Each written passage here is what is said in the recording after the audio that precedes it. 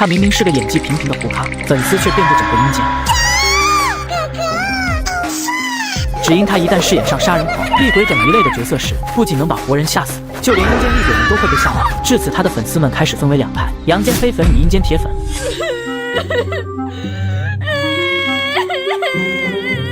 瑞奇，你这样是不行的，让你演个小偷，你怎么演得跟个索命鬼一样？你听听，人家没找你要精神损失费就不错了。领导，我知道我演过了。你真的知道你演过了？此刻领导心里只想骂娘，没想到一场最简单的小偷入室盗窃被女主人发现的戏，都能拍上半天。第一回女主人进门，你拿着刀贴在门后；第二回你趴在床底抓住人家脚踝；第三回我都惊了，你是怎么倒吊在厕所里的？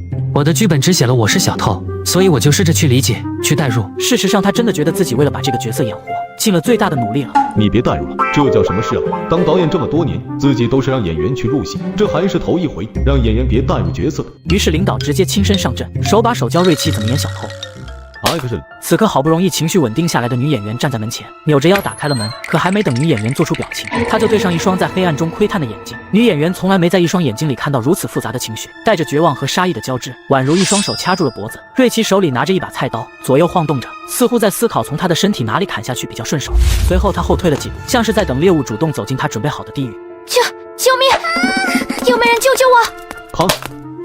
不演了，导演，我真的演不下去了。而此时的瑞奇却是神情无措，自己这次完全按着导演教的一板一眼的去演了。身为小偷的自己看到女主人开门僵在原地，被事后害怕的后退。谁把你介绍到这里来的？是上戏的陈老师。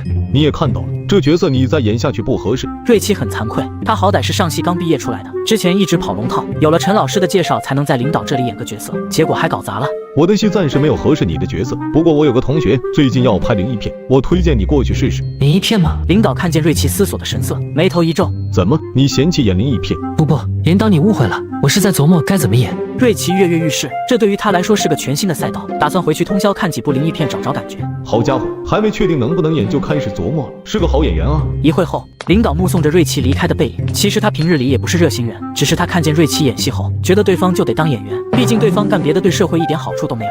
晚上回家的路上，瑞奇边走边看着手机里正播放的经典灵异片，时不时学着里面的一些诡异的动作。就在这时，你好，演员瑞奇。没想到领导那么快就把自己推荐给那位导演，不愧是搞灵异片，就连头像都这么艺术。你好，导演，无论是什么角色我都愿意演。我不是导演，我是你的举荐人，只要你演得好，以后会有源源不断的戏等着你。我一定会演好的。好的，今晚0点就在石红色公寓拍摄，好好准备，不要迟到。随后对方发了一张图片，瑞奇点开看，是剧本简介。艾父及剧本归来的丈夫，剧本简介：新婚之夜，银山的丈夫张成瑞奇饰演，以其失踪，她每天都沉浸在巨大的悲伤中。某天雨夜失踪的丈夫却回来了，身边恐怖诡异的情况也开始不断上演。没想到对方直接就发了剧本，看着简介还是男主角呢。举荐人让自己好好准备，想必是让我做好妆造。有了。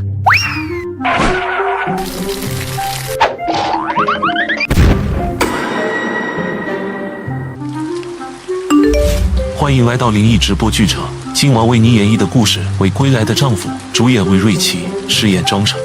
直播吗？竟然要自己在没背熟剧本的情况下保持不间断演绎吗？这实在是太酷了！导演这么看好自己，我一定要拿出100%的演技回报。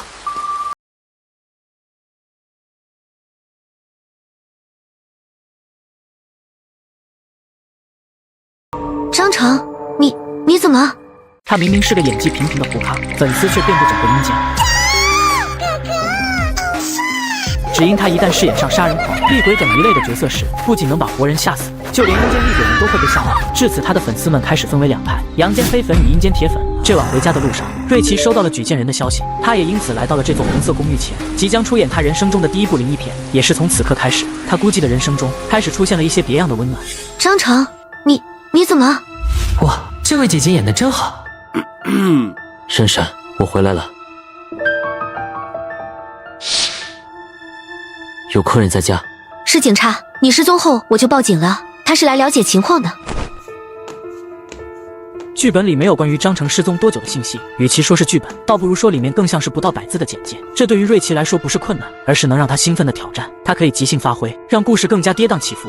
好哥，我的丈夫回来了，你可以走了。你哪个丈夫？林珊为什么会对警察有那么亲近的称呼？难道林珊有了外遇？张成失踪原因就是因为他们？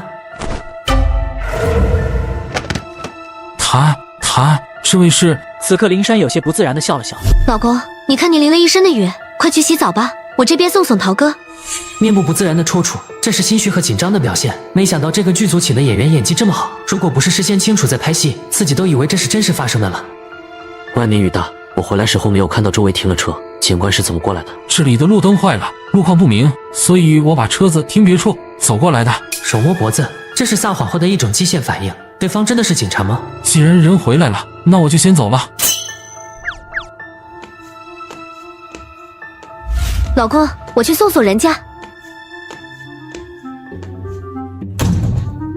现在镜头应该是切到他们那边去了，但作为一名演员，我不能因为镜头不在身上就松懈。于是瑞奇选择跟了出去。老旧的楼道里充斥着一股发霉的尘土味。瑞奇踮着脚尖，与前方两人保持着一致的行走速度和呼吸节奏。这是之前他为了演好小偷，经常跟踪邻居一起回家锻炼出来的。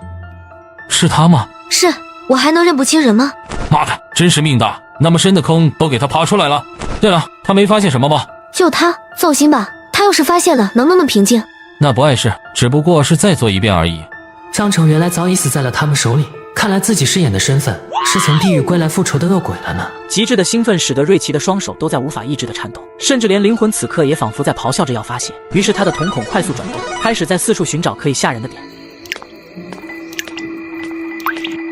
怎么一直有滴水的声音？难道哪里的墙渗水了？雨这么大，渗水也正常。此刻的灵珊有些心不在焉，因为他满脑子都是回去后杀死张成的画面。这次他一定要确定对方断了气才行。我大概知道渗水的位置了。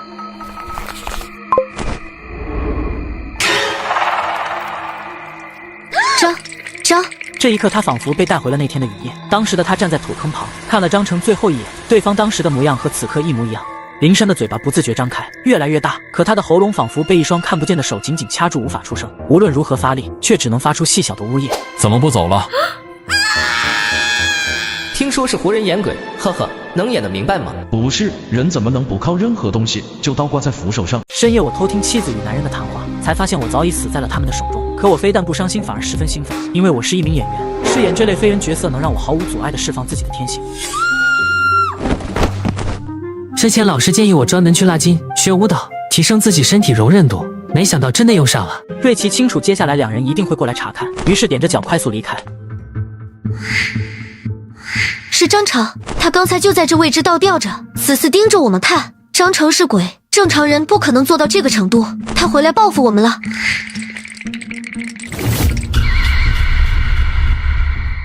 谁？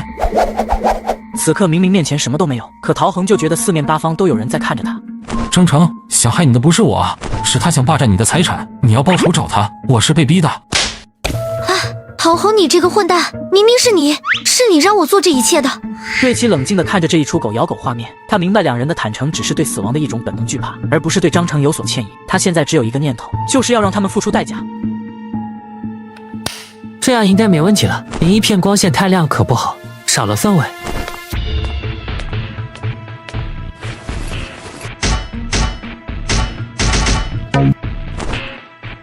这些都是在灵山屋里找到的。对付一个人不至于用上这么多工具，看来受害者不止张成，这下就都逃不掉了呢。不是举荐人哪找的人啊？这气质，身上背的人命肯定比陶恒多。恶人自有恶人磨啊，哈哈。这位置不错，可以观察到上下楼。无论他们是想恢复电源还是离开，这里都是他们必经之地。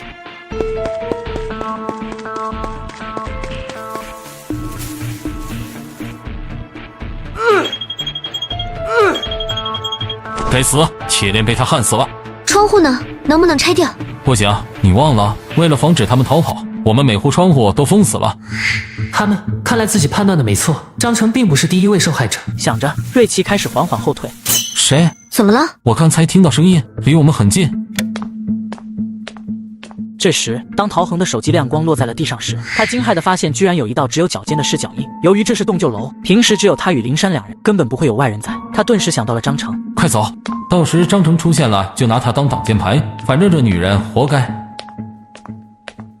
当陶恒看到这片杂乱无章的湿脚印时，他顿时忍不住脑补出张成的行动路线。接着他竟鬼使神差地跟着尸脚印向前走去。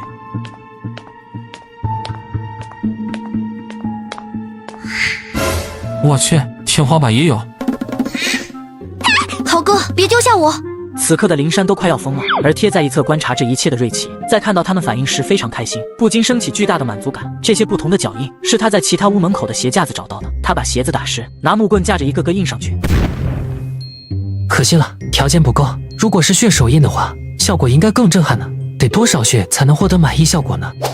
是我死太久了吗？人咋可以有种成这样？冲着那伙人来的，结果真整些下鬼的活。有点喜欢主播了，要血手印是吧？我送你。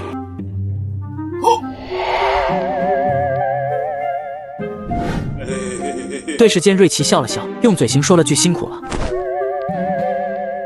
没想到剧组人员藏在这里，拍这种晚上戏最辛苦了，作息颠倒，眼睛熬红是常态。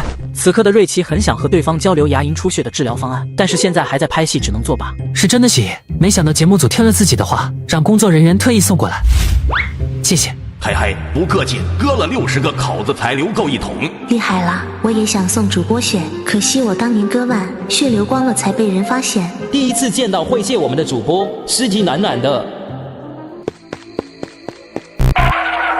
死手机，快让啊！可就在手机再度亮起时，一只血手突然挡住了手机仅有的亮光，顿时陶恒脑袋一片空白，本能的感觉到有人在身旁恶狠狠地盯着他，他甚至听不到对方的呼吸声，只能闻到一股浓重的血腥气，仿佛对方杀了无数人所染上的气息。陶恒不敢动，更不敢转头对上视线，他害怕一旦对视，就按下了死亡开关。主播这花样百出的吓人，换做我得死第2次。我看他要昏厥了，我去给他按下人中。刚才对方那一棍，一听就知道是毫无防护措施的，看来大家都为了演好这场戏而拼尽全力呢。他明明是个演技平平的胡咖，粉丝却遍布整个阴间。只因他一旦饰演上杀人狂、厉鬼等一类的角色时，不仅能把活人吓死，就连阴间厉鬼们都会被吓坏。至此，他的粉丝们开始分为2派：阳间黑粉与阴间铁粉。豪哥，别丢下我！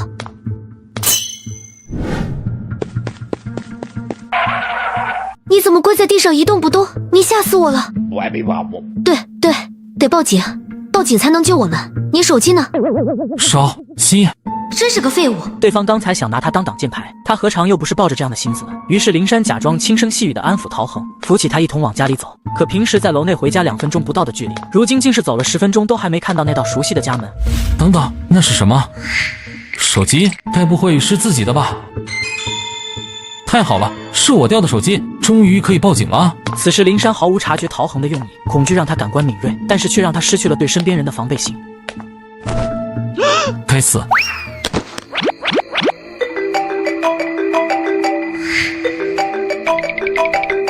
救命！这里有鬼，快来救我！那个鬼叫什么名字？叫……我问你，那个鬼叫什么？我不知道叫什么。叫张成啊！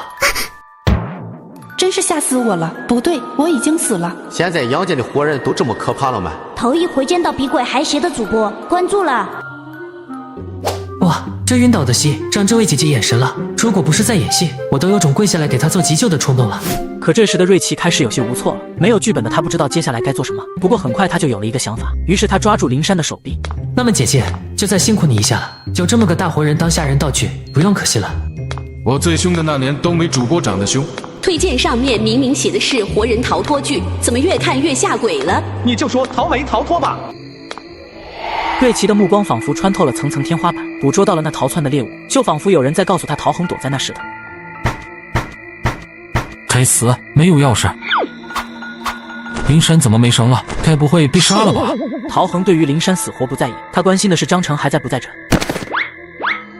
想杀你的人是灵山，我就是收钱大把手，冤有头债有主，你别找我，我一定给你烧纸钱的。陶恒念了好几遍才扶着墙起身，他看了下手表，凌晨3点多，认为只要熬到白天，鬼应该就不敢出来了。这么大的楼，他只要躲好一定能撑过去。于是他找了好一会，才找到一间并没有锁住的屋子，躲了进去。不是故意冲撞，对不起。脚步声越来越近，陶恒捂着嘴，眼睛死死盯着门，生怕下一秒门就被打开。脚步声就在门外，陶恒整张脸因为憋气通红，但好在脚步声并没有停留，而是经过了门前继续行走。活下来了。接着他拖着沉重身躯，刚要拿起听筒拨号时，陶恒看着眼前一直在响的座机，他不敢逃，张成还在外面找他，座机是他唯一希望。喂，刚才是你拨打报警电话吗？怎么什么都不说就挂断了？知不知道乱报警是要受到处罚的？听筒那边的声音中气十足，把陶恒从冰冷无望的地狱拉了出来。他像是见到亲人一样，哭着说：“救命啊！有鬼要杀我！”由于陶恒生怕警察以为他胡说八道不来，干脆直接把犯过的罪都说了。我自首，我杀过人，有老人、女人，还有张成，都是我杀的。我在红色公寓402房，你们快来抓我啊！我认罪，我伏法。402吗？原来你躲在这里，找到你了。瞬间，陶恒感觉全身血液被一阵寒意不断冲刷。主播是不是和陶恒有恩怨？他是真打算把人活活吓死啊？看得我头皮发麻。不对，我没有脑袋。好看爱看，想找举荐人安排主播去吓吓我的仇人了。这一刻，身体控制权仿佛不在陶恒手中，他开始在地上乱爬，靠着冰冷的双手双脚爬进卧室内。怎么办？我该怎么办？林珊那个贱女人应该是被杀了，这都没能让张成解气吗？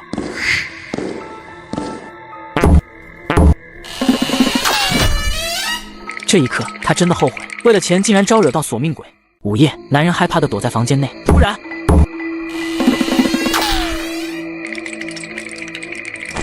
没声了，难道他走了吗？还是说他就站在衣柜外，笑着等自己出来？经过一连串的惊吓后，此刻他只感觉浑身发冷，下意识地想在衣柜里寻找些破旧衣服。可就在这时，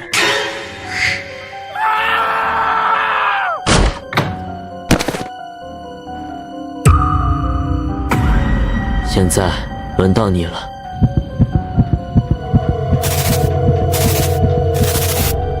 太奶奶，你来了，快带我走。戏骨，绝对的戏骨，换做自己肯定演不出这种效果。看来我的演员之路还差得远呢。断气没断气，继续加大力度。主播是个活人，他要是动手杀人被捕，我以后还去哪找这么有意思的直播？你们别急，接下来该我出场了。有彩气吻，对方饰演的不是活人。他曾经为了扮演好尸体，特意去殡仪馆打工，在那里瑞奇见识到了各种身体残缺严重的尸体。在入殓师那化腐朽为神奇的双手下，逝者的面容和身体在最大程度上修复，其中很重要的就是有彩妆，不仅可以调和最贴近逝者肤色，还可以让尸体从冰柜取出时预热不化妆。气场变了，从原本的和蔼可亲变得极其冰冷恐怖。陶恒，老者的声音从四面八方传来，其中夹杂着的愤怒恨意，听得瑞奇胆颤心惊。原以为陶恒和林珊是这戏里演技最好的演员了，没想到一山还有一山高，眼前这位老者光是用声音就能演绎出这么多种情绪。别过来啊！陶恒，你以为逃过警察追查就万事大吉了吗？人在做天在看，这情绪强，太强了！这位老师的演技值得我尊敬学习。于是瑞奇立刻就有样学样，不到1分钟，他就和老者表情如出一辙。严查主播是不是活人？他比鬼还恐怖。阳间人现在压力很大吗？必须托个梦给亲人，告诉他们有事别往心里去，否则容易憋成像主播这样的。好屁，这是进入飙戏状态了。接下来的场面会很血腥，还是让这个小伙子先离开吧。那个，你，好家伙，如果不是看了直播，知道这小伙子演技惊人，自己还真的认为对方也是受害者啊。这时瑞奇正要上前一同飙戏，却被老者抬手拦住。年轻人前途无量，不该在这里沾上血。结束拍摄后，我一定要加上2位好友，多请教学习。走吧，其他人还在下面等着跟你算账呢。老者一只手在半空抬着，像是拽着什么东西一样。老人家，我跟你一起走。可不行，一起走啊！你还有更重要的事情得做呢。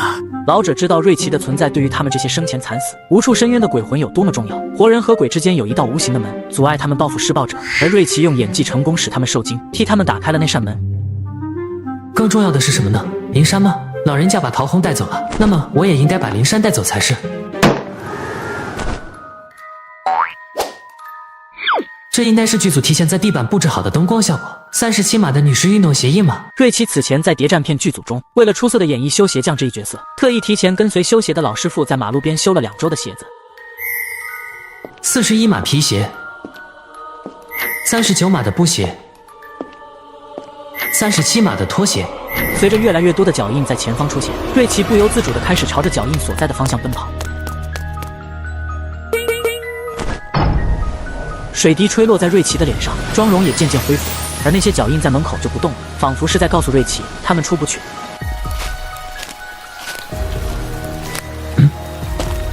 这里是张成的葬身之地吗？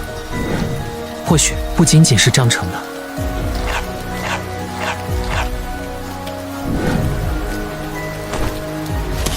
数根手指被坚硬的石块划破出血，他像是完全感知不到疼痛，没有停下的动作。而直播间前面的弹幕都还是幸灾乐祸的调侃，可看到这时，弹幕却是罕见的空白了几秒。哈，死都死了，干嘛这么温柔对待尸体啊？看得我眼睛止不住的流血。这是演的吗？这真的是演的吗？主播，你等我，我今晚就去投胎，争取能在你还能立起来的年纪嫁给你。啊，这楼上的示爱也太糙了！大伙多多分享，让这样宝藏的主播被更多鬼看到。此时，瑞奇看着脚下被挖出的许多尸体，里面有勤勤恳恳上班族、全职在家照顾儿女的父母、对未来憧憬的少女。这里的人和那些脚印都对上了，他们原本都有光明美好的未来，却因为陶恒的贪念作祟而断送生命。瑞奇心里莫名的生出一股难以抑制的愤怒。这时他已然分不清这情绪是属于他还是张成的。得回去找工具，将尸体移出来，不能让他们继续待在这里淋雨。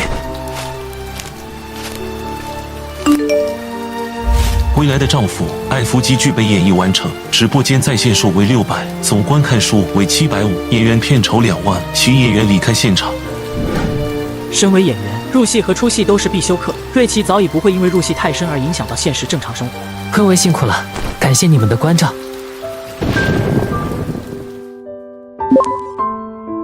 林珊从柜子中醒来，看到陶恒狰狞的尸体后，慌忙找到手机选择报警，并对自己犯下的罪行供认不讳。他也受到了法律的制裁，而逝去的受害者们也终于得到了安息，获得了救赎。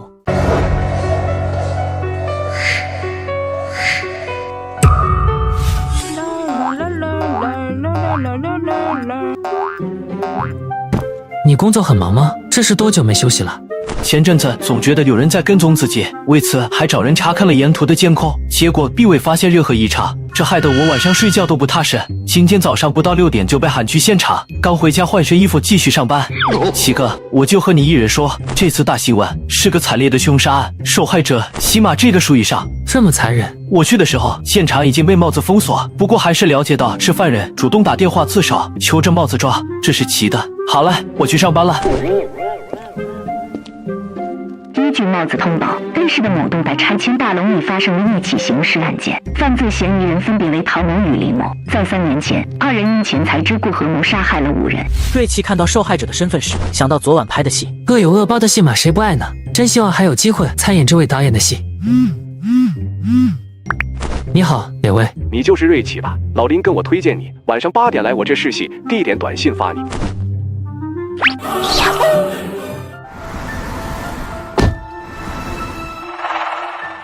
导演，你这是在为难人了，给我上的妆一点都不吓人，后期还不加特效，光靠演技怎么可能吓到观众啊？要求还挺多啊，这些我要是都能拉满，我还找你干嘛？演不了就给我滚蛋，我随便找个人都比你强。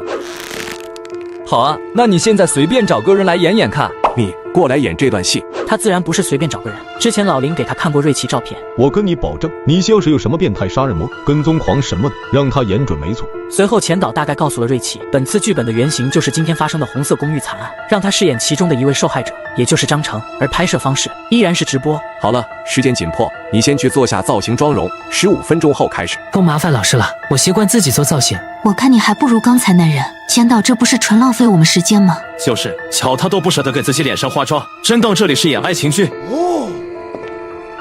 徐哥是饰演陶恒的演员，苏姐则饰演林珊。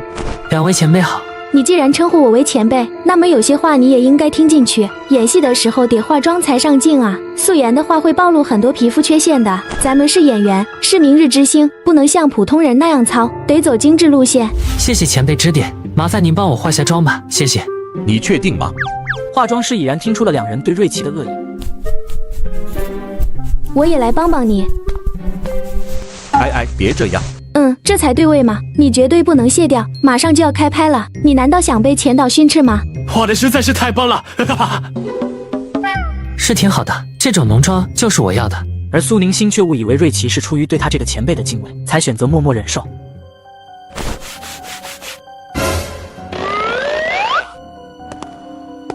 豪哥，我们可不能再让张成逃出去，否则他一报警，我们得玩完。你放心，我已经把大门锁住了，他别想逃出去。我现在已经在想怎么折磨比较有趣。徐伟拿着手电筒照着前方，装作要挨个寻找的模样。他知道瑞奇就在楼梯转角处蹲着，待会只需要及时做出被吓到的表情就行。哎，人呢？还好不是正式拍摄，不然自己的表情足以让很细的观众们捕捉到。殊不知前岛包括剧组工作人员，此刻没有人在乎他们，他们目光早已紧紧盯着跟在他们身后的瑞奇上。难怪老林说瑞奇演个跟踪狂什么的最合适，光看着就有种想报警的冲动。奇怪，他去哪了？难不成跑了？那要不我们去大门看看？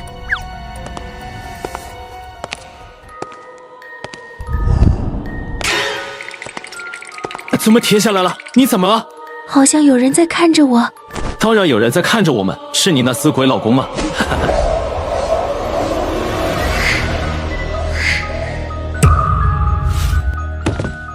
我操！你怎么能丢下我？快开直播！现在可是这能行吗？都没准备好，现在正是时候。不是，我还没上场呢，怎么就开播了？他明明是个演技平平的胡咖，粉丝却遍布整个阴间。只因他一旦饰演上杀人狂、厉鬼等一类的角色时，不仅能把活人吓死，就连阴间厉鬼们都会被吓到。至此，他的粉丝们开始分为两派：阳间黑粉与阴间铁粉。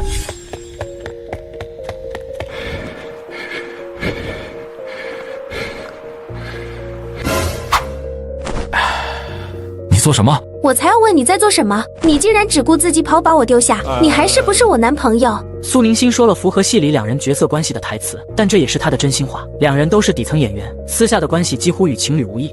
亲爱的，我和你开玩笑呢。张成那家伙变成鬼也是个窝囊鬼，有什么好怕的？那我们接下来怎么办嘛？哥哥，人家好害怕的呢。好凶，不是，我是说有凶招。千岛还是最懂我们爱看啥的。我祖上是专门驱邪祈福的，鬼最怕那些符咒桃木剑，我们找到就能对付张成了。千岛，他这么说没问题吗？明明他的角色就不是什么会驱邪的，要不要提醒他下？不用，我只是提供了一个剧情框架，至于角色本身就需要他们自行去填补。可是照他这么演，瑞奇的角色很吃亏啊，怎么能让作恶者占据优势？那又咋了？你还当我们是在正经拍戏吗？时代变了，我们也得跟上这股浪潮。我想给观众看的不是故事，而是演员本身，他们之间的演技碰撞才是这个直播的核心。可是我们请到的演员演技并不怎样，这两人演技确实有点辣眼。我在另外一个剧场里看过演技更好的辣妹。什么辣妹？如果你单身又想体验不同的女友的乐趣，不妨试试我评论区这个老司机都直呼内行的游戏。从风情万种的成熟御姐到活泼可爱的清纯校花，从性感黑丝到清纯白丝，带你体验被不同类型女友调戏的刺激感觉，自由度极高，一切由你掌控。入口我放置顶评论区了，小程序版本无需下载，是你们喜欢的那种，兄弟们赶紧试试吧。这两人演技确实有点辣眼，不过瑞奇我挺看好的，那小子演起来时的那股风劲，还真不是一般人能有的。找到了。豪哥，你真棒，这符纸让我拿着吧。徐伟心里不乐意，但是心想这可是直播，于是他脸上还是乐呵呵的。我本来就是要给你护身的。你不是要报仇吗？来啊，是男人就正面刚，你的老婆房子都是我的。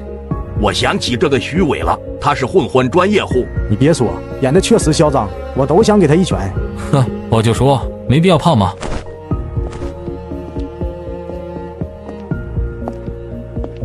等一下，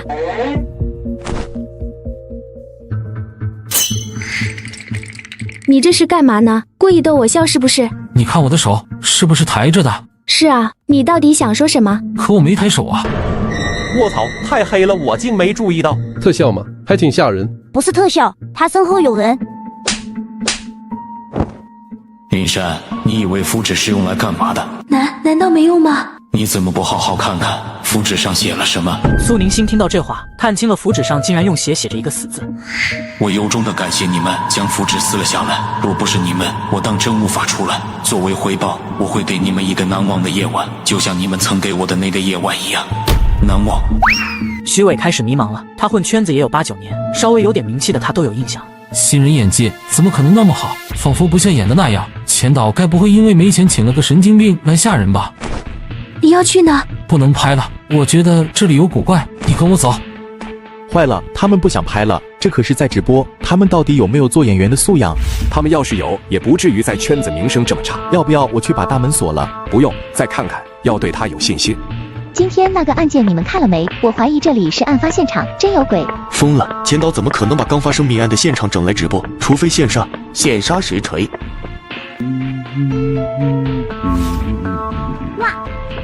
哥，你竟然还活着！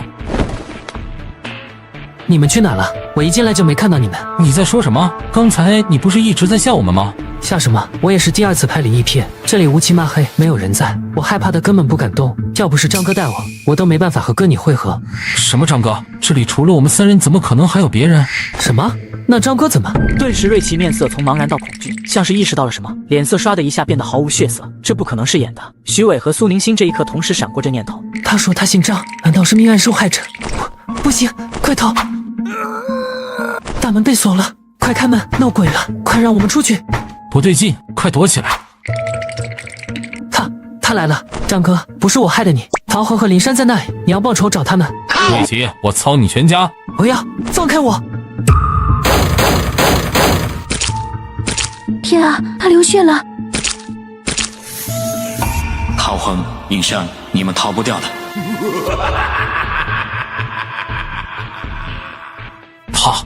这徐伟之前的剧演技超级烂，现在看还行吗？我原以为瑞奇就是鬼，原来他是个无辜的炮灰呀！千岛，这真闹鬼了啊！大楼就他们3人，怎么会有第4个人存在？得赶紧去救受伤晕倒的瑞奇。等等，你看，瑞奇和他们难道有恩怨？之前是不认识，刚才开拍前好像有点小矛盾。小矛盾，这得多大仇啊！之后，瑞奇凭借着各种骚操作，也是成功并自责地将2名演员送进了医院。前导的直播也不得不中断，而回到家后的瑞奇却是收到了一份来自阳间粉丝们赠送的特别礼物。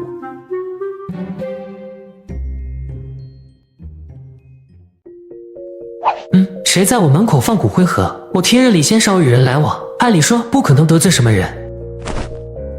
哇，原来是我可爱的粉丝呢！自己是因为出演灵异题材而出圈的，粉丝赠送的礼物诡异一点也很合理。好特别的手链，我一定会好好珍惜的。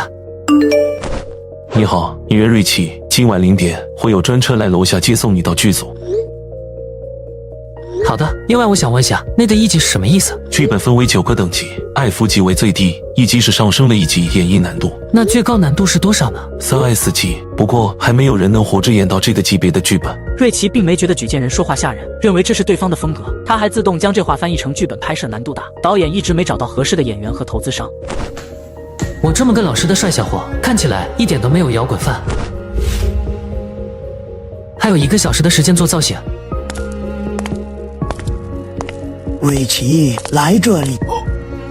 是你。瑞奇的脸上瞬间露出惊喜之色，他一眼便认出这位老者正是上次演出归来的丈夫时遇到的演员。这么晚了，您怎么还在外面呢？这里是我开的店。老王造型屋，挺好的名字。瑞奇没觉得多意外，一般群演工资不高还不稳定，所以都会有其他副业维持日常开销。他要不是父母给留了点积蓄，恐怕刚毕业那会就得去打工。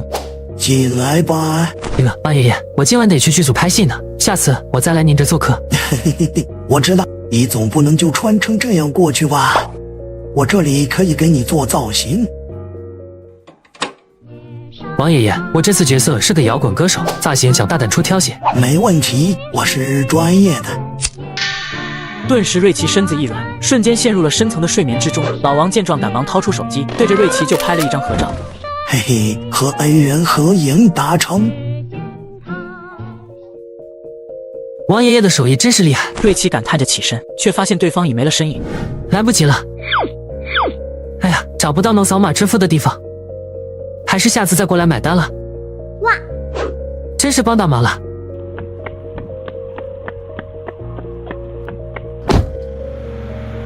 就在瑞奇上车的那一刻，乘客们齐刷刷地转头看过来，他们脸上和身上都有着不同程度的残缺，有的少了1只眼睛，有的脸一半都露出了森森白骨，还有的身体仿佛被利器砍成了2截。瑞奇见状并不害怕，还开心地笑了。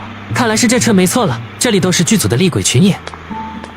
瑞奇坐好后，直接拿出手机播放起那部还未看完的灵异片，沉浸其中的瑞奇面部也不自觉地模仿起来。而厉鬼们在看到瑞奇神情的变化后，各自默契地交换了一下眼神，确认了瑞奇是自己鬼，害得之前他们还以为是活人呢。原来那些群演不是自己这个剧组的。欢迎来到灵异直播剧场，今晚为你演绎的故事为来自好友们的邀请函，主演吕瑞奇，饰演苏星浩。第一，来了，端这个活人主播很久了。前天也看了一个活人主播，撑不到10分钟就死了，还是这主播命硬。怎么了？一个个表情这么奇怪，见鬼似的，这可不像聚会的样子啊！难道我这个角色还有什么隐藏身份？赖哥5。这一幕瑞奇尽收眼底，看来这名叫做赖哥的男人，明显在这几个人中的地位最高。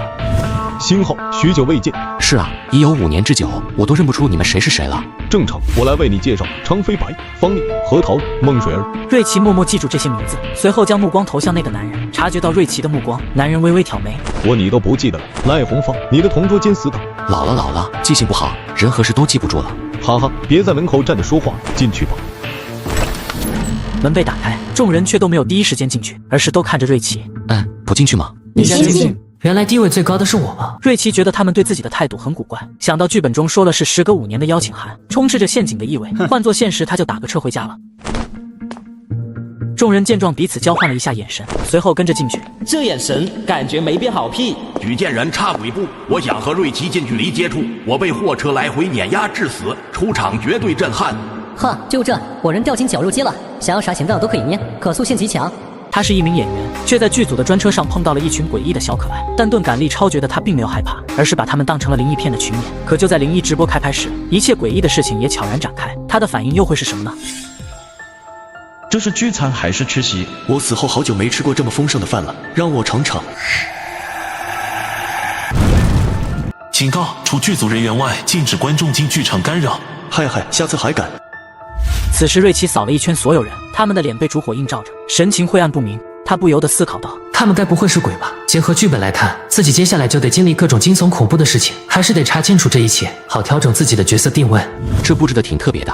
太普通就无趣，猎奇才是我的风格。这句话可是你的口头禅。我可不喜欢吃别人的口水。你哈哈，星浩你还是老样子，喜欢逗孟水儿，她毕竟是你前女友，怎么能是别人呢？原来是前女友，怪不得眼神爱恨交织的。不吃拉倒。他用筷子将鸭子扯开，里面顿时露出一堆生米。生米是厨师没煮熟，还是故意的？别理水儿，吃吧。而昌飞白盘子里的鱼里面同样塞了生米。怎么了，星浩？是哪里不舒服吗？这些可都是你爱吃的。我爱吃的，没想到这次的角色这么有挑战性，不仅性格张扬，就连饮食习惯都这么独特。没事，我之前都是一个人，这次有你们在我挺开心的。见瑞奇吃着，其他人脸上的表情缓和，恢复成之前有说有笑的模样，但瑞奇却注意到，只有坐在赖红放身旁的核桃神色一直很紧张，夹筷子的手一直在抖。他在害怕什么？虽然这里的一切确实该害怕的。刚吃饱也不适合休息，不如我们玩点游戏消消食吧。游泳池里竟然都是血，和剧组的血包不同，这里血的颜色是深红的，更像是动物的血液。我们玩水枪吧，分2组 PK， 每组里面有个隐藏的王，哪一队的王最后被喷的水最多，谁就输了，输的要接受惩罚。为了更刺激，我把玩的水换成了狗血。你别说，还挺有意思。我下去玩直接就输了，我死的时候浑身都是血。你别说，这游戏看似阴间，实则只有阳间人能玩。之后众人通过黑白配很快便分好了队伍，瑞奇的队友是核桃和昌飞白。瑞奇见状想去搀扶，却被赖红放抢先一步。没事吧？赖哥，我不行，我真的不行。死不了，别逼我删。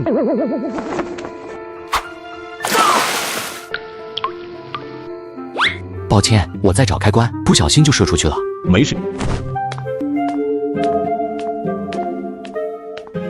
瑞奇是故意这么做的，刚才他用手接触了一下血，判断出这是黑狗血。瑞奇这阵子一直看灵异片，清楚黑狗血在戏里具有辟邪驱鬼等神秘作用，于是就想对赖红放试试，结果对方一点反应都没。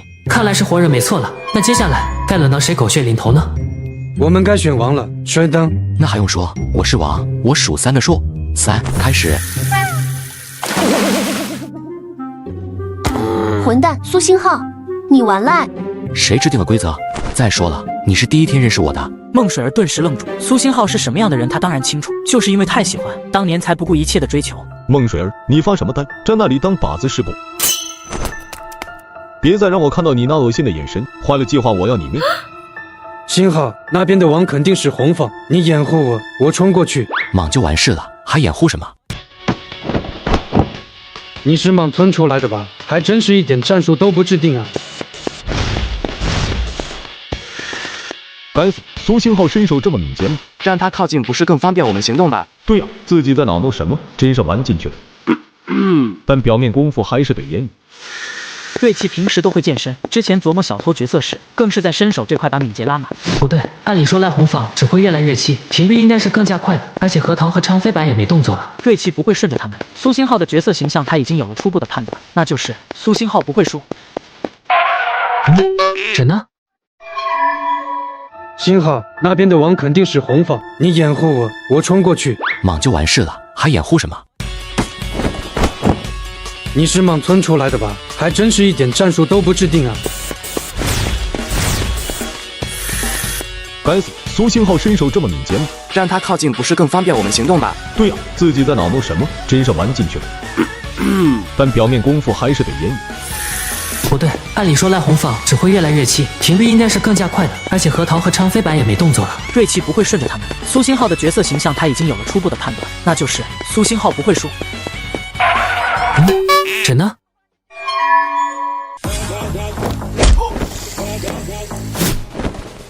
放开！恶心，起开！灭了他！快给我灭了他！来，血战到底！瑞奇一边奔跑一边放肆狂笑，嚣张气焰简直到达了极点。很快他便跑出了游泳馆，水枪里狗血还剩很多，还剩2人。瑞奇可没把那2人当成队友，无论是看似懦弱的核桃，还是老实憨厚的昌飞白，瑞奇都能感觉到他们掩藏其中的算计。星浩，我来保护你。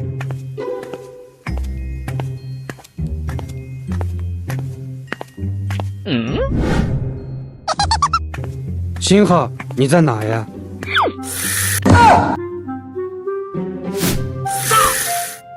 是你啊，我还以为是敌方呢。我操，做的不太好，拖累你了。那你上一边去，剩下的交给我。苏星浩去哪了？红坊，你说我们干嘛那么费劲？趁他现在失去了记忆，把他绑起来还怕成不了事吗？绑起来？你没事吧？真当自己是个人物了？你要是敢擅自行动，我绝对弄死你！我知道了。见状，赖红放冷哼一声，转而前去寻找瑞奇。然而他们2人不知道的是，瑞奇根本没有离开，而是就躲在门后。瑞奇目前已经明确这场邀约就是针对自己的陷阱，可他心中疑惑，为什么他们不直接把自己绑起来呢？瑞奇很清楚，自己虽然有些身手，但如果他们一拥而上，自己也只能束手就擒。难道他们在忌惮自己？游戏进行了1小时，原本华丽的别墅内部，此时墙上地面都是飞溅状的血液，空气中都弥漫着一股难闻的血腥气。好家伙，我家当年的灭门惨案都没这么惨烈。楼上的兄弟，你这让我的脸一半笑一半不敢笑啊！废物，废物！这么多人竟然一次都没打中。其他人手里的水枪都打空了，昌飞白也累得躺在地上。我不行了，休息会。不能这么浪费体力追了，我们得想别的办法。你们先休息一会儿。说吧，你想到什么损招了？赖哥，大家可撑不了太久，找个诱饵。星浩那家伙最怜香惜玉不是吗？诱饵？你说孟水？不行的，刚才吃饭的时候，苏星浩看都不曾看他一眼。不是他，是，这也是为了计划。赖红放在听到最后一句时，神情微微一动，紧接着他直接将烟头摁在方丽肩上，滋的一声响起。方丽硬是一声不吭，脸上也没有丝毫意外之色。你小子要是敢算计到我头上，我会让你死得很难看。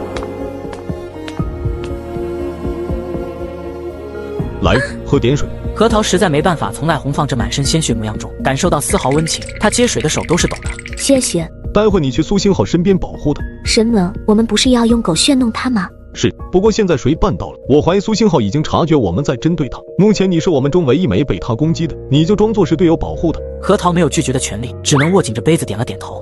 此时的瑞奇来到了别墅2楼一个改造后的大舞池中，而舞池外围的沙发和桌上，除了一些啤酒和散落的头子外，还有锡纸和吸管。这群人该不会吸了吧？如果是这种剧情发展，那么自己饰演的苏星浩呢，会不会也吸了？他现在还不确定，否则就该切换成瘾君子的姿态。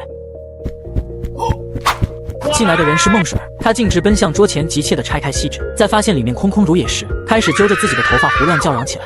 哪呢？到底放哪了？紧接着她突然趴在地上，很快便嘿嘿地笑了起来。原来在这呢。而瑞奇的视角自然看不到孟水儿的行为，但凭声音就能演绎出瘾君子的形象。瑞奇还是挺佩服的，他清楚这时候孟水儿脑子不会很清楚，是问话的好时机，于是便走了出去。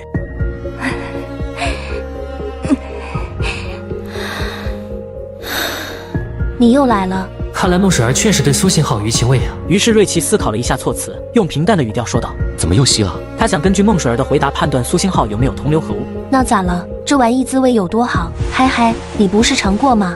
要不要再尝一遍？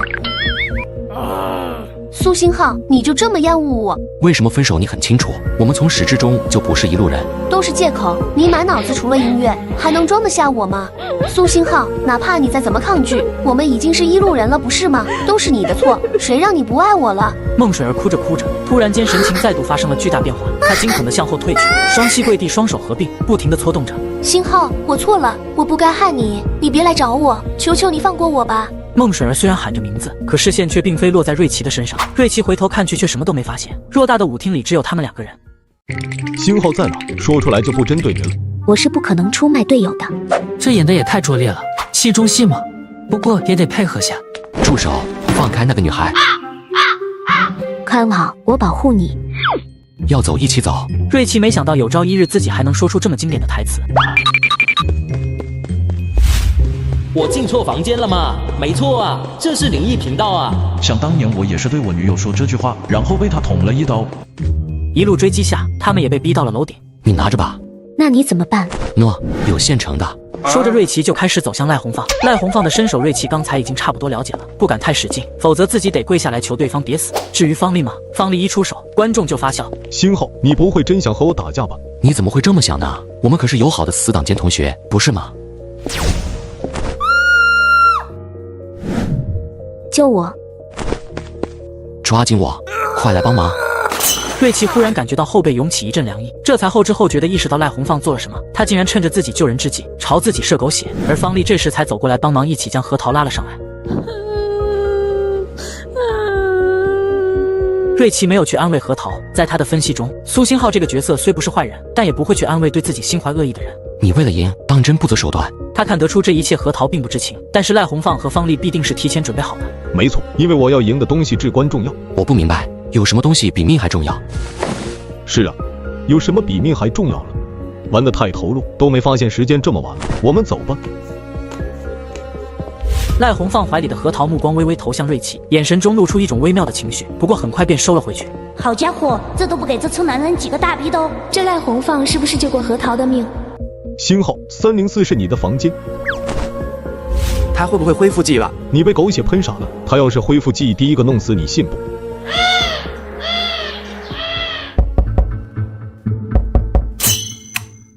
床下有人。此刻，周遭的温度仿佛在瞬间骤降。瑞奇只觉手脚一片冰凉，下意识地屏住了呼吸。他的心脏剧烈跳动着，仿佛要冲破胸腔。如果说之前他是抱着学习心态去观察，那他现在就是真的感到害怕了。瑞奇身体本能叫嚣着逃走，但是他清楚自己是在演戏，观众就是想看主角直面恐惧的模样。主播怎么不跑？底下趴着的那位可不是活人呢。楼上新来的吧？这主播是专业演员，只要不死就往死里演。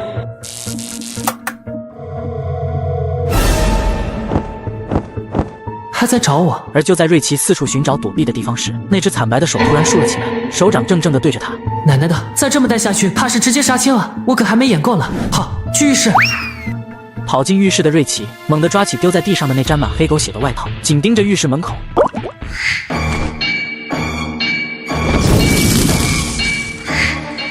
真有用。那鬼是谁？为什么要来害我？而且赖红放准备的黑狗血竟然真的能对付鬼，难不成我误会了他们吗？经过这一下，瑞奇已经睡意全无，他直接开门走了出去，打算找其他人问问看。赖红放他们住在几号房来着？不管了，把所有房间敲一遍不就得了？是我，星浩。完了完了，苏星浩恢复记忆了，他想起自己是厉鬼了。救命！苏星浩恢复记忆了，他在敲我的门，他要杀我。大惊小怪什么？又不是第一次了，有黑狗血你死不了。这点小事先放一边，谁还有药？给我来点。又偷我要了是不？星浩没弄死你，我都想先弄死你了。明天就是最后期限了，那个大师教的法子真的管用吗？至少黑狗血是真的有用，不然我们能活到现在吗？别废话了，按照计划进行。没人吗？是我，星浩。又来了。他在心中暗道，这是苏星浩惯常使用的伎俩。苏星浩在当年去世后，没过多久便化为厉鬼，5年来一直对他们纠缠不休。赖红放一想到这5年来如同行尸走肉般不人不鬼的生活，顿时怒从心头起。不行，不能冲动，要记住小师傅的嘱托。赖红放当年想了很多办法，包括去寺庙上香，还有找道士大师，但都没有什么效果。终于在10天前经别人介绍，他认识了一位刚学成出山的小师傅。小师傅人年纪轻轻，赖红放本来不抱什么希望，但小师傅一句话就让他汗毛竖起。杀人偿命，天经地义。赖红放将小师傅当作救命稻草，赶忙询问方法。小师傅告诉赖红放，苏星浩暂时还没有办法真正伤害到他们，他们必须每天食用生米，睡觉前穿上黑狗血的衣服，这样可以让苏星浩不敢靠近。而这办法确实好用。紧接着赖红放又询问小师傅有没有直接消灭苏星浩的法子，一劳永逸。小师傅便为他们布好了镇魂的阵法，并且教他们如何招魂入局，今晚就可以结束这一切。苏星浩，我要让你魂飞魄散。而瑞奇这边，他敲遍了3楼的所有房间，都无一人应答，这让他整个人都不好了。难道他们住 VIP 房，留我住普通间？果然都在针对我。我一刻都不想等了，我一刻都不想等了。森子，这才过了多久？这小子坏了规矩啊！举荐人不管吗？算了，别举报他，这当事人也不容易。被最信任的朋友和最爱的人下毒杀害，足足等了5年才有机会报仇，换做我也等不了1点。紧接着，被附身的瑞奇来到方丽所在的房间。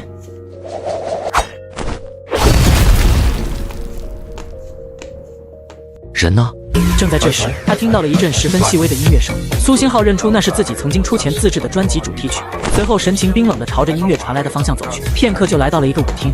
苏星浩抬眼望去，只见赖红放几人正坐在对面的沙发上。这一幕让他的眼睛瞬间充血。5年前的那天也是这一幕。那时苏星浩刚发表了新的专辑，赖红放说在别墅开派对，预祝他专辑能大卖。结果当他来之后，接过孟水的一杯酒，只喝了一口便失去了意识。当苏星浩醒过来的时候，就看到他们正在戏，而孟水则是满眼柔情地看着他，笑着说他们从此便是一路人了。当苏星浩看到自己手臂上针孔时，顿时天都塌了。他不敢相信，他爱的人和他最信任的朋友竟然将他拉入深渊。苏星浩当即挣扎着要去报警，但就在开车出别墅没多久，一阵刺眼的光照过来，随后世界变成一片血红。当时他已然感觉不到疼痛，他拼了全身力气伸出手。为什么你们要这么对我？我们不是好朋友吗？就是因为是好朋友，所以才想让你体验一下我们现在的快乐。只可惜你以后再也体验不到了。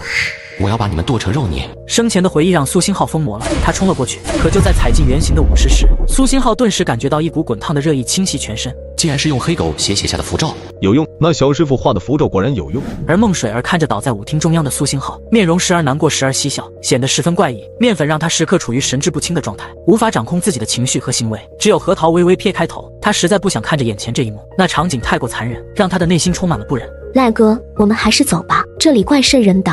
急什么？好不容易把苏星浩抓住，他这副凄惨样，我要好好欣赏欣赏。这5年来我们被他折磨的还不够吗？如今也该让他一一感受了。说的没错。而昌飞白的胆子一向很小，见核桃有了退意，便连忙借口说开车载他离开。核桃求之不得，于是2人直接先行离开别墅。赖红放对此只是嗤之以鼻，而后一边将意识混乱的孟水搂在怀里肆无忌惮的上下摸索，一边倾听着苏星浩的惨叫，只觉得浑身舒畅。谁呀？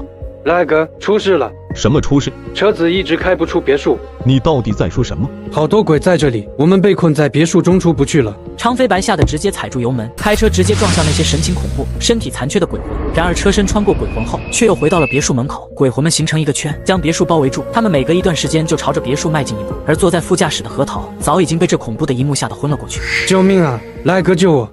凌晨，男人想驾车逃离别墅，却被一群小可爱拦住了去路。无论他如何行驶，车子始终都会回到原地。而整座别墅外围也被小可爱们围得水泄不通。极度恐惧的他打电话向别墅内的同伴求救，却不知此时别墅内也发生了意想不到的变故。赖哥，苏星浩有点不对劲。赖红放闻言转头看向舞池，只见苏星浩已经安静了下来，躺在那里一动不动，仿佛睡着了一般。这异常的安静却让赖红放心中的不安愈发强烈。你过去瞧瞧。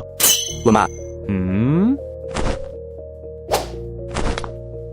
方丽对于赖红放的老六行径全然不知，当他靠近苏星浩时，竟看到后者的手指微微动了一下。我不是在客厅睡觉吗？谁把自己搬舞厅来了？去问问方丽吧。怎么会这样？2个苏星浩，2个鬼。此时的方丽已然吓得魂飞魄散，赶忙跪地求饶：“别杀我，星浩，我知道错了。当初我也不是真的想撞死你啊，我是怕你去报警才想着把你拦住的呀。我们不是朋友吗？事情过了这么多年，你也该放下了啊。是赖红放找人用阵法困住你的，我也是被迫的呀，我是受害者啊。”瑞奇面色冷漠地盯着方丽，但他已经被方丽交代的大量信息打懵了。一个平脸，方丽就放了大招。在确定饰演的角色是厉鬼后，瑞奇很开心，角色的转变也让他的眼神渐渐变得危险起来。与此同时，苏星浩也缓缓地往方丽身上爬，冰冷的双手掐住方丽的脖子。由于害怕场面太过血腥会吓到瑞奇，苏星浩同时使用能力遮住了瑞奇的眼睛。在瑞奇的眼里，只有方丽一个人在奋力的表演。救命啊！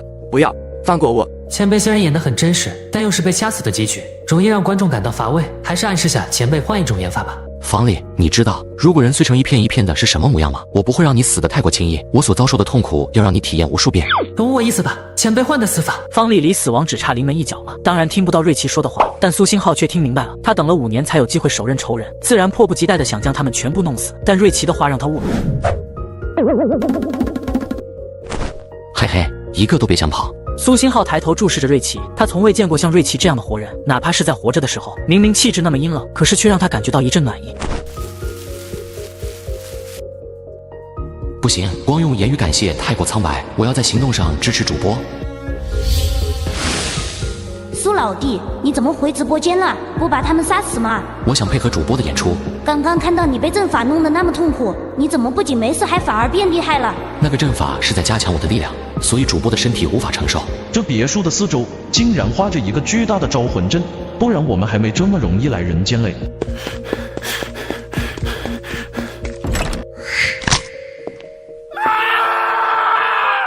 我还没过去呢，前辈就引上了。原来当时坐在公交车的群演们都在别墅外，看来他们是负责防止活人逃脱的。于是瑞奇对他们友好的笑了笑，他现在是他们的同类，这样并不突兀。厉鬼们见状同样露出令人惊悚的笑容。主播对我笑来，好温柔。大家快来关注主播，特别的轻轨，入坑不亏。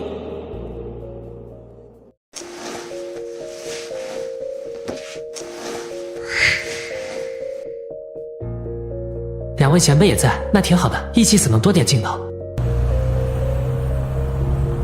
这是在哪？你醒了？星浩，是我对不起你，你就放过我吧，我真的知道错了。你怎么了？是不是做噩梦了？梦？是啊，刚才你睡觉的时候一直大叫什么鬼啊？鬼啊的！要不是我在开车，高低给你录下来当成一辈子的笑料。方丽这时候才注意到苏星浩不再是那副恐怖狰狞的模样，更像是他记忆中潇洒的样子。方丽低头一看，自己穿着的衣服干干净净的，长飞白包括副驾驶的核桃一样穿着干净的衣物，睡得很安详。我这是回到了过去吗？还是说那一切只是梦？还在那恍惚呢？你摸摸我的手，是不是热的？太好了，我就知道，那怎么可能是真的呢？这个世界上哪有鬼呀？哈哈哈哈！就是说啊，鬼只不过是人心的恶念。其实我要带你们去的不是别墅，而是派出所。你们吸毒的事情我已经知道了，既然我劝不动你们，那我只好把你们送去强制戒毒了。什么？你是疯了吗？你竟然要把我们送进监狱吗？你别忘了，你也……说到这，方丽突然顿住，那一切只是他的梦。苏星浩根本就还没有被他们喂下毒品。既然如此，那就只有一个办法了。方丽弯下腰，将自己鞋子的鞋带抽了出来。前面有人，你小心点。有吗？就是现在。兄弟，你手速真快啊！我刚打算出手。我生前单身，这手速可不是盖的。呵呵，给你机会你也不中用了。都说重新回到过去了，怎么不想着做个好人呢？所以那些根本不是梦。你可以继续当做是一场梦，不过对于你来说，恐怕是一场永远不会醒过来的噩梦。瑞奇说完，直接打开了车门，人出去的瞬间竟直接消失了。车窗外的风景依旧在倒退，无人驾驶的车竟然还在正常驾驶。我不要，救命！此时他才惊觉车子并不是在正常行驶，而是被那些鬼魂拖举着向前奔跑。你们要带我去哪里？让我下车！求求你们放过我吧！我错了，我真的知道错了。星浩，我求你救救我！没想到剧组请来的群演竟然如此生猛，仅仅10个人就把一辆汽车给高高举了起来，而且还带着汽车奔跑。亏得自己还一直以为车子是开启了自动驾驶模式，甚至打算跳车呢。不过好在剧组提前准备了气垫，这才让自己安然无恙。主播真是的，大咧咧跳车真不活了。主播演起戏来就是风景，老粉都知道。基曹有这么一群团结友爱的同类在，瑞奇对接下来的演绎更加有了信心。他望向别墅，现在里面就只剩下赖红放和孟水儿了。如果说其余3人只是旁观者，那么赖红放和孟水儿就是加害者。凌晨无人驾驶的汽车却在飞速行驶，仔细一看才发现，竟是有几名小鬼拖举着飞奔。而看到这一幕的我并不觉得奇怪，只觉着灵异剧组的群演们有些大力士也正常。如今只剩下别墅中的赖红放和孟水儿这2名加害者，需给他们一个悲惨的结局，这样才能对得起观众们的期待。与此同时，赖红放通过窗户目睹这骇人的一幕，他多么希望这只是一场梦。小师傅，你快救我！怎么了？阵法没有困住苏星浩，而且他还叫了好多鬼围在我家门口。你快来救我吧，不然我真的就得死了。那不是挺好的吗？什么？还记得我第一次见到你时说的话吗？杀人偿命，天经地义。该死，我被耍了。气愤过后，他很快又重新拿起手机拨打了报警电话，直接举报说有人聚众吸毒。警方问了赖红放详细地址，还以为他只是举报人，吩咐他要保证安全，等他们过来。你们一定要快啊！要是我被他们发现就完了。不行，这样和等死有什么区别？赖红放从来就不是束手就擒的人，他眉头紧锁，在房间左右踱步。突然间，赖红放神色微动，他有办法了。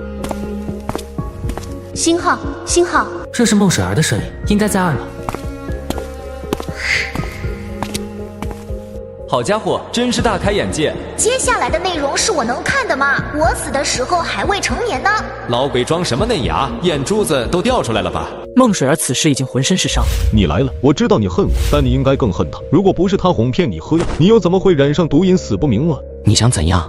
之前的前辈们都是演绎在被厉鬼追魂索命时的惊苦逃窜，赖红放则换了一种表演模式，真期待呢。杀这贱人何须你亲自动手？啊！不要，星浩救救我！瑞奇忍住过去的冲动，演得跟真的一样，他差点就想去阻止了。好在饰演孟水儿的前辈及时叫出了他的角色名。瑞奇明白这是示意他这个新人演员放心，这只是演戏而已。于是瑞奇依然无动于衷，神色冰冷。而赖红放见状不慌，反而是庆幸，这就是他想要的，只要拖延时间就行了。孟水儿也因受不了这剧烈疼痛，直接晕死过去。结束了吗？要是结束了，就该换我表演了。赖红放注意到瑞奇眼里的杀意，于是他心中一横，立刻抽出一把匕首。瑞奇以为赖红放打算跟他拼命了，结果下一秒赖红放却用匕首往孟水儿手臂一划。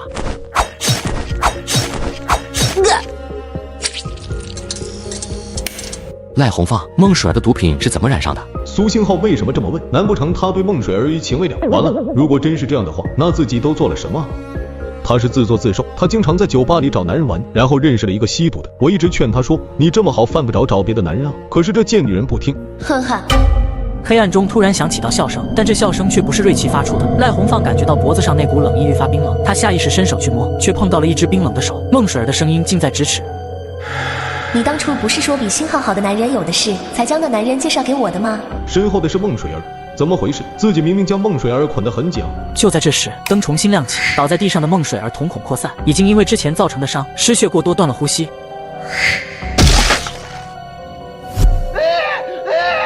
剧组人员真是笑了，在关灯时就将床上的孟水儿换成假人。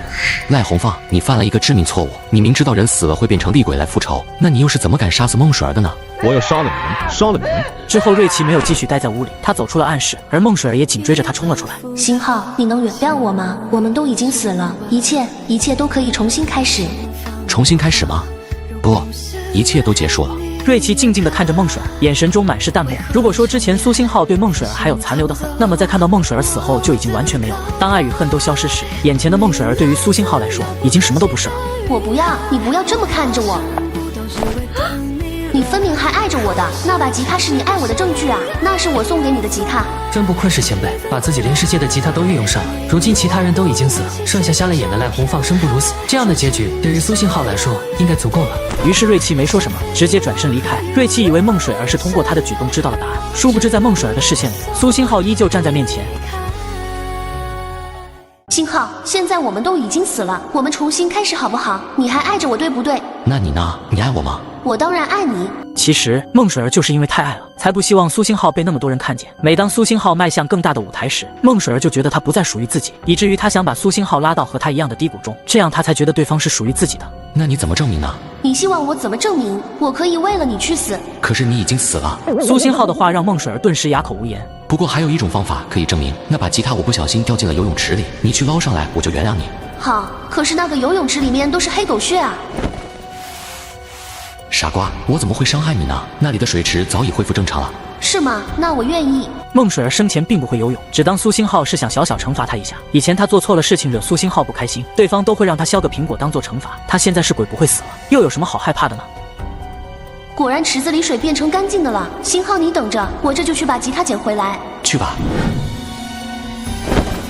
伴随着孟水儿入水后的水花在空中肆意飞溅，刹那间整个水池变成了触目惊心的血色。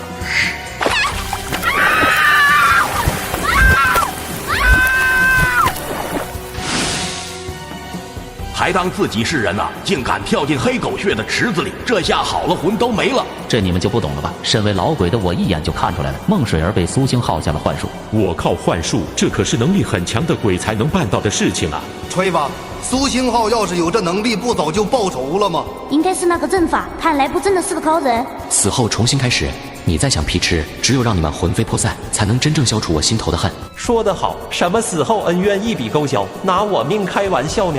我现在没去投胎，就是在等我的仇人下来。把刚才带走3人送回来吧，都交给苏老弟处理。苏星浩作为鬼魂，自然能看到弹幕，于是他拱手道：“谢谢各位老哥了，他们精心为我准备的这些黑狗血，没必要浪费了，不是？”与此同时，另一边，瑞奇从别墅走出，抬眼便看见那台原本已被搬走的车，此刻静静地停在门口，只是车身像是刚刚经历了一场极其严重的车祸，已经完全扭曲变形。瑞奇缓缓走上前，在车身的夹缝中看见了3具尸体，尸体的状况与车子的惨状如出一辙，已然完全变形，惨不忍睹。瑞奇见状有了更深的体会，苏星浩当时得多痛啊！他演绎出来的痛苦，恐怕还没有对方经历的1/10痛。我还是不够努力啊，不过怎么感觉肩膀有点酸痛呢？看来是最近接戏太频繁了，今晚得早点休息了。而瑞奇不知道的是，此时他肩上正坐着一个看似只有5、6岁的孩童，他双手正捂着瑞奇的眼睛。快点快点，你们快点呀！这时，其他鬼依次将昌飞白、核桃、方力的魂魄拽了出来。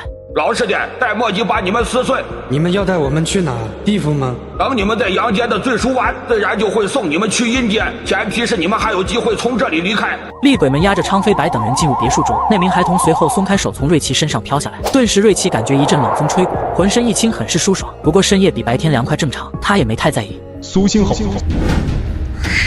他到底是怎么在瞎了眼的情况下爬到顶楼去的？苏星浩，我知道你在看着，你以为你算是什么东西？当然你给我提血都不怕，等我变成鬼了，我要永生永世的折磨你。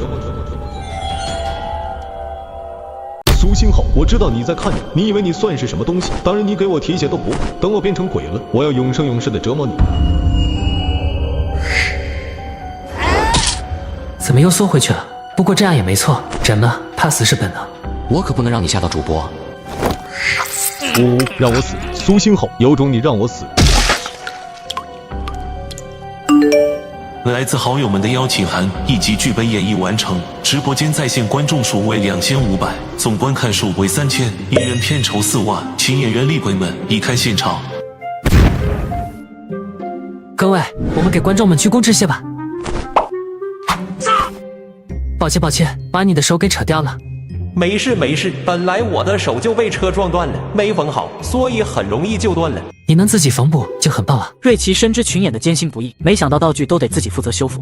感谢大家观看这次的直播演绎，我们下次再见了。笑死我了，一个个被迫营业，笑得好僵硬。要不是被曲线人发现了，我高低也去凑凑热闹。与此同时，一名少女站在远处，手中举着望远镜看着别墅。连灵车都来了，看来一切都结束了。我没看错吧？怎么还有个活人？不好，那人要跟着上灵车。这边，瑞奇见载他过来的公交车来了，于是排在厉鬼身后，准备上车回家。等等，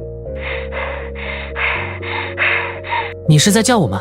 废话，这里就你一个活人，我不叫你，难不成叫那群鬼呀？闻言，厉鬼们齐刷刷地看向少女，目光十分瘆人。见状，少女也连忙举起手，没恶意，我没恶意的。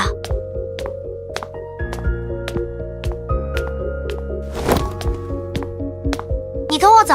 你是谁啊？我为什么要跟你走？你明知故问是不？少女看瑞奇的眼神清澈明朗，不是作恶之人，她自然不能眼睁睁看着他被厉鬼们带去阴间。他们可是鬼呀！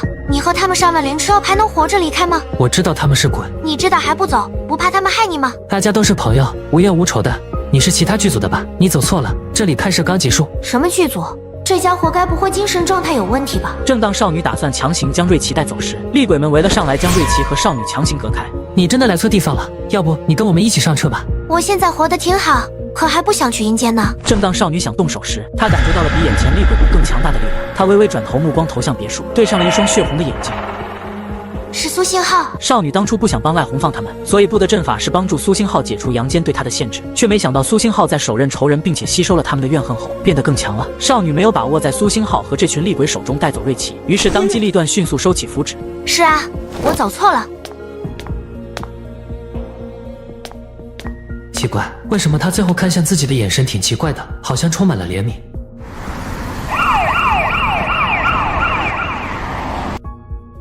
躺好后的瑞奇用手机搜索着摇滚演唱会。瑞奇对于没有演好苏星浩这个角色还是有些耿耿于怀的。还真有，明晚就有乐队在附近的酒吧举办歌会，新乐队成员再度重聚，共同缅怀苏水星。瑞奇从没有关注过摇滚圈，自然不认识标题上的人，但他还是将票买了，打算明天好好去接受摇滚音乐的熏陶。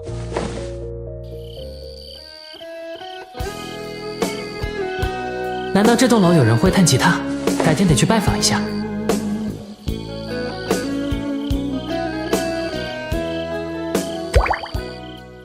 他明明是个演技平平的胡咖，粉丝却遍布整个阴间。只因他一旦饰演上杀人狂、厉鬼等一类的角色时，不仅能把活人吓死，就连阴间厉鬼们都会被吓坏。至此，他的粉丝们开始分为两派：阳间黑粉与阴间铁粉。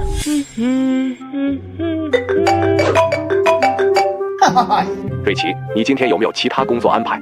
还没有。贤导，是有戏要拍吗？是啊，首次直播效果非常好，我给你发个地址，晚上过来吧。好的，我一定准时到。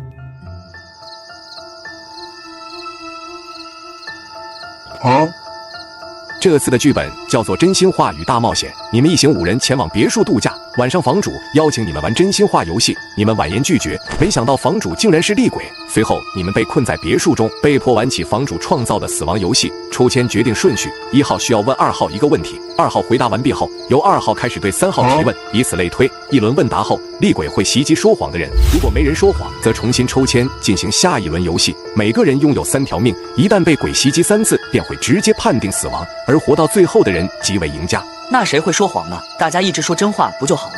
你没有认真看完10轮游戏之后，如果玩家超过2人存活，厉鬼就会下场一同参与游戏。倘若提问者的问题厉鬼回答为真，提问者就会死亡；如果厉鬼回答为假，厉鬼在这一轮便无法伤害玩家。问题是由节目组准备还是自己想呢？当然是自己想，最后胜出的人可以在下次的直播中担任主角。众人听到这话，眼神中皆流露出势在必得的光芒。你好啊，我姓崔，我们订了这房子。哎呀，我可一直盼着你们来呢。这别墅的布局你们网上订的时候都看过了，我就不带着你们参观了哈。先带你们去房间。他们住的房间在3楼，每个卧室装修都一个样。瑞奇走到304房门前，突然停了下来。我住304得了。瑞奇这么果断的原因主要是他上回演的戏就住304，看着十分亲切。这个房间我住着呢，你要是想住，我就给你腾出来。那就麻烦你了。给我看笑了，竟然直接抢占人家的屋子住，这跟土匪有什么区别？房主显然不情愿将自己的房间让给瑞奇。呵呵，不过是想博人眼球罢了。众人分配好房间后，纷纷安置完各自带来的行李，便来到楼下的游戏厅。按照剧本，房主邀请他们玩真心话与大冒险被拒绝，而之后他们竟在其中一间屋子里发现了房主倒掉的尸体。出人命了！别看笑了，这瑞奇的演技也太烂了吧！他刚才竟然还发呆了一会儿。我上我都比他强。签到，瑞奇的演技怎么突然间这么拙劣了？他是不是身体不舒服啊？看来这小子是真不会演正常人啊。瑞奇这哪里演得不好了？这失去灵魂、肢体僵硬的模样，简直太棒了，好吗？此前那些不满瑞奇的弹幕，苏星浩还可以接受，毕竟生前他的粉丝也会为了维护他和别人争吵。但这群观众说瑞奇演技不行，苏星浩这下可就不干了。好，欺负我们瑞奇阳间无人是吧？随后苏星浩缓缓伸出手，径直点在了显示屏的边角处，接着围着他涂上了一圈鲜血。就这样，他成功的将阴间的直播间与阳间的连接在了一起。之前阴间关注瑞奇的厉鬼们也自然而然的进入了直播间。今晚也有瑞奇的直播看了，开心。瑞奇这次的演技也是一如既往的好。这个倒吊着的活人是怎么回事啊？睫毛一直在抖，怎么不用尸体呢？瑞奇这是买了水军吗？多少钱一条啊？大家有钱一起赚。笑死我了！瑞奇是知道自己演技不行，所以提前买了水军饰布。什么水军？你是哪座坟头的？死了几年啊？说话这么嚣张，骂这么脏，果然瑞奇的粉丝都是一群没素质的，呵呵了。我靠，兄弟们，这好像是阳间的直播啊！是哪位鬼大佬打通了连接？牛逼！管他阳间阴间，这是重点吗？重点是瑞奇竟然被喷演技不行哎！我们得帮瑞奇找回场子。刚才是哪个混球说瑞奇演技不行的？报上家门，我今晚就在你家里面上吊。还有喜欢看擦边的是吧？今晚我就在你床上把皮肉脱了，让你看露骨舞蹈看个够。一时间，阳间与阴间的观众在弹幕中迅速形成2大阵营，互喷的场面激烈至极，让一些中立的观众瞠目结舌，导致几乎无人关注直播的内容，全都沉浸在这场热闹的纷争之中。田导，真的不用封禁几个人吗？您瞧瞧这条弹幕，我今晚就去你家老坟，给你祖先几个大嘴巴子，让他知道出了你这么个惹是生非的后辈，这都什么乱七八糟的啊！这有啥？我们本来就播的不是什么正儿八经的剧，没想到瑞奇期还有粉丝团呢，虽然人数不多，但这战斗力可真是没得说，直接把海陆的几千粉丝喷得晕头转向的。其实海陆的粉丝并非嘴拙，关键是弹幕会屏蔽一些敏感词，骂得太脏的话根本就发不出去。而瑞奇这边出口就是各种死亡和离谱的惊悚字眼，偏偏还能完整的发出来，结果就是喷到最后，无论瑞奇这边的粉丝说什么，海陆的粉丝都直接来一句反弹。崩溃了，我真的崩溃了。完了，我们被困在这里了。怎么会这样？难道房东是被人杀害的？这里难不成有变态杀人魔？房东身上应该有钥匙。你该不会是想去搜尸体吧？由于没人想去搜尸体，一时间都陷入了沉默。我去就行，我有这方面的经验。你有什么经验啊？阿伟，你不要给自己加什么奇怪的属性呀！笑死，为了加戏都不择手段了。一个小龙套还有搜尸的习惯，你懂啥？瑞奇可是亲手把我的尸体从坑里挖出来的。大妹子，你还没去投胎呀？是啊，这不粉上了瑞奇吗？要是投胎不就没机会看了？跟我一样，本来号都交到我了，但为了看直播，我把投胎号给别人了。你们没事吧？说话都这么神经兮兮的吗？真怀疑你们的精神状态。阴间的精神状态可领先你们好几倍呢。之后就在他们再度返回2楼时，众人才惊讶地发觉，原本倒吊的房主竟然消失得无影无踪。你果然没事，你干嘛搞这种恶作剧啊？没电了，我给你蜡烛。给你妈啊！赶紧把灯给我打开。你干嘛打我？我并没有在恶作剧，我只是想问你们，现在有时间跟我一起玩游戏了吗？现在你们面前都有一张号码牌，海陆1号、祝盼盼2号、景星伟3号、瑞奇4号、崔江5号。由1号开始向2号发问，以此类推，最后5号向1号提问，1号回答完问题之后就开始结算。如果全员说的都是真话，那么继续由1号发问，直到有人说谎后重新抽取号码牌。那如果我们一直都不说谎呢？他们提前知晓规则，不过在这里必须问出来，以便给一些没有看过18集的观众解惑。10轮游戏后都没有人说谎，我就会亲自下场。到那时候，如果我的回答是真话，那么问我问题人就会死。听到这句话，在场的每个人神情都发生了不小的变化，或多或少都带上了恐惧与紧张。唯独瑞奇，他的眼睛在黑暗中显得格外明亮，与众人的反应形成了鲜明的对比。这瑞奇对吗？他到底在演什么东西啊？他拿的剧本是不是跟其他人的剧本不一样啊？瑞奇演得好，实在是太让人有代入感了。就是，要不是杨戬卡得起，我早就爬过去把他们的脑子给拿走了，叫他们无脑喷。那么游戏开始。那就由我先来提问吧，祝姐姐，请问你最近说过的最过分的一句话是什么？这该死的网红女想黑我是吧？大家都是在圈子里摸爬滚打多年的人，演技或许是死的，但心眼绝对是活的。祝盼盼很清楚海陆那看似无辜的外表下藏着多少根案件，不过海陆这次可打错算盘了。祝盼盼不仅有演技，她本人的性格更是直来直去，网上早就有她和别人互怼的视频了，甚至祝盼盼的粉丝就是喜欢她的毒舌。最近说的一句过分的话嘛，我得好好想一想，我这人确实挺过分的。我想到了，最近说的最过分的话是对我的助理说的，他不小心把我最喜欢的一个保温杯给砸碎了，我当时就骂他是猪，现在想想这句话确实有点过分，等回去我就给他涨工资。祝盼盼特意用轻松的语调讲述这件事情，给人一种熟人间相互调侃的感觉。祝姐人真的好，员工做错事了还给涨工资。真想去祝杰手底下干活呀，哪怕被毒舌我也愿意。而所有人都不知道的是，祝盼盼的助理蹲在保姆车外，那天发生的事情根本就不像祝盼盼所说的那样。那天恰逢祝盼盼的生理期，他特意在保温瓶里准备了温水。谁能想到祝盼盼试镜不顺利，直接就把气撒在了他的身上。祝盼盼连保温杯盖都没打开，就直接把保温杯砸在了他的脑门上。他说的根本就不是真话。可助理发出的这条弹幕，在弹幕大军里就如同一个小小的石头丢进了大海，连一丝波澜都没有掀起。祝盼盼心率正常，看来说的是真的。等等，你说的是假话？你这是什么意思？我有没有说谎？房主会判定。你责备助理的那些话是在什么时候说的？昨天，这难道还不够劲吗？那么今天你就没有说过什么过分的话吗？例如对着5号。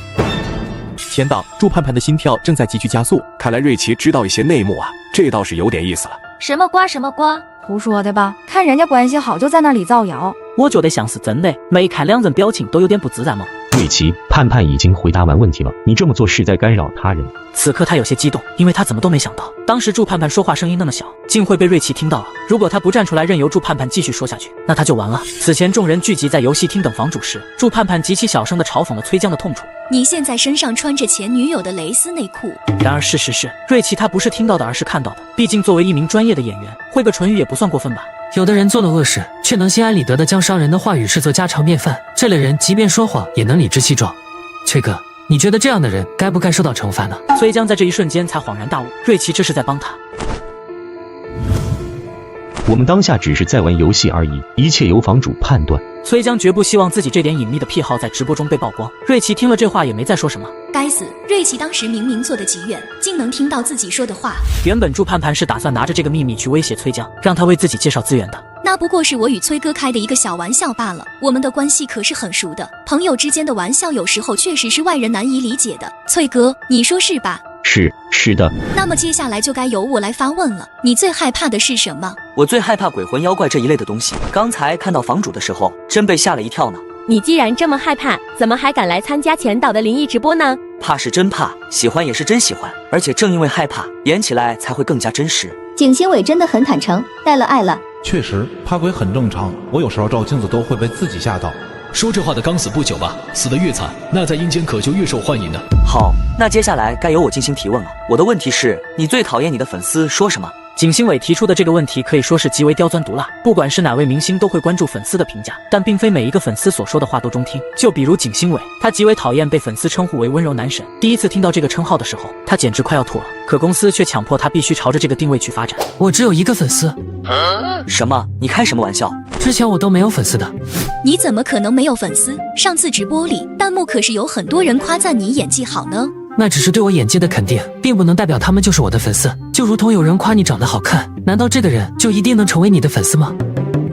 祝盼盼顿时哑口无言。他们所不知道的是，此时的弹幕又开始了新一轮的疯狂输出。他是从不看弹幕吗？他这叫没粉丝？那满屏夸他的人都是鬼啊！对呀，你才知道吗？是鬼又咋样？只要瑞奇一句话，我就能把自己的手脚砍掉，你能吗？现在精神病也能连麦上网，真是一个比一个颠。你要真能砍掉手脚，我倒立吃翔。你讨厌祝盼盼吗？该死，我就知道。当然不讨厌，我与盼盼之前合作过多部剧，私下里我们也是好友。节目组的测谎仪应该没有那么高端吧？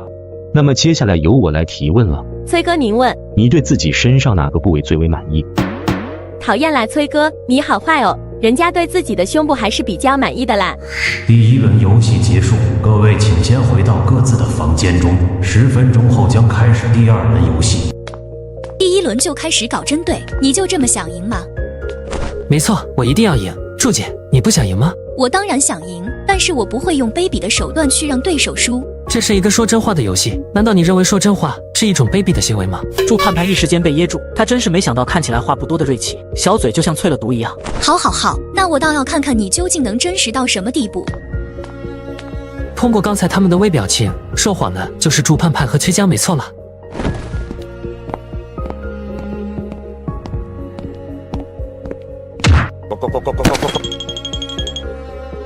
糟糕，好像撞到人了。我操，鬼让瑞奇给干掉了。不愧是瑞奇呀，牛逼！你可千万别出事啊！节目组怎么还不叫停？这人都出事了。叫停了我们看啥？别停，死了客人有什么大不了的？不对劲，这家伙好像真的要嘎，我去看看。我也去，可不能让瑞奇遭致坏事。不是，你们谁啊？工作人员嘛。你们是工作人员吗？我这是怎么了？不是正在上班吗？你醒了。就把他丢在这吧，会有阳间的人把他带走的。哎呀，这场直播要出大问题了！你别瞎嚷嚷，那楼梯地面都铺着地毯呢，不会有事的。受伤的演员已经被带出来了，可没有备用的演员啊！你瞧瞧，瑞奇可真让人省心啊！此刻的瑞奇静静地伫立在原地，凝视着自己的双手。他的双手在方才抢救房主的时候沾上了对方身上的血液，随后他将这些血液一股脑地涂抹在自己的脸和脖子上。他很清楚在这个时候自己该做什么。瑞奇要发力了。啥情况？他要干什么？睁大你们的眼睛看看吧！接下来向你们走来的是顶级厉鬼，不是，是顶级演员瑞奇。惩罚时间只剩下2分钟了，看来这个测谎仪只是一个摆设而已。主动权永远都掌握在节目组的手中，瑞奇还真是天真。这个世界上的资源只会给予那些更有实力和更有价值的明星，而不是像他这种毫无价值的愣头青。别喝我的血！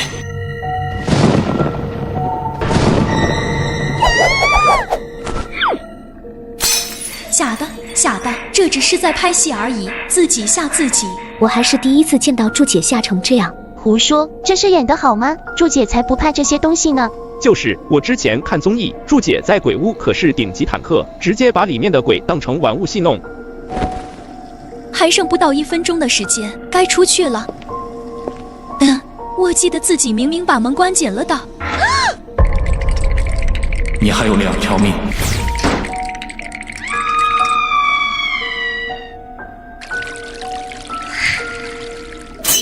房主在外面，还有25秒。崔江心里猛地一紧，站起身来四处张望，声音离他很近，他开始仔细倾听，最终发现声音的来源竟然是自己刚刚坐着的沙发。自己吓自己，里面放着的肯定是节目组提前准备的录音机。于是崔江上前拉下拉链，想要取出录音机以证明自己的聪明。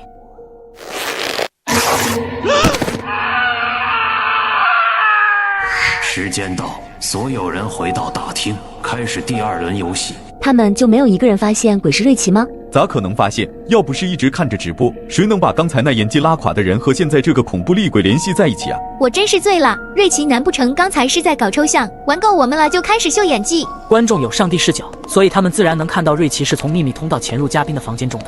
瑞奇怎么会知道别墅里的密道？那天我带瑞奇参观的时候，师傅正好过来跟我谈论房间的问题。当时师傅带来了设计图，估计就是在那个时候瑞奇看到了。那图挺复杂的，你给他看了多久？我没有特意给他看，我拿在手里也就看了大概1分钟左右，而且我也有刻意避开瑞奇，他顶多就只能匆匆瞥到几眼。就这么几眼他就记住了，有够离谱的。我刚才听到祝姐还有崔哥的惨叫声，恐怕他们俩都说谎了。哎，希望祝姐和崔哥没事，那房主确实挺吓人的。祝姐、崔哥，你们真的有那么恐怖吗？你会有机会感受的。因为有人说谎，第2轮游戏重新洗牌，现在你们可以抽取号码牌了。这次房主没有出现，而是采取旁白告知。很快第2轮抽取完毕，祝盼盼1号，海陆2号，崔江3号，瑞奇依然是4号，景星为5号。你还是处女吗？哇塞，这才第2轮就开始这么刺激的问答吗？祝姐怎么问这么过分的问题呀？真心话本来就是要玩刺激的，不然为什么问你喜欢爸爸还是喜欢妈妈吗？祝姐，你问这个问题究竟是什么意思啊？你是不是对我有意见呢？你可以说出来，我会改的。回答问题。体验过房主的恐怖之后，祝盼盼心里很清楚，所谓的和平相处根本就不可能，他必须尽早将所有人都淘汰掉。而海陆这边不断将可怜兮兮的目光投向众人，却没一人站出来袒护他。他不明白，大家仅仅分开了10分钟而已，怎么就完全变了呢？我当然是处女呀！祝盼盼这个贱女人，竟敢想毁掉自己好不容易打造的清纯人设。海陆那么单纯，怎么可能不是处女？单纯和是不是处女有什么关系？这眼神不好。崔哥，祝姐昨天对你说的最过分的一句话是什么？海陆并不知道祝盼盼究竟掌握了崔江什么秘密，但这并不重要，重要的是他知道崔江是绝对不会说出来的，对方只有选择说谎这一条路可走。你们就那么好奇盼盼跟我说了什么？他说不能接受我的告白，希望我们依旧做朋友。祝盼盼明白崔江这么说的用意，要掩盖一个绯闻最好的办法就是抛出另一个绯闻吸引火力。虽然这是编造的，但之前2人因为拍戏平时微博都会互动，这么一说非常有信服力。在你饰演过的角色中，你最喜欢哪个？每一个都喜欢。你这个回答也太笼统了吧？难不成你还喜欢演过的龙套角色吗？无论演什么角色，我都会去研究角色背后的故事。如果没有，我就会写人物小传，并且学习角色具备的生活技能。瑞奇说得很认真，但在座的人却并不将他这句话当真。瑞奇这种问题也需要撒谎吗？难不成他没有一个角色喜欢的？不，他说的是真话。这条弹幕是领导发出来的，在瑞奇有没有说谎这件事情上，没有人比领导更有发言权了。你说你每演一个角色就去学习技能，那你上次直播演鬼，岂不是也要把鬼的技能也学了？听到祝盼盼这话的观众心情十分复杂，拥有上帝视角的他们，真真切切地看到了瑞奇饰演的厉鬼把祝盼盼吓疯的那一幕。我都不敢想祝姐之后看回放会是什么反应。还好了，丢脸又不止丢他一个，大家一起丢脸就好多了。接下来轮到瑞奇向景星伟提问：你最讨厌粉丝称呼你什么？你这是什么意思？存心找茬是不是？该死的，这小子为什么偏偏问这个问题？自己能够作为唱跳艺人出道，可是全凭粉丝的支持与金钱扶持啊！自己也是对粉丝有求必应的。其实并非景星伟有多爱粉丝，而是因为粉丝是他的衣食父母。景星伟刚开始的时候还会因为粉丝的支持而感动，但随着舞台变得越来越绚丽，掌声越来越响亮，他逐渐看不见自己的初心，也听不到粉丝的声音。不行，这谎必须得撒。粉丝都是我最重要的家人，我永远都不会讨厌他们。星伟真的好好啊，我要粉他一辈子。瑞奇以为星伟和其他那些华而不实的明星一样吗？太可笑了，瑞奇根本不知道星伟这一路走来有多么不容易，我们又陪他走过了多少风风雨雨。景星伟说谎了，回答的挺让人感动的。希望有一天你能有机会明白这种感觉。接下来轮到景星伟向朱盼盼提问，他并不想得罪朱盼盼，于是他思索片刻，提了一个相对简单的问题：朱姐，你为什么拒绝崔哥的告白？难道这个问题很让人为难吗？难不成崔哥是有什么不可告人的特殊癖好，所以祝姐才拒绝了他的？完了，一口气得罪了2位前辈，自己真的还有机会往影视圈发展吗？该死的，这简直就是送命题！如果说真话，那不就等于是推翻了刚才崔江所说的话吗？那样的话，一旦被其他人察觉，一定会继续拿问题来逼迫自己说谎。如此一来，要么接受淘汰，要么就只能爆出崔江的秘密癖好，但是把对方毁掉，对自己可没一点好处。我拒绝崔江是因为我喜欢的类型是小奶狗。第2轮游戏结束。祝姐，我真的不是故意要为难你的，我以为这问题对你很简单啊。你不用说对不起，既然想赢，就不要顾及情面。丢啊丢啊丢手段，轻轻的摊开小朋友的藕皮。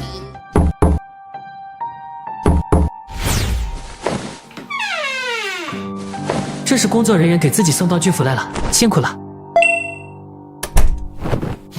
这一波判定结果瞬间让各路粉丝们都陷入暴走状态，纷纷不相信自己偶像会因为这些问题说谎，反而把怒火都转向了瑞奇。我最不能接受的竟然是瑞奇那的回答，你告我那是真话。对呀，前导是不是因为要让他扮鬼吓人，所以给他开后门了？阴间的厉鬼们本来还在幸灾乐祸的看热闹，没想到这火一下子就烧到瑞奇。不说人话了，是不？你自己粉的主不当人，别把瑞奇拖下水。人家是用专业的测谎仪，实打实的数据在那里，你有什么好编的？我是看过瑞奇演绎的剧，他平等的爱着每一个厉鬼角色，也平等的吓死每次观看节目的我。抗议抗议！节目组这么乱来，我要举报了。前导，大家的意见都非常大啊，我们是不是得想办法解释一下？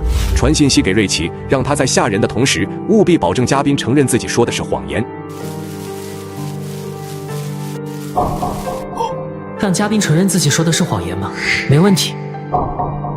前导不愧是专门拍摄灵异片的，倘若不是房主意外受伤，自己估计也会被吓得够呛吧。这导演不属于举荐人啊，整活挺厉害的。本来被吓就挺惨的，还非得按着脑袋逼人家承认说谎。不干人事，我喜欢。你们这是在屈打成招啊！我要投诉你们。谁敢了？别干黑。咋了？是不是怕你粉的主扛不住，直接把自己黑历史都倒出来了？别墅中的每个房间都暗藏着秘密通道。瑞奇将浴室的一块地板掀起，而后径直钻进了密道之中。他打算先从景星伟着手。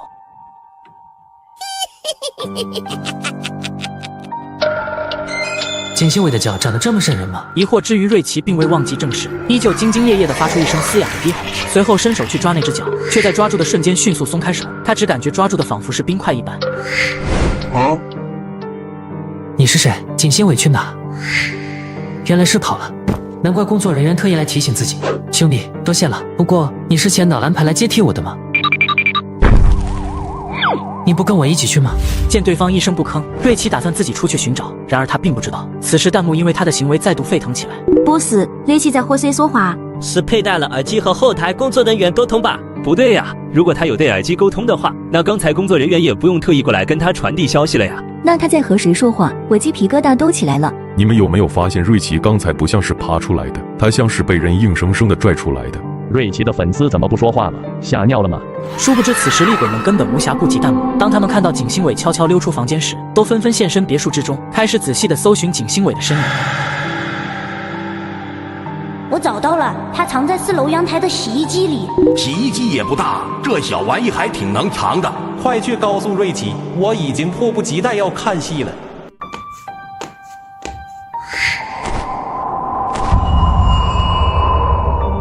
工作人员怎么如此大大咧咧的就出来了？要是被观众看到了怎么办？不过自己也没什么粉丝，应该也没人关注我这边的。殊不知，此时所有人都不再去关注其他嘉宾了，而是看着瑞奇在漆黑的别墅中自言自语。瑞奇到底在和谁说话？是我手机屏幕太暗了吗？他肯定是在那里演的，故意制造噱头。我听说这里建立之前就是一座坟场，该不会真有不干净的东西吧？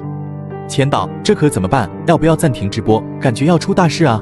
冷静，别自乱阵脚，这可能是瑞奇布的一个局。什么意思？你想想，要是真闹鬼了，瑞奇能这么平静吗？他胆子再大，也不可能做到这一点。这也是他最厉害的地方，把所有人都吓到了，包括你我。你的意思是，瑞奇故意装作周围有人，让观众觉得真的闹鬼？没错，不然的话，怎么可能只有他能看到那些脏东西呢？有道理。如果是这样的话，我们接下来该怎么做？静观其变就是了。瑞奇的应变能力很强，如果他需要什么，一定会给我们暗示，让所有后台的工作人员随时待命。这女群演的造型设计着实很棒，而且这僵硬的走路姿势也十分标准。此时瑞奇边跟着女鬼边仔细地观察着，将对方每个细微的动作都认真学习，并且加以改进。而这一切都被面前带路的女鬼看在眼里，因为她长发下的脑袋竟然是完全颠倒过来的。女鬼透过黑发的缝隙紧紧盯着瑞奇，好害怕，有像怎么连我都吓了？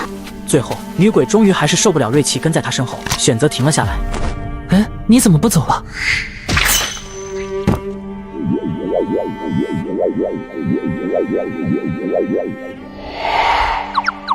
哇塞，这么高科技的吗？拜拜。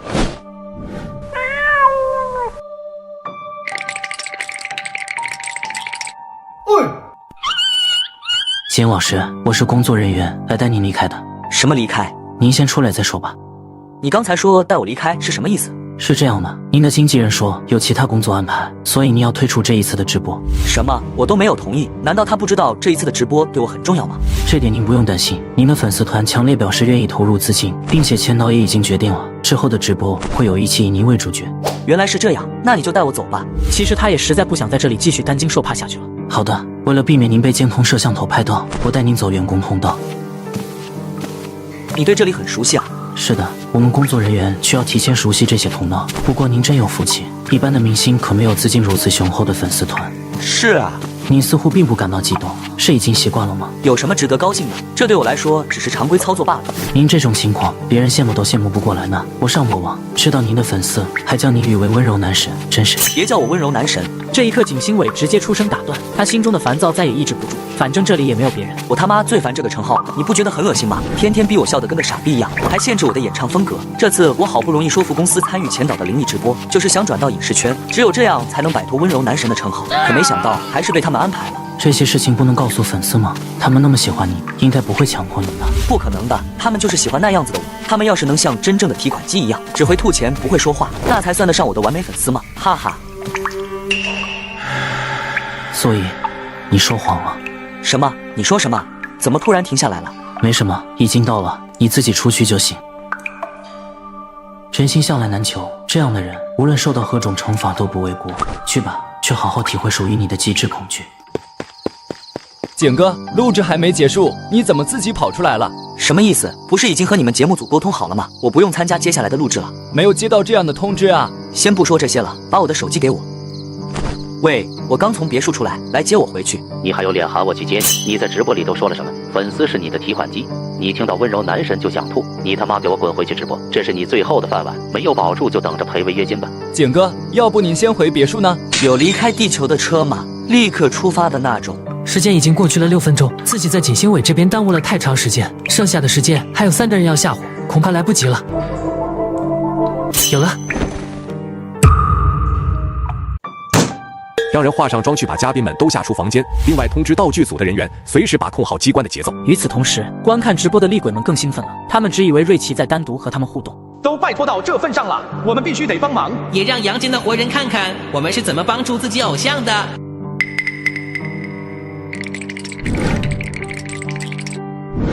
怎么还没听到结束的钟声啊？不过这有什么好怕的？自己可是在被子里呢，难不成房主还能直接把自己的被子摘掉不成？头顶怎么是湿的？一股铁锈的气味，人家的汗都是香香的，怎么可能会有这股味道呢？竟然是血！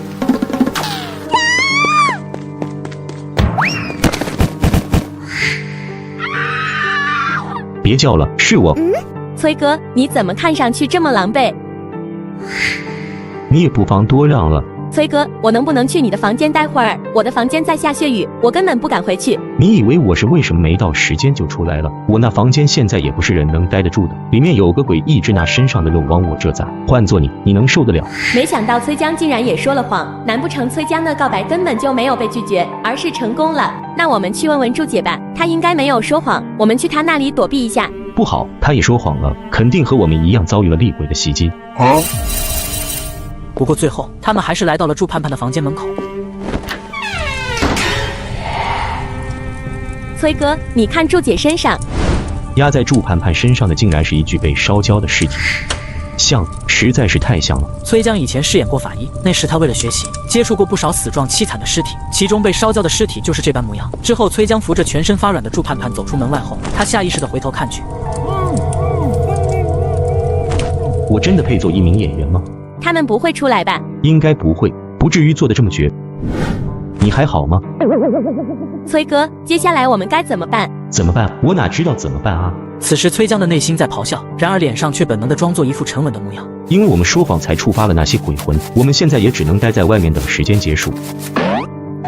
盼盼，你怎么一直往我这边挪啊？不是，是海陆一直在挤我。祝姐，你在说什么啊？我坐在崔哥旁边呢，怎么挤得到你？那坐在我右边的是谁？我是景新伟。我去上个厕所。我也想上厕所。一起啊！我跟你们一起去。别跑啊，带上我一起。你是个锤子，景新伟，先把你那卡在喉咙几十年的老痰吐出来，再给我装唱跳歌手吧。哈哈，我又笑死了。原来崔江有喜剧演员的天赋啊！瑞奇，你也好歹加一加啊！这嗓音我一听还以为我太爷爷来了。你这都是从哪儿找来的人啊？太厉害了！还有那机关简直绝了。怎么睡着了？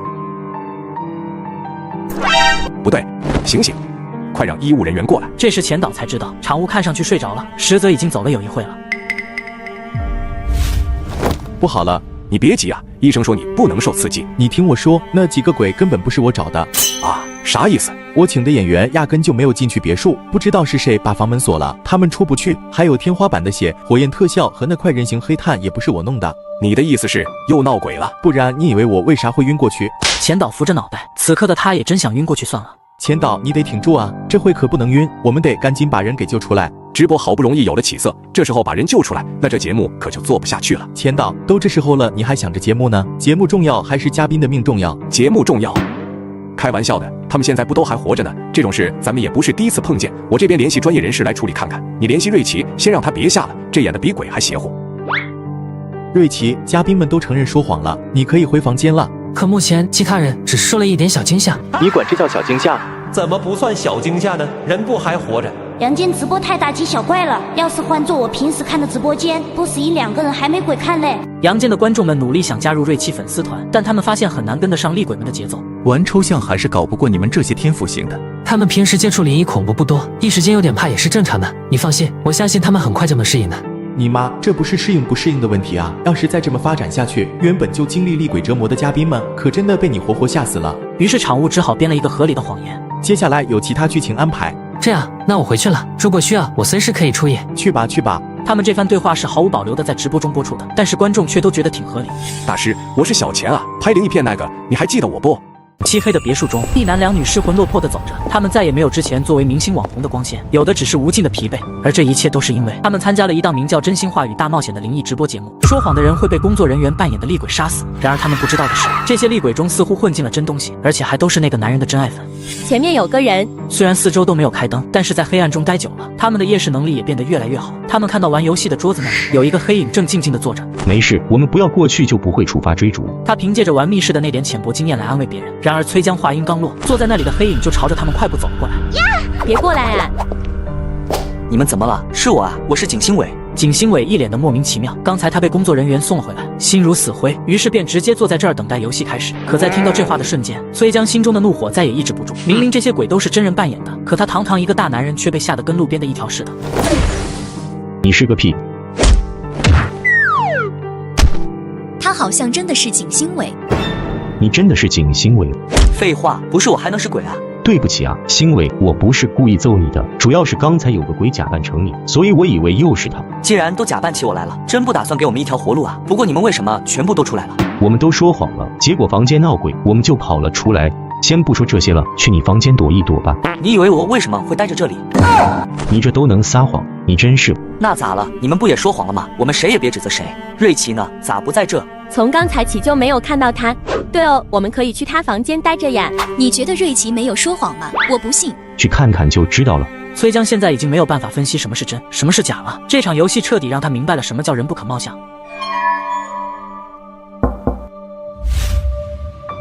你看，我就说他肯定在里面被吓晕了。如果真出事了，工作人员肯定会出来处理的。前辈们，发生什么事了？在看到瑞奇干净整洁的模样后，众人才知道瑞奇真的没有说谎。第3轮游戏开始。片刻后，嘉宾们回到游戏桌前坐下，除了瑞奇，每个人的面孔都十分憔悴。想变得成熟的宝子们有福了，来玩这个游戏吧，直接老10岁。我笑死了，就瑞奇在那独自开朗。我感觉瑞奇夺冠的希望很大，就他一直没说谎。崔江和祝盼盼只剩1条命了。之后，所有人又重新抽取了号码牌：景星伟1号，祝盼盼2号，崔江3号，瑞奇又是4号。海陆5号，好家伙，瑞奇填写4号。说真的，我觉得这个数字有点不吉利。谁说这数字不吉利啊？这数字太好了。祝盼盼在看到1号位的人是景星伟时，不由得长舒了一口气。景星伟自见到他起，便一直明里暗里的对他百般讨好。在他看来，他为了不得罪自己，理应会问一个相对简单的问题。祝盼盼原本这般设想到也没问题，然而他万万没有想到景星伟已经塌房。对景星伟而言，这场游戏已然成为他最后的机会。而景星伟在瞧见2号位是祝盼盼之后，心中顿感庆幸。此刻的他最害怕碰到的人便是瑞奇。正所谓光脚的不怕穿鞋的，如今的瑞奇似乎恰恰就处于这样的状态。那就由我来开始提问吧。祝姐，你对崔哥说过的最过分的那句话究竟是什么呢？闻言，祝盼盼脸色骤变，满脸不可置信地看向景星伟。他确实曾想过，或许会有人接着利用这个问题，但万万没想到这个人竟然会是景星伟。哇哇哇！又回到这个问题了。你别说，我也很好奇，到底是说了什么过分的话，让他们宁愿撒谎也不愿意说。对啊，我才反应过来，崔江第2轮说的那些告白的话都是假的吧？该死的瑞奇，若不是被他听到了谈话内容，自己根本不会陷入这般境地。于是祝盼盼开始陷入了长时间的纠结，一边是威胁崔江这边能得到的资源，一边是当时那个饰演厉鬼的演员给予他的真实感实在是太过强烈了。可转念一想，他来到这里不就是为了能够获得饰演主角的机会吗？平心而论，就算手中握有崔江的秘密，崔江也不一定能给予他如此好的资源。而崔江这边一直在密切地观察着祝盼盼的神色，见他的神色似乎有所松动，立刻出声说道：盼盼，不要勉强自己，就算被淘汰了，我们以后也还会有很多合作的机会。祝姐，您的答案是什么呢？这个问题我拒绝回答。祝盼盼此时连编个答案都懒得去做了。出道这些年来，他的黑历史着实不少，要是被人一个个挖出来追问，就算有10条命都不够用的。如此权衡之下，还是崔江能够给他带来更大的利益。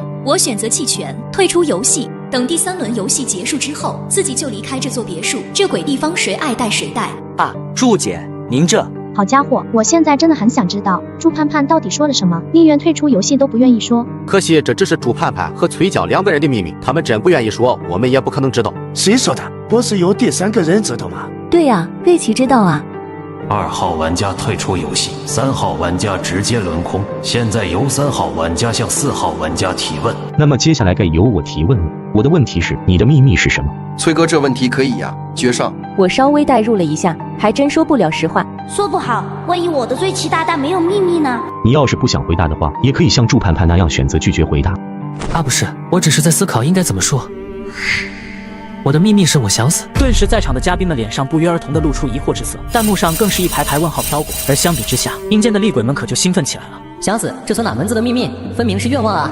我现在当场就可以帮瑞奇实现这个愿望。欢迎来到阴间这个大家庭。你别说，瑞奇要是死了，岂不就可以24小时不间断的给我们直播演绎了？这么说，我真心动了。要不待会就把瑞奇干掉得了。让我来吧，我生前是药剂师，保证可以调出一味毒药，让瑞奇走得没有痛苦。中毒多难看，让我来！我生前杀猪无数，手法利落的可怕，我可以直接把瑞奇的头砍下来，后期缝上就是一具完整又有死气的尸体。就这，好歹要找个能配上瑞奇的死法吧。我可以配出炸弹，让瑞奇死得轰轰烈烈。不是，我进错直播间了，怎么是一群杀手在聊天啊？你没进错，这些杀手都是瑞奇的粉丝。不是，哪有粉丝这么开心的想把自己粉的猪给干掉啊？呵，你别说，我现在就很想干掉景星伟。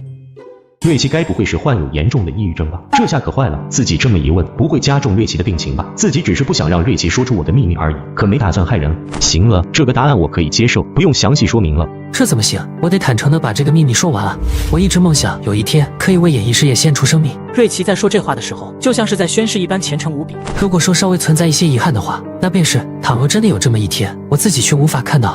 放心吧，真有这么一天，我一定帮你录好。苏大佬，你真打算一直跟着瑞奇啊？不去投胎了吗？投胎干嘛？我这一身音乐天赋可不想被孟婆汤洗掉。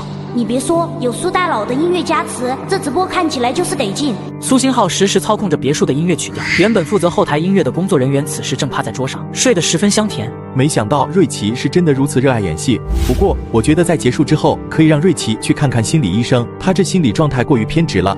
你不懂，这类人那就是戏痴子。他已经有很长时间没有见到过这类人了。如今的演员，哪怕仅仅是擦破一点皮，都嚷嚷着要替身顶上。前导原本以为瑞奇只不过是和大多数从上戏毕业的新生一样，怀揣着出名当上影帝的梦想，没想到他竟然是一个如此纯粹的演员。崔江在听完之后，神情变得格外复杂。身为一名演员，崔江能够对瑞奇感同身受，并非是说他也能为演戏奉献出自己的生命，而是他曾经也怀揣着活出一切的念头去诠释角色。崔江曾经遗失的初心，此刻却在瑞奇的身上再度显现。我服了，我退出这场游戏。一旁的景星伟顿时心一沉，连续2人退出并未让他感到多开心。看似是他把祝盼盼淘汰，实则这2人会落到这地步都是因为瑞奇刚开始的戳破。景星伟开始打量着瑞奇，明明长得平平无奇，心机却十分深沉，令人防不胜防。瑞奇这人恐怖如斯。现在该我向5号提问了。演都不演了，这家伙竟然连自己的名字都懒得叫了。最近一次上床的对象叫什么名字？你。他原本以为在承认自己并非处女之后，无论什么问题都不会再让他有所顾忌了。作为人气网红，人设崩塌之后再重新塑造并非难事。对于海陆而言，舆论这块是能够随意操控的。可瑞奇偏偏问的是名字，他哪怕问是谁，他都可以用一句男朋友来掩饰。要退赛吗？不行，绝对不行！自己的人气大部分来源是在直播，如果自己这回不说，以后开直播间100人里面99人都会问自己这问题的。海陆怎么还不回答？这5分钟内，海陆的表情简直可以用变化莫测来形容。你别说，这演技比瑞奇人。笑死，看来答案很刺激啊！没想到瑞奇看起来一副老实巴交的模样，问起问题来比狗仔还犀利。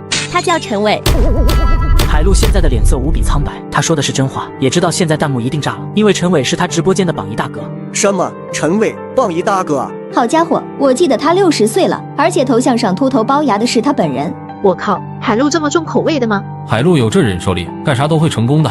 海陆，你就是这么对我的，我向你示爱，你却说你在等一份真爱。原来你的真爱评判是看打赏名额的。此刻海陆无力地靠在椅背上，整个人仿佛失去了所有力气和手段。海陆，你没事吧？累了就退赛吧。我还好。景星伟这个伪君子，之前还在那里装绅士呢，现在竟然连装都不愿意装了。那接下来由我发问了，你会用什么贬义词来形容粉丝？垃圾。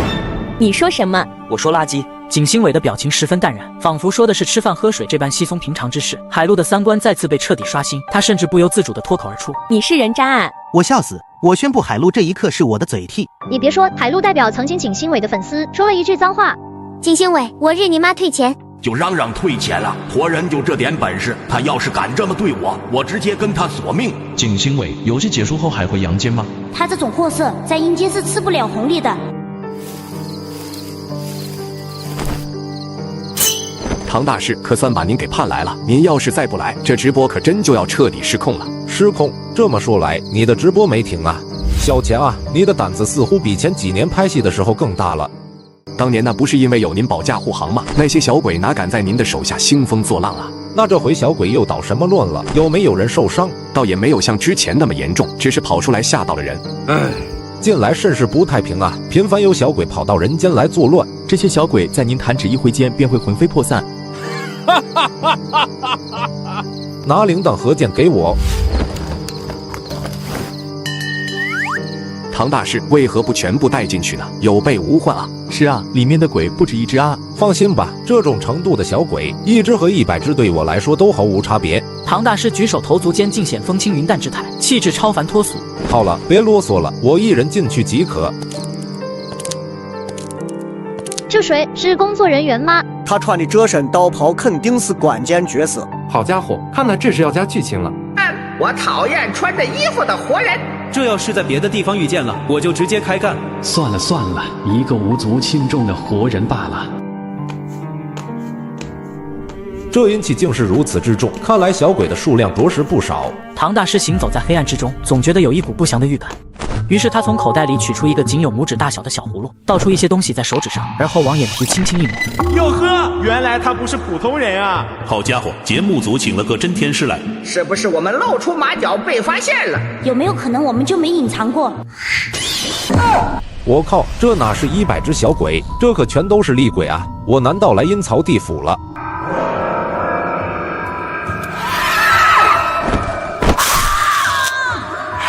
就在这声惨叫的瞬间，顿时所有厉鬼的眼神变得冰冷至极，四周的温度骤起来。完了，再待下去自己就要折在这里了。快开门啊！快放我出去！唐大师这是在演戏吗？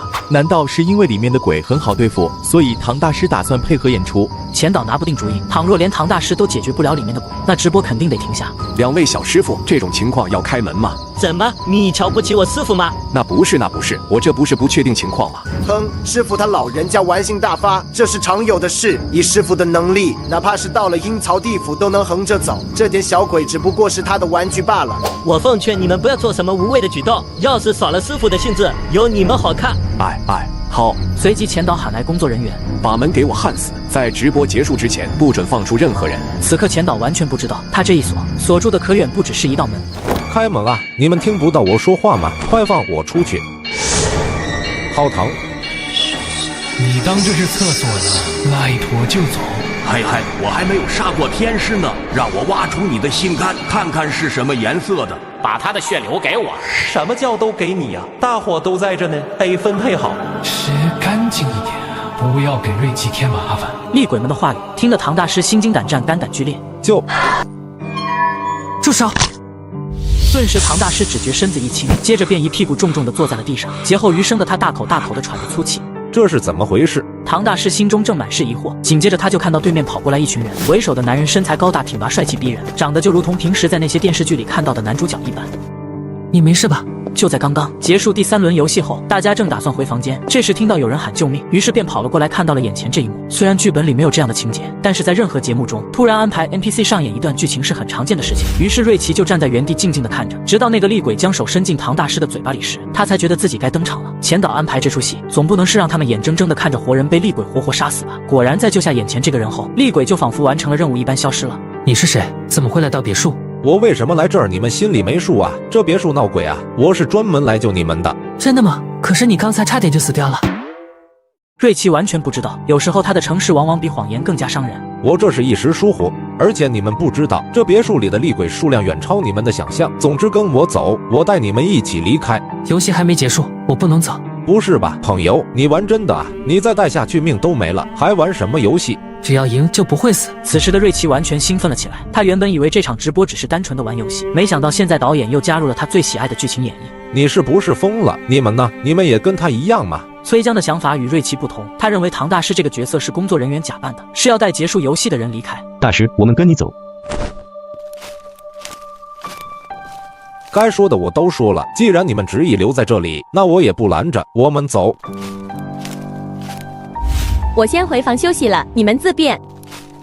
这场游戏开始前就已经说了，只有唯一活下来的胜者才可以走出别墅，我们还会再见的。不是吧，哥们，你怎么能用这么一张老实的脸说出这么恐怖的话呢？你们有没有感觉到别墅越来越冷了呢？应该是后台把温度调低了吧，坚持一下，我们很快就能出去了。我为了参加这次直播，推掉了好几个试镜的机会呢，现在想想真是亏大了。谁不是呢？不过及时止损也是一种策略吗？你俩还有力气在那说话？唐大师听着他们在身后说个没完没了，顿感烦躁不已。我们聊天还得经过你批准不成？是啊。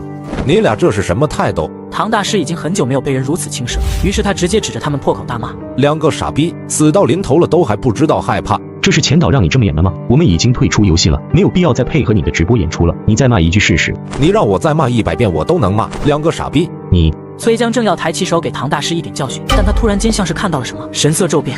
大师，你说的没错，我这就保持安静，让您可以放心发挥。崔江一边说着，一边拉着朱盘盘后退。发挥什么？唐大师只觉后背一阵发凉，他猛地转身一看，竟然是刚才那个差点将他杀死的厉鬼。这时厉鬼突然向前迈了一步，却突然摔倒在地。能帮我把我的脑袋装好吗？你等等啊，我找一下胶水，不然站不稳。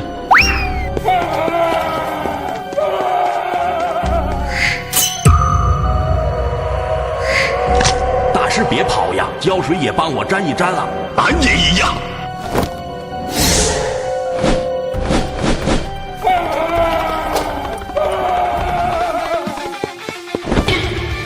爹，那个不知死活的东西。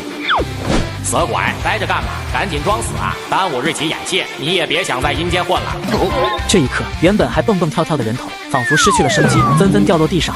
这一幕让唐大师看得目瞪口呆，他万万没想到在这里竟然能碰到同道中人。瑞奇刚才起手出招的方式完全就是老牌天师的手法，这类人必定传承于顶级天师。而瑞奇这边则是心里暗暗给后台操纵人头的工作人员点了个赞，然后转身走向唐大师。大师，你没事吧？不好意思，我来晚了。瑞奇光是让工作人员给他准备黄色符纸就花了不少时间。您别叫我大师，叫我小唐就行了。您比我年长许多，我就尊称您为堂哥吧。我叫瑞奇，您直接称呼我的名字就行。瑞奇，你知道这些厉鬼究竟是怎么回事吗？具体的情况我也不太清楚。最近人口频频失踪，我在委托人的调查下，发现这座别墅有些古怪。正巧前导要用这个别墅拍戏，所以便以演员的身份来到了这里。原来如此，我说呢，有你在，怎么小钱还把我喊过来？与此同时，地上的一颗颗人头都微微眯起眼睛，偷偷地看着这边的情况。瑞奇怎么不按套路出牌？不扮鬼跟我们一起吓人了吗？竟然扮起了我最讨厌的天师，真讨厌！我好想把他杀掉，他贴在我头上的符纸弄得我脑袋好疼啊！忍忍吧，又死不了。瑞奇，接下来你有什么打算？我本来是想带着别墅里的人逃出去的，但没有成功。这里的厉鬼有一种特殊的执念，必须玩游戏才能有一线生机。那我也要玩游戏嘛。您已经入了局，身不由己了。10分钟很快过去，旁白宣布第4轮游戏开始。除了崔江和祝盼盼，其他人都回到了圆桌上。景星伟在看到唐大师时满脸疑惑：“你不是带着崔哥和祝姐离开了吗？怎么又回来了？”我觉得不能丢下你们不管，所以打算看看这游戏究竟在搞什么名堂。哦，你开心就好。崔哥，你是特意过来观战的吗？崔哥，你怎么不说话？这人好像不是崔哥。我要是你就不会去碰。瑞奇的声音顿时让景星伟的手停在了半空中，他转头看向坐在对面的瑞奇，对方的冷静直接把他衬托得像个怂货。你这是什么意思？别墅里只有6个活人，嘉宾5人，再加上这位大师，刚好就是6个，所以自己旁边的这个是鬼。冷静，冷静，只不过是工作人员在扮鬼罢了。想是这样想，然而他身体却还是控制不住的发抖。景星伟这副害怕的模样反而真实了。景星伟，日你妈退钱！这演技比瑞奇然。为何会变成这样？房主不是说要10轮游戏之后才会下场吗？外来者的闯入让他改变了主意吧？规则自始至终都是他制定的，自然可以随时更改。瑞奇一旦进入演绎环节，便极其容易适应一切意外情况。而唐大师感觉到其他人不满的视线，心里微微有些心虚，但很快又理直气壮地坐直身体。那又怎样？我是为了救你们。很快他们重新抽取号码牌，这一轮唐大师是1号，海陆是2号，景星伟是3号，瑞奇是4号，厉鬼是5号。你真是个卑鄙的家伙！愿赌服输，说好谁猜拳赢了，谁就入座和瑞奇玩游戏的。你欺负我没有手指，一个人出铺我咋赢？那和我有什么关系？没有手指去找老王补啊！老王收费老贵了，都没有人给我烧纸钱了，根本付不起。求鬼滚一边去，别打扰我玩游戏。海渡，你最讨厌的人叫什么名字？陈伟。这一刻，海陆已然成为继景星伟之后摆烂的第2人。海陆，日你妈退钱！景星伟，日你妈退钱！笑死，退钱天团又多了一位重量级的。之后由海陆向景星伟提问：如果没有粉丝的支持，你打算怎么重回巅峰？找金主包养我。都回答的这么干脆吗？这是完全不怕粉丝脱粉啊！唐大师虽然通过短视频也认识这2人，但并不知道此时2人的身后已然是一片废墟。接下来由景星伟提问，他盯着圆桌，目光丝毫不敢与瑞奇对上，一时间无从下手，因为他突然想起一句话：极度坦诚便是无坚不摧。瑞奇就是这样的状态。如果有一天你不能再当演员，你会从事什么职业？瑞奇听到这个问题沉默了。这问题对别人来说或许很容易，可是对他来说是非常困难的。快点回答，别浪费时间。如果不能演戏，我的第一念头是不如死掉算了。唐大师在这时瞪大了双眼，他看到那些厉鬼在瑞奇说完话后，竟争先恐后的攀附在瑞奇身上。让我动手，谁都别跟我争！滚你丫的！你这嗑药嗑死的也配？别逼我把你活死了！可算等到这一刻了，直播虐杀瑞奇绝对能赚冥币。你没事吧？现在有事的可不是我，而是瑞奇啊！不过他竟能在这种状况下依然稳如泰山，临危不乱，太强了！自己恐怕这辈子都达不到这种境界吧。瑞奇只觉得身体有些发冷，不过这种程度他之前拍戏的时候经常感受，已经产生免疫了。不过我害怕死了就没有演戏的机会了。怎么会？你死了演戏的机会更多了，这个赛道只有你一个。赶紧告诉瑞奇啊，你个死鬼，做那跟个雕塑似的。此时坐在座位的这名厉鬼被其他同类投来的怨恨目光不断扫射，差点就落得个魂飞魄散的下场。死了也没关系啊。谢谢你的鼓励，不过我已经想好答案了。如果我不能再做演员了，我应该会选择跟你一样成为一名唱跳 idol。景星伟毕竟是作为唱跳演员出道的，自身实力在许多同年龄层的人中脱颖而出。虽然瑞奇的身材模样在他这里勉强达标，但是从瑞奇僵硬的神情和笨拙的肢体语言来看，显然没有跳舞的天分。然而还没等景星伟对瑞奇做出评判，后者就补上了一句：因为我觉得干你这行可以挑战自身演技。你他妈竟敢这么说我！哟，急了，他急了，人家说2句大实话而已，景星伟就绷不住了。就是啦，我还是头一回发现，原来不带长子可以骂得这么狠。景星伟，日你妈退钱！他怎么生这么大的气啊？我说的确实是实话。什么狗屁实话？你分明就是想羞辱我。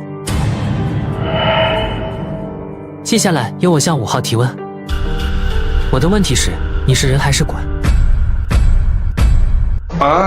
要跑必须逃离这里。瑞奇，你疯了吗？你怎么能问他这种送命题啊？你不要命了吗？此刻不止唐大师和海陆，所有人都想马上逃离这里，却发现好似被什么锁住了，根本动不了。我是鬼。瑞奇为什么问这种问题？这家伙一看不就是鬼吗？黑幕，直播黑幕，快淘汰瑞奇！早知道瑞奇要送死，我就用脚踩拳了，起码有5个脚趾甲能用。这太突兀了，我都没有准备好花圈迎接我的偶像来阴间呢。我赢了！顿时一股浓重的血腥气息从他身上散发而出，一只惨白的手突然朝着瑞奇的方向延伸过去。就在即将碰触到瑞奇的时候，后者再度开口：你说谎了。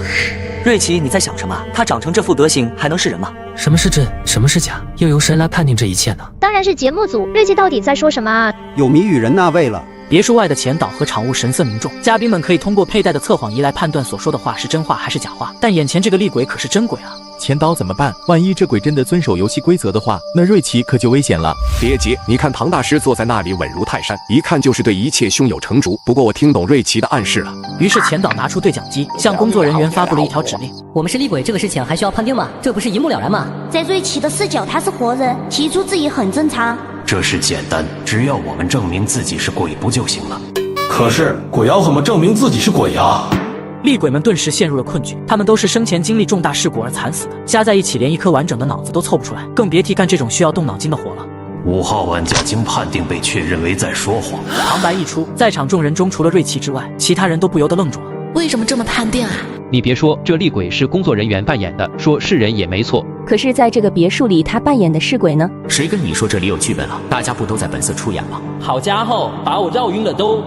开什么玩笑！我可是杀人如麻、怨念深重的恐怖厉鬼，竟然把我当成了懦弱的活人，不可原谅。那就由你亲自感受一下，我到底是人还是鬼呢？顿时冰冷的鬼手紧紧掐住瑞奇的脖子，但瑞奇脸上毫无慌乱之色，只是挑眉说道：难道你把我杀了，就能证明你是鬼吗？坑！虽然在此之前就知道瑞奇是个油盐不进的犟脾气，但万万没想到他能犟到这种程度。一句话的真假，从来就不是由当事人来判定的。说着，瑞奇缓缓扫了一圈众人。你们的皮囊之下是人是鬼，唯有你们自己清楚。可大多数人却只相信你们表面的光鲜亮丽。哼！倘若你不服气，大可以去找这座别墅制定规矩的主人，再次进行判定。哎呦我去！瑞奇这句话不就等同于让厉鬼来找自己吗？快，小师傅，赶紧给我保命的法宝！不杀了吗？他想啊，我奉陪。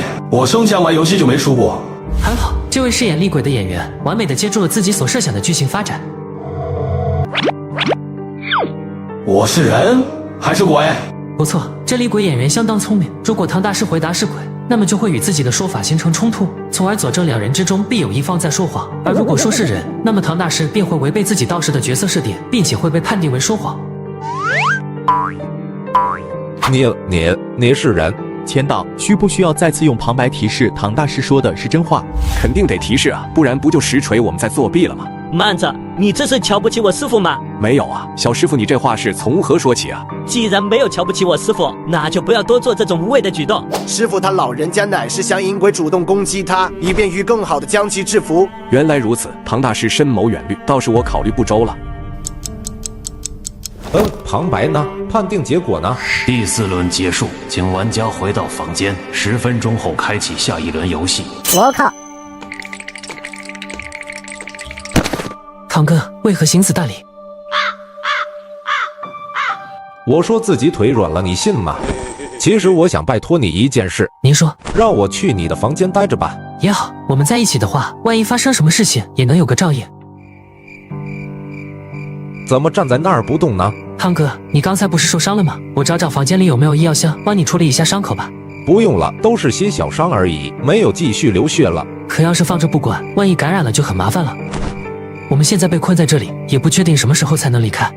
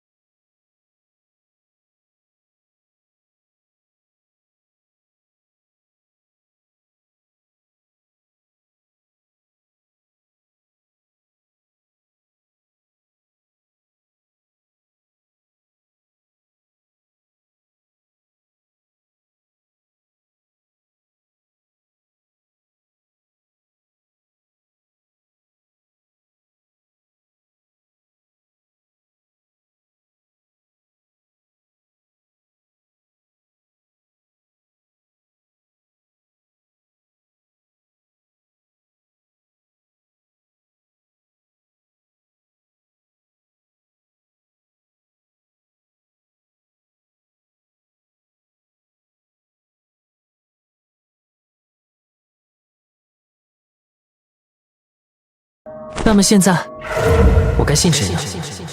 瑞奇，当然该信我。瑞奇，你别听他的，一定是鬼附在了我的脑袋上。有道理，那我这就帮你恢复原状。要怎么恢复？很简单，把鬼的脑袋砍下来，再把你的脑袋装上去就行了。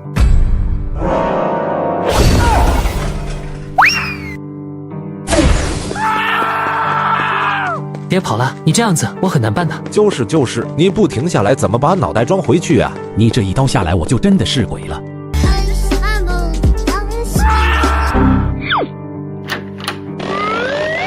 救命啊！妈呀，刚才那是瑞奇吗？怎么眼神这么吓人？还有他为什么在追那个 NPC 呀？哼，瑞奇拿的剧本果然和我们不同。于是景星伟忍不住朝着镜头抱怨：钱导，你这个大屁股，竟然给瑞奇走后门！好，这福气你想要是吧？钱导，别生气，景星伟也是不清楚真实情况，有唐大师在怕啥？你没看到唐大师和厉鬼玩得很开心吗？通知瑞奇加大力度，不要放过别墅里的任何一个人。我还是第一次看见师傅这样开心自在。确实，师傅一向都是教导我们要庄重，不要跳脱。师傅难得能放松，我们就等他玩过再进去。唐大师跌跌撞撞地跑着，他连求救都没力气发出。他不明白为什么没人来救他，尤其是他那两个天赋异禀的徒弟，哪怕制服不了厉鬼，但是救他肯定没问题啊。难道是这里的厉鬼布了迷魂阵，迷惑了外面的人？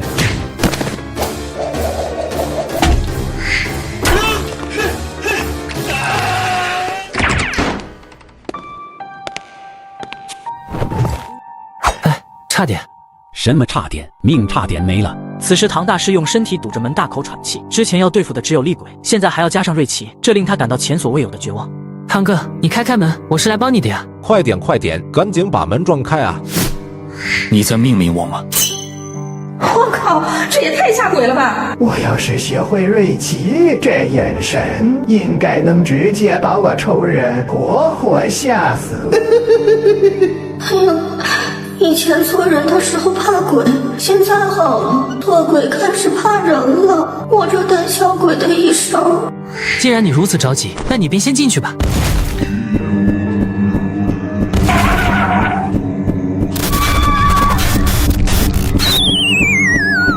不好，师傅画的是夺命阵，师傅有危险了。什么意思？夺命阵是什么？这是师傅的传承绝技，以自身鲜血为引，获得驱赶厉鬼的力量。但此阵是以自身寿命布阵，厉鬼越强，消耗的寿命就越大。我也只是听师傅提起过，没想到有生之年能亲眼见到。别在这感慨了，赶紧进去救师傅。这恐怖的力量是厉鬼，这就是你说的小鬼？不，误会啊，我说的都是实话，里面的鬼确实没有伤害任何人，我也不清楚现在这是什么情况啊。算了，别在这里和他纠缠了，必须尽快把师傅救出来。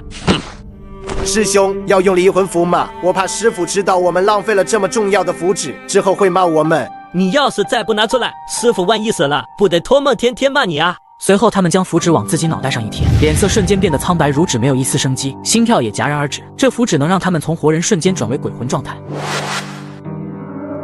我去，这别墅已然完全沦为了厉鬼们的乐园。师兄，我这辈子都从未见过如此多的厉鬼。别说你了，我也没见过。不过现在有一件事情比眼前这些厉鬼更加可怕。什么事还能比现在这情形更可怕？师傅他老人家恐怕在刚进门那会儿的求救是真的。卧槽！他们原本以为师傅是在演戏，愣是没有进来救人。想起师傅在里面被鬼追赶，被迫和鬼玩游戏，甚至被鬼吓得尿裤子的场景，他们冷汗簌簌落下，不约而同地停下了脚步。师兄，你怎么不走了？是不是不想救师傅了？胡说，我是看你停下来才停的，是你不想救师傅了吧？怎么可能？我可是最尊师重道的。我是师傅如亲爹。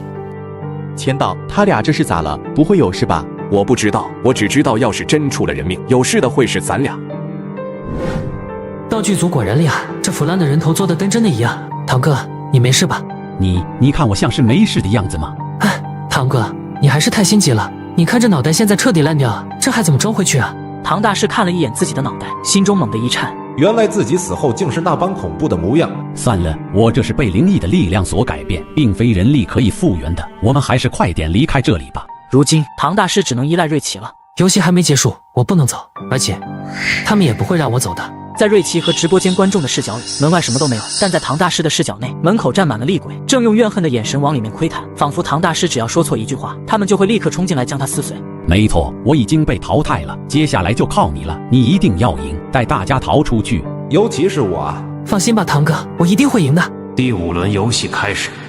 由于第5轮游戏开始，瑞奇与唐大师分开，率先来到了圆桌旁，并重新抽取了号码牌。海陆为1号，厉鬼2号，景星伟3号，瑞奇4号。孽徒，师傅，你还没死啊？不对，我的意思是您没事吧？你特么是不是巴不得我死了？还有，你们竟然用掉了离魂符这么珍贵的东西！师傅消消气，符再珍贵也不如您的命重要啊！只不过我俩没见过这样的场面，直接被吓得都不敢动了。真是白培养你们了。唐大师一副怒气冲冲的样子，但他也绝对不会承认，他自己刚进来的时候也吓得不敢动弹。师傅，我们出去吧。慢着，我要留在这里等游戏结束。为什么？在这里多待1分钟就多1分危险啊！很多人都被厉鬼困在这里，我必须把他们一起带出去，不然你们以为是真的出不去吗？所以师傅，你刚才在里面被吓得四处乱窜，甚至尿裤子，都是为了迷惑厉鬼所做的吗？感情这俩混蛋都看到了啊！没错，这一切都是为师故意为之。师傅厉害啊！还是师傅深谋远虑？我们这样进来会不会打乱了您的计划？不会，你俩来的正是时候。我所体会到的恐惧与绝望，也得让你们俩亲身经历一番，不然怎么成长呢？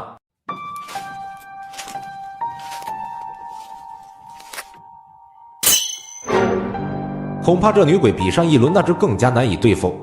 瑞奇，你要小心。堂哥放心，不过你身后怎么跟了2个僵尸？这俩是我徒弟，待会要是遇到危险能派上点用场。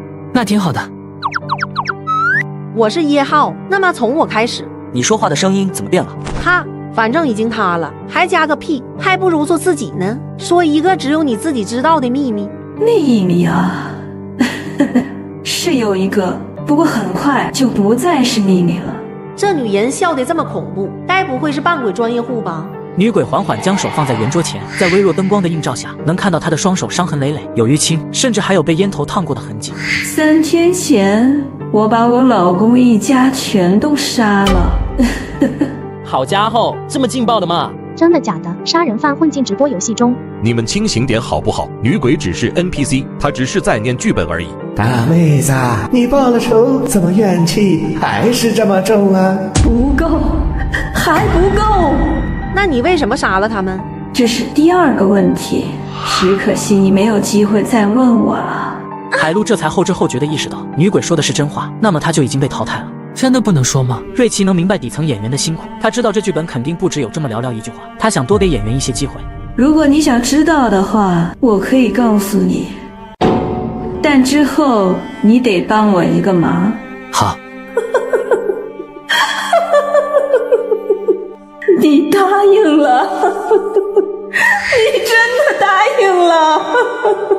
喂，你没事吧？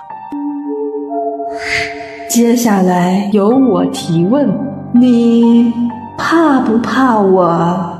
这是什么问题？简直就是一道送分题啊！这 NPC 该不会是自己的粉丝吧？想到这里，景星伟心中美滋滋的。他全然不觉得承认自己胆子小是一件丢脸的事，毕竟他连瑞奇都害怕，更不用说这些刻意吓人的 NPC 了。我当然怕你。杜，你说谎了。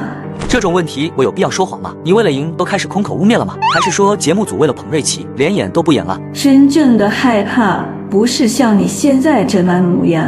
女鬼并未因景星伟嚣张的态度而被激怒，相反，她表现得极为平静，给人一种毫无攻击性的感觉。接下来该我提问了。就在对上瑞奇眼睛的那一刻，景星伟内心不由自主地涌起一股强烈的害怕。他突然惊觉，比起旁边那恐怖的女鬼，自己竟然更害怕看起来老实好欺的瑞奇。脑海中不自觉地浮现出刚才瑞奇拿刀追人的恐怖画面。一般越老实的人，被逼急了下手更狠。你是不是杀过人？我怎么把自己内心的想法说了出来？不是，这不是我要提的问题。你想耍赖吗？而且你怎么能确定我一定会说真话呢？那你的回答是？我当然没杀过人了，你是不是傻？靠，你竟然耍我！第5轮游戏已经结束了。结束了又怎样？如果没有人说谎，不是应该重新抽牌继续吗？有人说谎。这时景星伟才反应过来，海陆提问的女鬼说了真话，那么海陆就被淘汰了，还得上演一段他被鬼折腾的戏码。唐大师，喵！有事就说事，好好说话。你是妖怪吗？你俩给我闪开！我遇到危险的时候，也没见你们俩这么奋不顾身过。美女，你有什么事吗？大师，你能不能跟在我身边，贴身保护我呀？好啊好啊，你放心，有我罩着，必定保你平安无事。我就知道你最好了。师傅，都说了不是原装的，就是不牢固啊。你就不害怕吗？凡事都有第一次，习惯就好。什么习惯？哪有人会有这种习惯？瑞奇到底经历过什么啊？走廊这么宽，你非要跟在我身后吗？给我走远点！我虽不打女人，但对于女鬼，我可是不会手下留情的。笑死！景星伟该不会觉得这威胁很有威慑力吧？这是拳头，好像旺仔小馒头啊！哼，知道怕了吧？说到底也不过是个女人。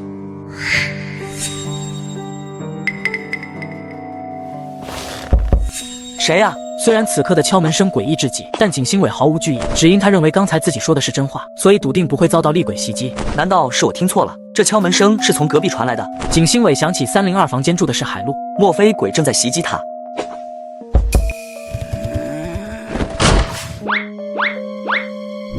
愤怒的景星伟将目光开始沿着门框上下摸索，果然让他在一处凹槽内发现了机关。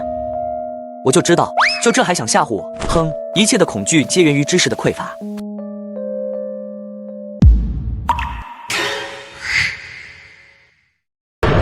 我操！这时他才发现，鬼并非倒吊着，而是脚板贴着天花板站在上面。我吓得鸡皮疙瘩都起来了。这演员太拼了吧？这怎么做到的？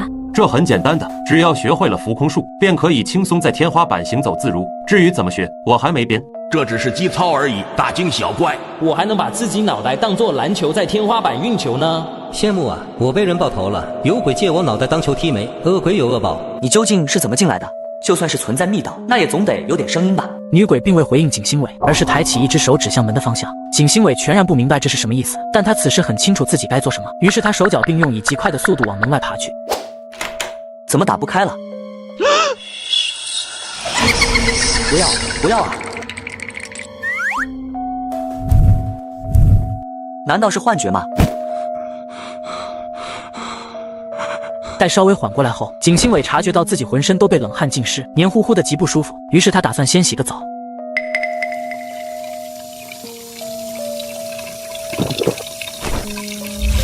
不行，这可是在直播啊，这么多人看着，自己再怎么胆小也不能怂成这副模样啊！而且那女鬼再可怕，也不过是人扮演的，不能自己吓自己。于是景星伟决定反其道而行之，他认为只要自己无惧无畏，定能震慑住女鬼。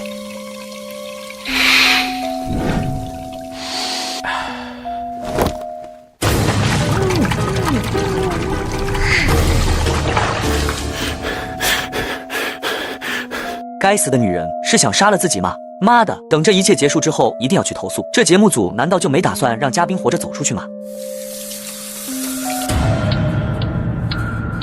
看清楚，这才是你真正害怕的样子。别墅的隔音效果还算不错，然而即便关着门，海陆依旧能听到隔壁景星伟时不时传来的惨叫声，直到景星伟再也没有发出任何声音，那种死寂般的沉默透过墙壁悄然传了进来。海陆反而更加害怕，因为这在很大程度上意味着即将轮到他了。不行，再这么继续待下去，真的会被吓疯的。是你啊！瑞奇的演技仅仅流于表面，甚至像海陆这种只上过几节表演课的人都能轻易看出，此时他的脸上毫不掩饰地流露出失望之色。这种被轻视的感觉，让海陆在这一刻愤怒战胜了恐惧。不是我，那你以为是谁呀？当然是鬼。所以你来干什么？瑞奇哥哥，能不能让我和你待在一起呀？房间太黑了，人家好害怕嘛。我不是光，亮不起来。这个不解风情的死直男。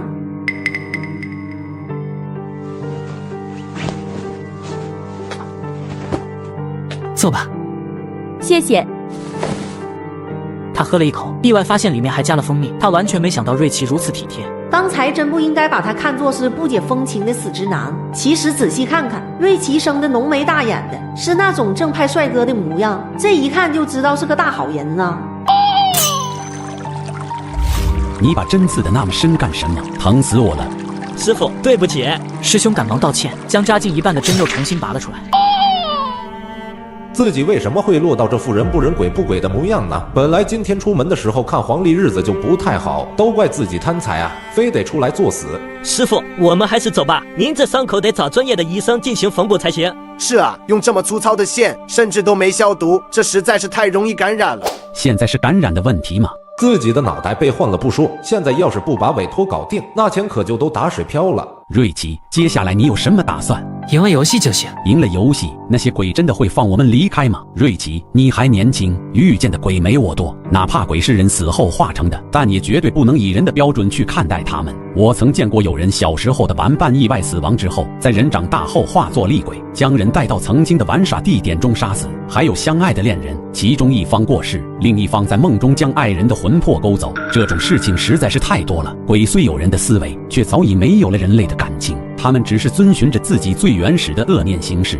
唐大师看到瑞奇愣住，心中知晓对方被自己这一番话震撼到了。瑞奇还是太年轻了，遇到这种事还是得依靠我。瑞奇确实感到惊讶，他原本以为直播会在赢下游戏之后结束，唐大师的这番话无疑是在暗示他，在游戏结束的那一瞬间将会迎来本片的高潮，到时候会有无数只恶鬼汹涌而出，夺取他们的性命，而他们必须依靠自身逃出别墅。原来这就是场务所说的后续安排啊！唐哥，你放心，我明白你的意思。瑞奇真是个妙人啊，一点就透，不像自己这两个徒弟跟木头似的不开窍。你弄这死处干什么？我想去上厕所，可是我陪你去吧。谢谢。等等，把这张符贴在厕所门上，鬼就进不来了。NPC 说这话，很大可能就是不会有鬼袭击自己了。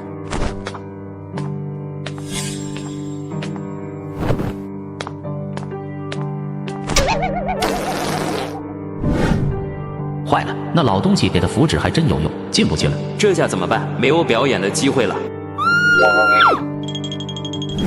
海陆，发生什么事了？这门怎么打不开了？我受伤了，救救我！我的嘴巴全是血，怎么办？这不会呕着呕着就吐出一团头发吧？瑞奇，救救我啊！海陆，你要保持冷静。你听我说，厕所里有一条密道可以直通大厅，你先从那里逃出来，位置在……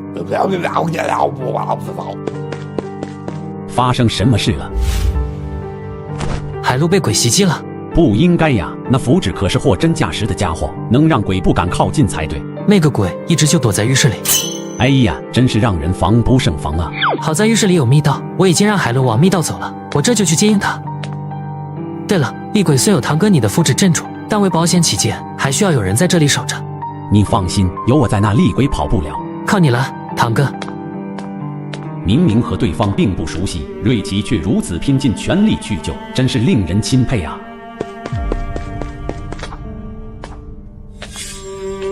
看来没跟过来。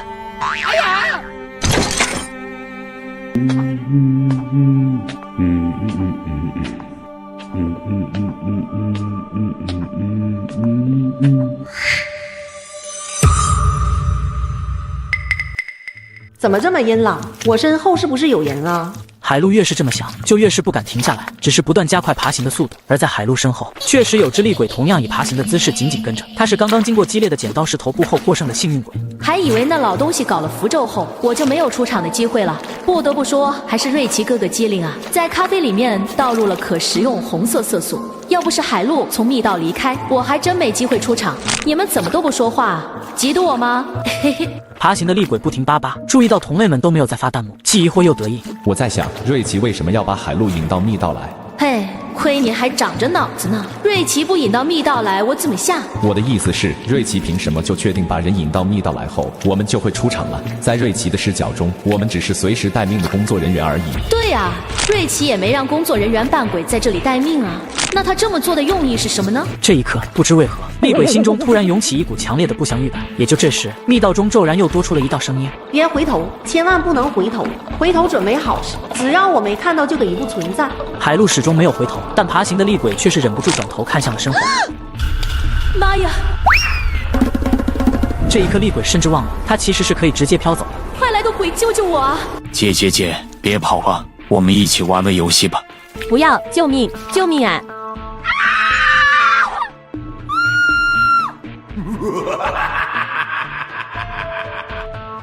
没想到在事先没有任何告知的情况下，竟然会有工作人员跑来扮鬼吓唬海陆。大概是贤导还以为自己分身乏术，没办法前来吓人，所以才吩咐人过来替补。不过好在这个工作人员也十分机灵，立刻就从吓人的厉鬼转化成了被吓的受害者，甚至叫得比海陆还要大声。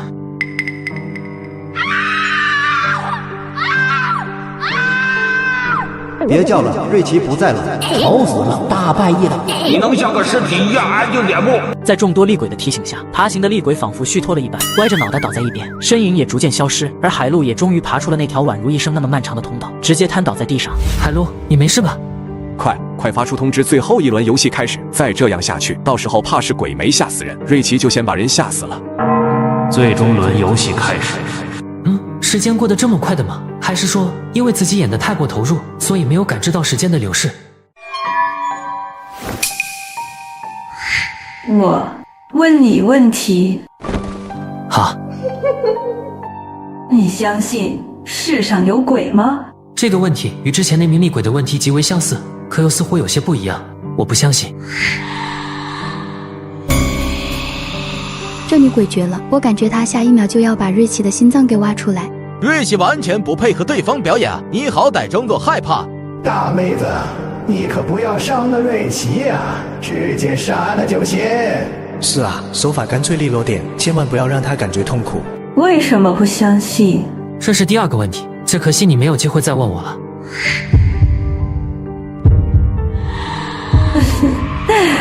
你赢了。恭喜瑞奇赢得胜利，成为本场游戏的唯一赢家。所以我们可以离开了，对吗？终于就要见识到本片的高能画面了。当然，不过前提是你们走得出去。好家伙，都上投影了啊！没想到前导这么下血本。我觉得这样效果比较好，不然都请活人来扮演鬼的话，那乌泱跑出来的样子，倒像是丧尸围城啊。此时瑞奇瞪大双眼，心跳不知是因为害怕还是别的原因，开始急剧加速，二话不说，当即转身就跑。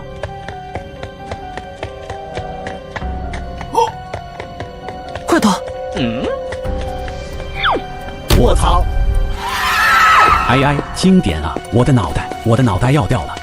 我想我短时间内是不会再看关于灵异题材的影片了。别说看了，我这辈子都不会再参演这类影片。我操！剧本里可没说有这么一段啊！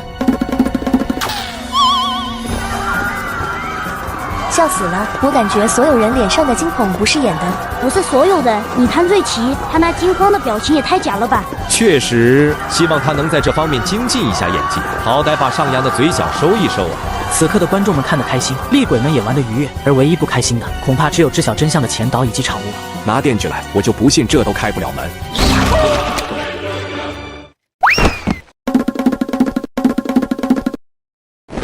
这时的瑞奇回过头，看到那些追逐的厉鬼没有迈出别墅半步，只是站在门框处歪着脑袋看着他。他突然就想起上次演绎邀请函的那些厉鬼群演，他们可都是一群可爱的人呢。于是瑞奇笑着朝他们挥了挥手，可那些厉鬼却一下子消失不见。瑞奇本以为是投影仪关了，却不知是厉鬼们都害羞躲了起来。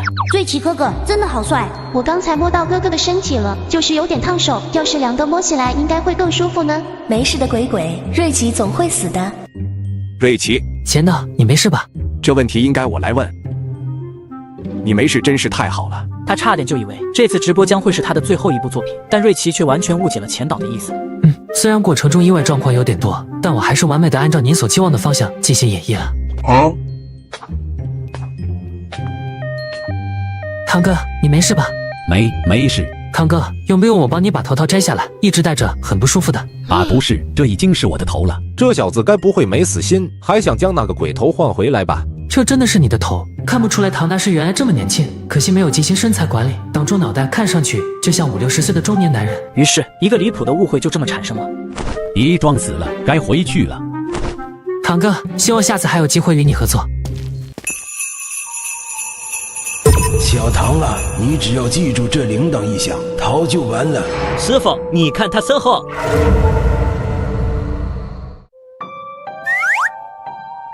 奇怪，我身后也没东西啊，难道他们还在演？那我也配合下吧。怎么，还想留下来陪我玩游戏吗？唐大师他们还颇有几分演喜剧的天赋呢，不像自己经常被导演们诟病死气沉沉的。苏星浩看见唐大师等人离去后，才收敛了那股阴冷的气息。瑞奇对于他们来说实在太过重要，他不能让瑞奇和唐大师这类人走得太近，否则一旦瑞奇知道了真相，恐怕就不敢再演戏了。你的时间不多了。我需要瑞奇。你想让瑞奇帮你开门吗？但如果没有举荐人同意的话，你是办不到的。你误会了。哪里被画到的？只要我愿意，我可以把这里的人全部杀死，包括瑞奇。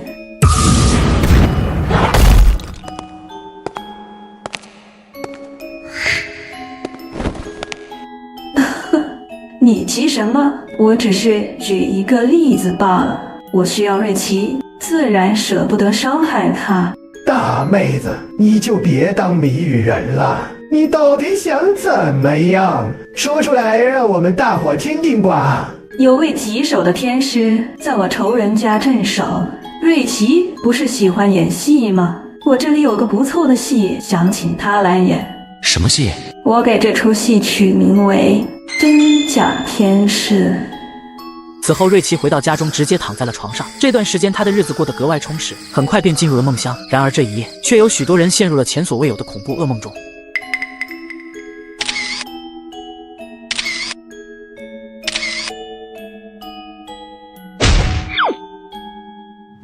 难道家里进贼了？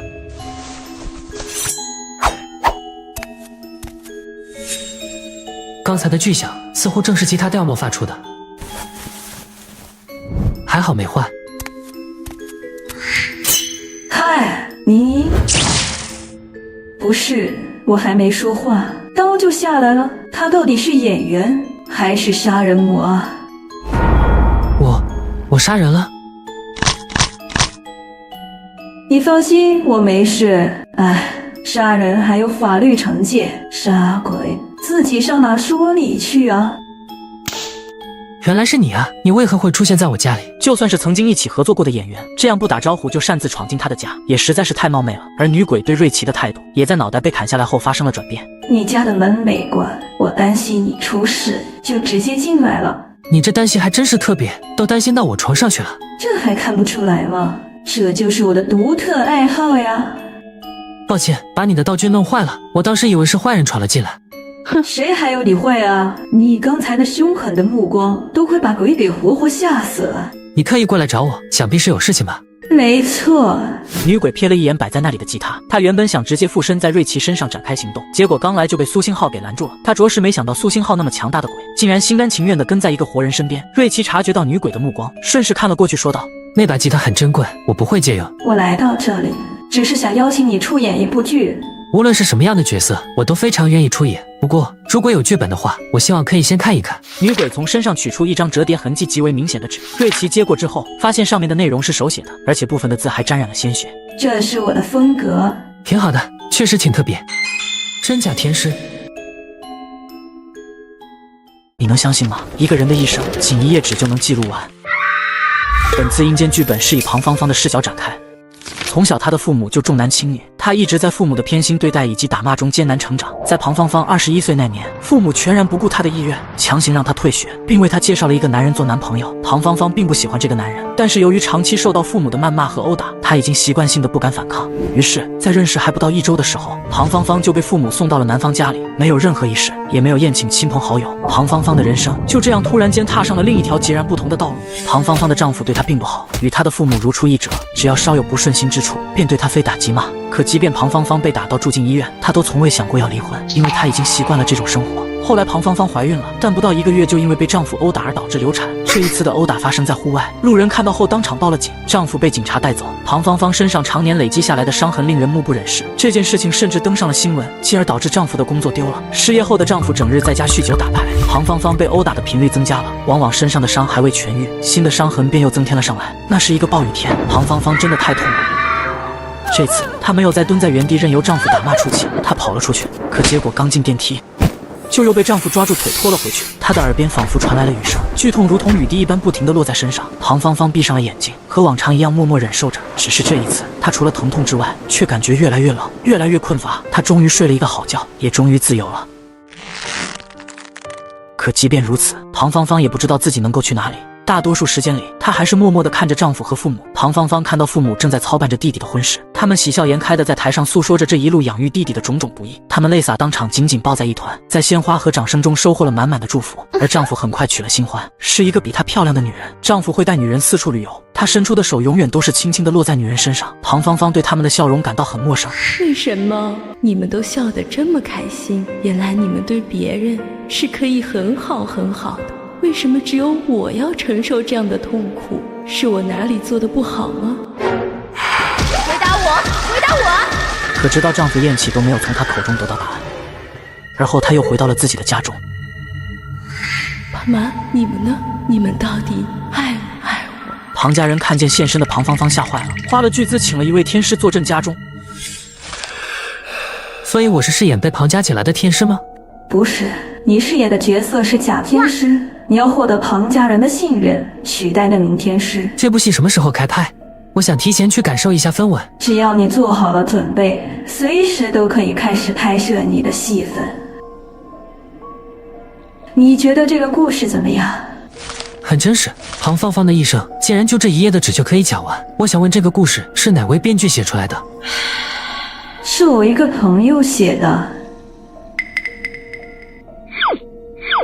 没有剧组的车，那个我们自己骑车过去吗？庞芳芳微微一愣，此时她才猛然意识到瑞奇是活人，无法像她一样直接飞走。此刻已然是凌晨3点多，一旦天亮，她便无法继续在阳间停留。于是庞芳芳的目光变得幽暗起来。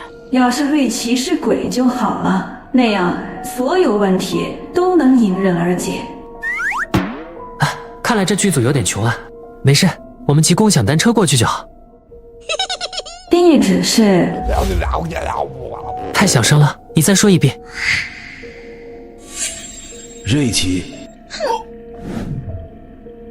王爷爷，小瑞奇，你这是要去哪儿呀？去拍戏。王爷爷，正好我要做造型，又要麻烦你了。这有什么？快进来吧。王爷爷之前也帮我在其他剧里做过造型，你等我一下。女娃子，要不要进来坐会儿？庞芳芳满脸警惕的没有答话。王爷爷见庞芳芳不说话，也只是脾气很好的笑了笑，转身走进了店里。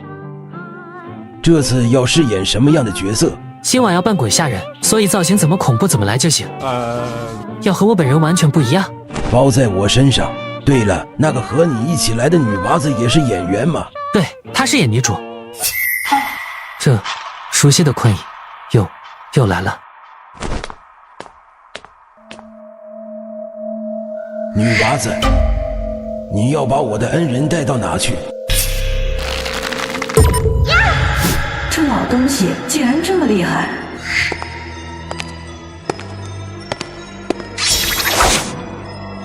还是个漂亮的女娃子，这模样当个女主确实合适。只不过你这影片好像不是举荐人出品的，是正经片子吗？老东西，放开我！没礼貌，没人教你尊敬老人吗？你刚才是想用这只手杀死瑞奇的吧？是谁给你的胆子，竟敢对我的恩人下手？苏星浩，你就这么眼睁睁地看着瑞奇被杀吗？王老，我知道你很急，但你先别急。你在拿我开涮？就算你不出手，当时我也会阻止他的。苏星浩一直都清楚庞芳芳心思不安分，这是大部分厉鬼都会有的通病。成为厉鬼后，便多了一丝如同动物般的杀戮本能。苏星浩和王爷爷也不例外，所以他们平日里都不会离瑞奇太近。庞芳芳刚成为厉鬼没多久，还请您多担待。这么说，这是你也掺和了？要是举荐人知道，可没你好果子吃。知道又如何？我只凭我的本心做事。你想做什么我管不着，但你要是让瑞奇死了，我就算拼个魂飞魄散，也绝不会让你好过。王老，您别激动，您看下他的手，就会明白我为什么这一次选择铤而走险。这是姻缘绳啊！姻缘绳如果绑在2个人的手上，便能促成一段姻缘，但这一般只会出现在活人的身上。活人死后缘分已尽，根本不可能还有姻缘。这是有人用邪术把庞芳芳强行配对了，这人恐怕是个硬茬。即便如此，你也要让瑞奇陷入危险当中吗？我曾试图阻止过，但是没用。私下背着举荐人向瑞奇寻求帮助的鬼只会越来越多。你说的没错，是我太理想化了。王老又何必担心呢？最差的情况也不过是瑞奇死掉，成为我们的同类，这也并不是什么坏事。之前的苏星浩是绝对不会说出这样的话。苏星浩，你有多久没回阴间了？厉鬼是不能在阳间长时间滞留的，否则在思维上会逐渐产生不可控的变化，甚至会失去记忆，成为只知杀戮的厉鬼。等这件事结束后，我会回去待一阵子。现在时间可不早了，既然决定帮忙，那就赶紧把你的本职事做好。还命令起我了！现在的厉鬼是真的一点活人的尊老美德都没有。老东西，快放开我！女孩子家一点文静样都没有。在瑞奇醒来之前，你就好好待着吧。这是我？怎么样？对这造型还满意吗？太满意了，我都不敢多看，实在是有点吓人。满意就好。王爷爷，我该走了，下次再来拜访你。去吧去吧。上去吧，这是来接我们的车。闻言，瑞奇这才注意到庞芳芳头发剪了，挺好看的，就是感觉她好像不太高兴的样子。唐家人住在7栋2001，今晚你要潜入进去吓他们。你不跟我一起吗？今晚我没有戏份。是吗？你真的是演员吗？你这是什么意思？你半夜3更潜入我家里，除了剧本以外，你没有准备任何的合同，还有这里没有其他剧组人员的存在。干了。为什么轮到我这就如此轻易被他拆穿？我采用的是直播模式，已经在这里装了隐秘摄像头。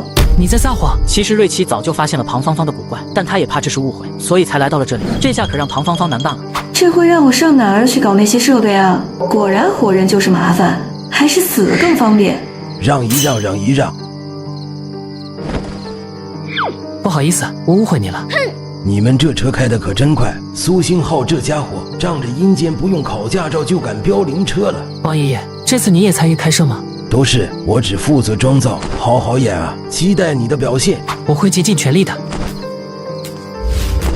为了帮女娃子圆谎，自己连家人给烧的纸人都派上了，这家没我早晚得散。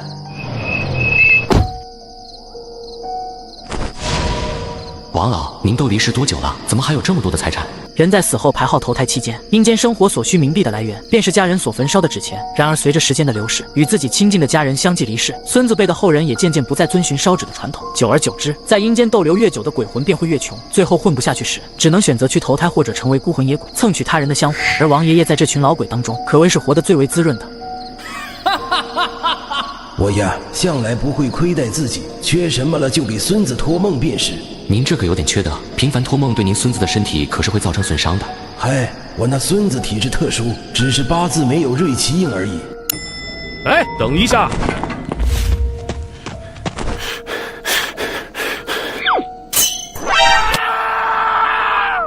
看来自己的装扮把这哥们吓得不轻。电梯满员了，你坐下一班吧。我的发，长发红衣女鬼，要死要死！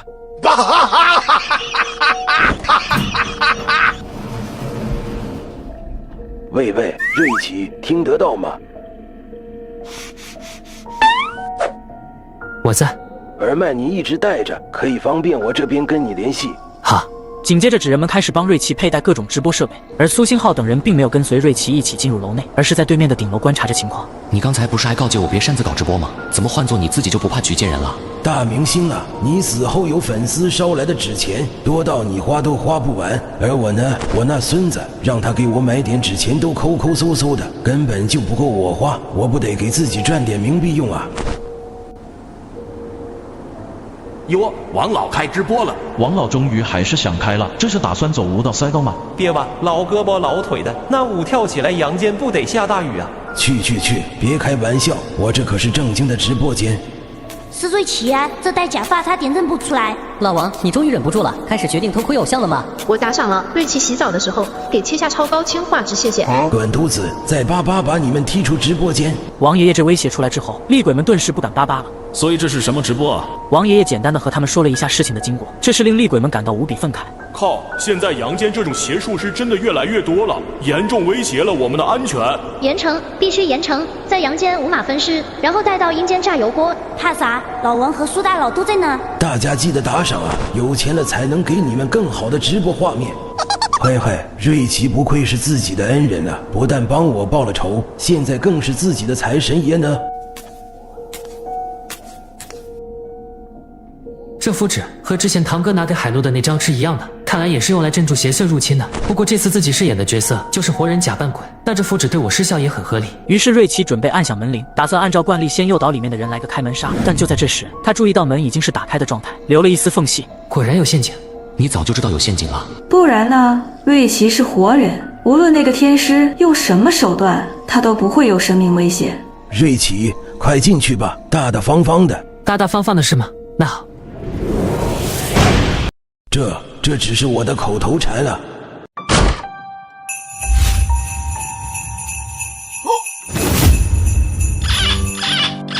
好家伙，锁魂阵、锁魂网、镇魂铃，这套组合技下来，我进去得嘎。恐怕折在邪术师手里的鬼有很多。老婆，萧大师这阵法真的有用。我们好歹花了那么多钱呢，怎么可能不管用？爸妈，你们为什么要这么对我？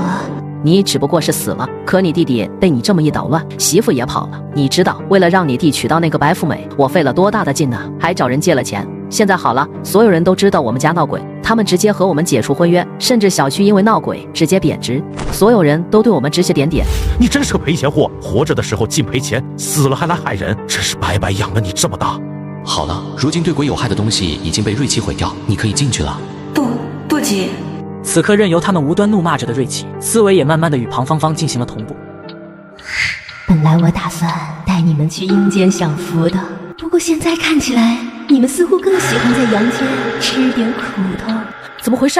阵法没有效果吗？于是他们赶忙跑回卧室，反手将卧室门锁住。爸妈，我会让你们提前感受到地狱的滋味。至于你们请来的那位天师，他会死的比你们还要惨上100倍。快报警！不对，警察哪能对付得了鬼啊？得找萧大师。抓到姐了没有啊？我还跟朋友说要把他拍下来呢。这么拼命吗？直挺挺的就倒下了，后脑勺应该会挺疼的，希望人没事吧。快让瑞奇停下来啊！怎么了？天还没亮啊！你再晚点，瑞奇可就真的变成鬼了。王爷爷这时才惊觉，瑞奇为了能够潜入庞父他们所在的房间，竟然打算从窗口出去，靠着踩踏外面的管子潜进去。那可是20层楼啊！瑞奇，可以了，过了。然而由于高楼外的风声太大，瑞奇并没有听到。此刻他的2只脚已然完全踩在了管子上。耳麦坏了吗？可恶！对了，用纸人。这就结束了吗？可是庞家的2人现在还神志清醒着呢。接下来是其他人的戏吗？需不需要我帮忙？我可以留在这里继续观看吗？王爷爷，我好像演得不太好。谁说你演得不好？你演得可太棒了！那庞芳芳的弟弟直接就被你给吓断气了。是吗？演出来的效果有这么好吗？可以让我看到画面吗？这还需要后期剪辑呢，你知道的。如果没有特效的话，其实场面会很尴尬的。也是。此刻天即将破晓，王爷爷见此情形也不敢在此处久留。今天你的戏份就到此为止了，你快回去吧。另外剧组的车突然坏了，就辛苦你打车回去了，费用会给你报销的哈。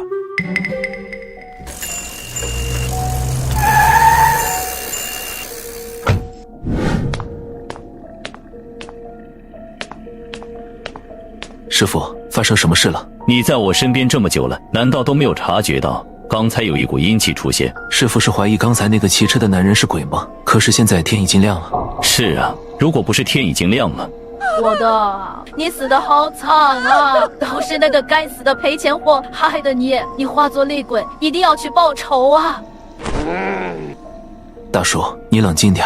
我怎么冷静？我的孩子啊，被厉鬼活活吓死了呀！你不是说那阵法可以把鬼镇住吗？根本就没用。你要是再胡说八道，我看你这舌头留着也没用了。眼前的青年再凶狠，得罪了也只不过吃点皮肉之苦，可得罪萧泽，那不仅活着会很惨，死了魂魄都不得安生。师父，这阵法和宝器好像是被人为破坏了。庞芳芳没有继承他父母那愚蠢的基因，他知道有我在，所以找了活人帮忙。如果是这样的话，那想抓住庞芳芳恐怕不是一件容易的事。无所谓，无论是活人还是鬼，只要出现就都能将其抓住。师父，那他怎么办？从青年的判断来看，庞永旺只是受惊过度，暂时魂魄离体罢了。这种蠢货活着也是浪费空气。你不准走！你收了我家的钱，怎么能就这样一走了之？合同上白纸黑字写得清清楚楚，我们会帮你解决庞芳芳。只不过你能不能活着看到这一幕，那就不在我们负责的范围之内了。这两货由于亲眼目睹自己的儿子被饰演厉鬼的瑞奇吓死，导致大白天的只敢待在商场里，一直到晚上10点多商场关闭，他们才拖着沉重的步伐回到自家所在的楼层。这邻居不是因为我家闹鬼都搬走，还将房子挂网上出售了吗？难道他们又回来住了？还是说卖给了哪个不知情的倒霉蛋？大师，多亏了你，不然这房子我还真不敢住呢。是啊，我当初就是因为贪便宜买了这房子，没少被我媳妇数落。要是没有遇到大师您，这钱啊，可真就跟丢进了海里般了。你们家只是残留了一些阴气，并没有厉鬼作祟。我已经帮你们把阴气去除，往后便可以正常入住了。不用送我。庞大师您太客气了，我们刚好要出去，这也顺路。庞父听到人要走，也终于是按捺不住了。等等，这位大师，我家也闹鬼了。你当我们刚搬来就什么都不知道吗？就是因为你们家闹鬼，才把这小区搞得所有人都不得安宁。庞母看到女人那丰满且富有曲线的身材，心中顿生嫉妒之意。要不是我们，你们能买到这么便宜的房子吗？我真是笑了，这所谓的福气给你，你接住了吗？老公，要不是有大师在这里，我还以为鬼就站在我面前呢，真是吓死人了。宝宝别怕，你这妇女胡说八道什么？你别瞎发疯，我们在办正事呢。大师，我们也姓庞啊，这四舍五入可不就是一家人吗？劳驾，您帮我们也看一看。庞大师，您可得慎重考虑啊！他们干过的那些亏心事，都惹得天神共愤了。出血本就是我分内之事，既然你说你家闹鬼，那我便帮你们看看。好嘞，大师您快进来吧。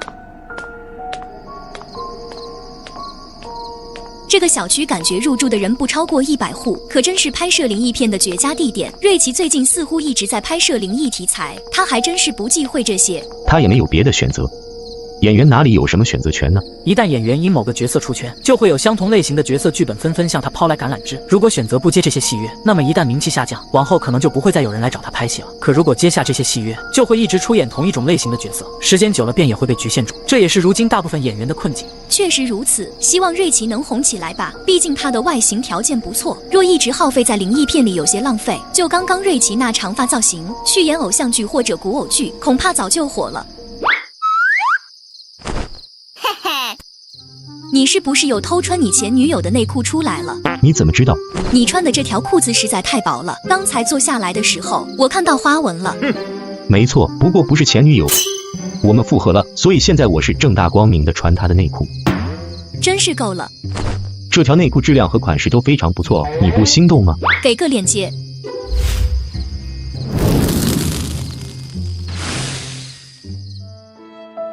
又废了2个纸人。为了让这2个活人不起疑心，王爷爷特意施展了鬼遮眼的术法，成功的将他们糊弄了过去。别在这里假惺惺的哭了，你这一晚上直播瑞奇赚到的钱，足够你买好几10个纸人轮流来伺候你了。话说回来，你一晚上不停的用血在那板子上写来写去，写什么呢？我在制作一些赠送给粉丝的亲笔签名和礼物，等粉丝们死后来到阴间，就可以收到这些充满惊喜的礼物了。这时的苏星浩已经决定继续留在瑞奇身边，并提升全新的音乐素养。等到他那群兄弟来到阴间，看到他的音乐专辑，估计得跪下来尊称他一声音乐教父吧。如此一番畅想下来，苏星浩竟然开始盼着兄弟和粉丝死了。怎么回事？不行不行，怎么能这么想？哎，那爱胡思乱想的脑子就先丢在一边吧。你别别哭了，是我没给你机会吗？给你机会你不中用啊！本来就是让你去饰演购买邻居房子的活人，可谁让你幻化成人形后，还没走2步就散了。这要是给瑞奇看到，他可就真直达阴间正式出道了。都1天了，这庞永旺竟然还没晾在客厅。之前还以为这2人只是重男轻女，所以不在乎庞芳芳。如今看来，就连庞永旺这个儿子，他们也没有多疼爱。大师，我这儿子死得冤啊，被他那狠心的姐姐把命给锁走了。都怨你这个贱女人，生出这么个讨债鬼。这庞永旺就这么死了，整个剧情实在不够精彩。王爷爷曾说过，虽然有大致剧本，然而在虐反派这一方面，自己可以即兴发挥。既然如此，你儿子并没有死。这明明是一个已经嘎了几天的死胖子，我却偏偏说他没死，因为我始终认为自己是在拍着一部厉鬼复仇的直播剧。那么胖子作为反派之一，就不能这么轻易死掉。殊不知我的这一操作可把直播间的厉鬼们急坏了。我去，这瑞奇想做什么？他好像想把庞永旺救起来。我靠，那头猪都一只猪脚进棺材了，你告我这时候要把他拉回来。此刻厉鬼们能够看到庞永旺的魂魄正站在肉体旁，神态恍惚地游离着。只要再过1天，庞永旺就会彻底死亡。老王赶紧去救场啊！等下出了岔子，瑞奇就发现问题了。我是想瑞奇死，但不想他被吓死啊，这会让他有心理阴影的。要是搞砸这出戏，你就别想在阴间混了。在弹幕爆炸式的威胁催促之下，王爷爷立刻掏出压箱底的纸人。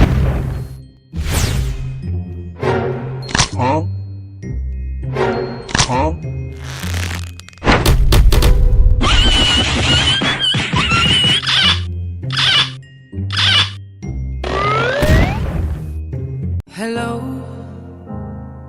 你说我的儿子真能活吗？可我感觉他都凉了。看着吧。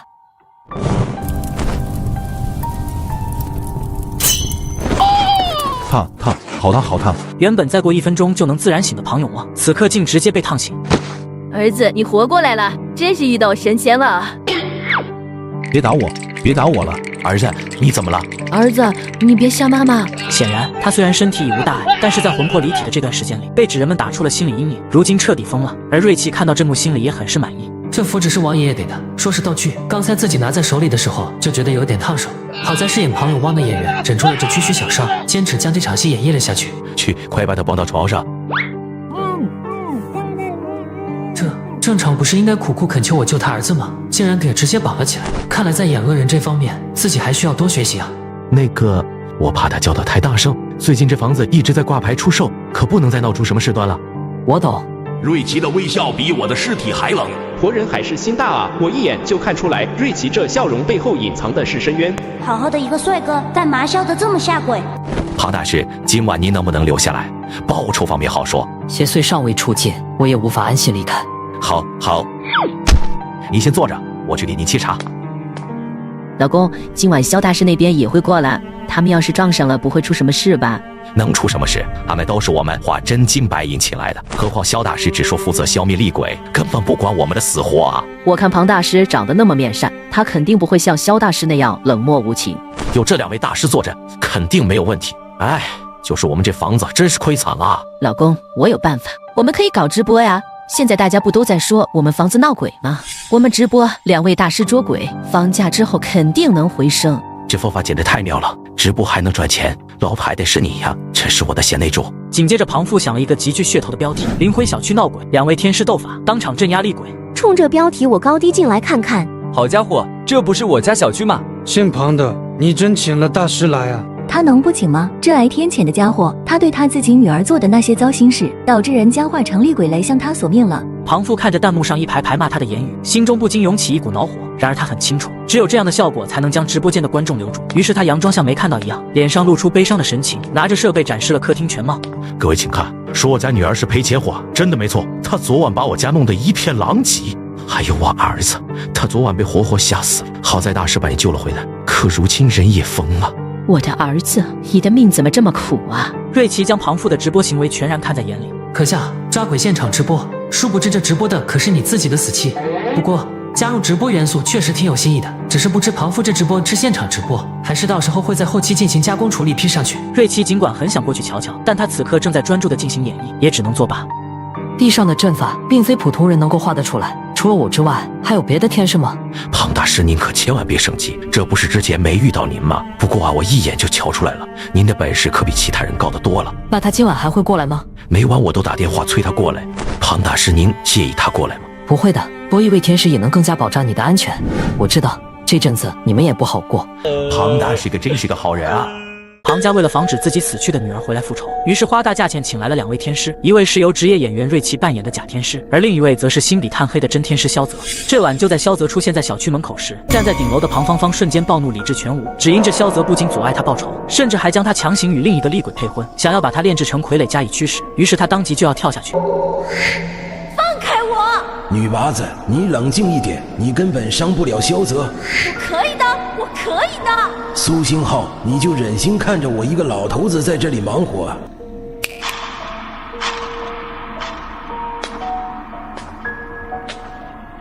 冷静了吗？我能理解你看到仇人想要复仇的心理，不过你既然请了瑞奇帮忙，那就应该让他把这出戏好好演下去，不要以为不是举荐人创办的直播就可以无视规则。庞芳芳低着头没有说话，但苏星浩已经知道了他的回答。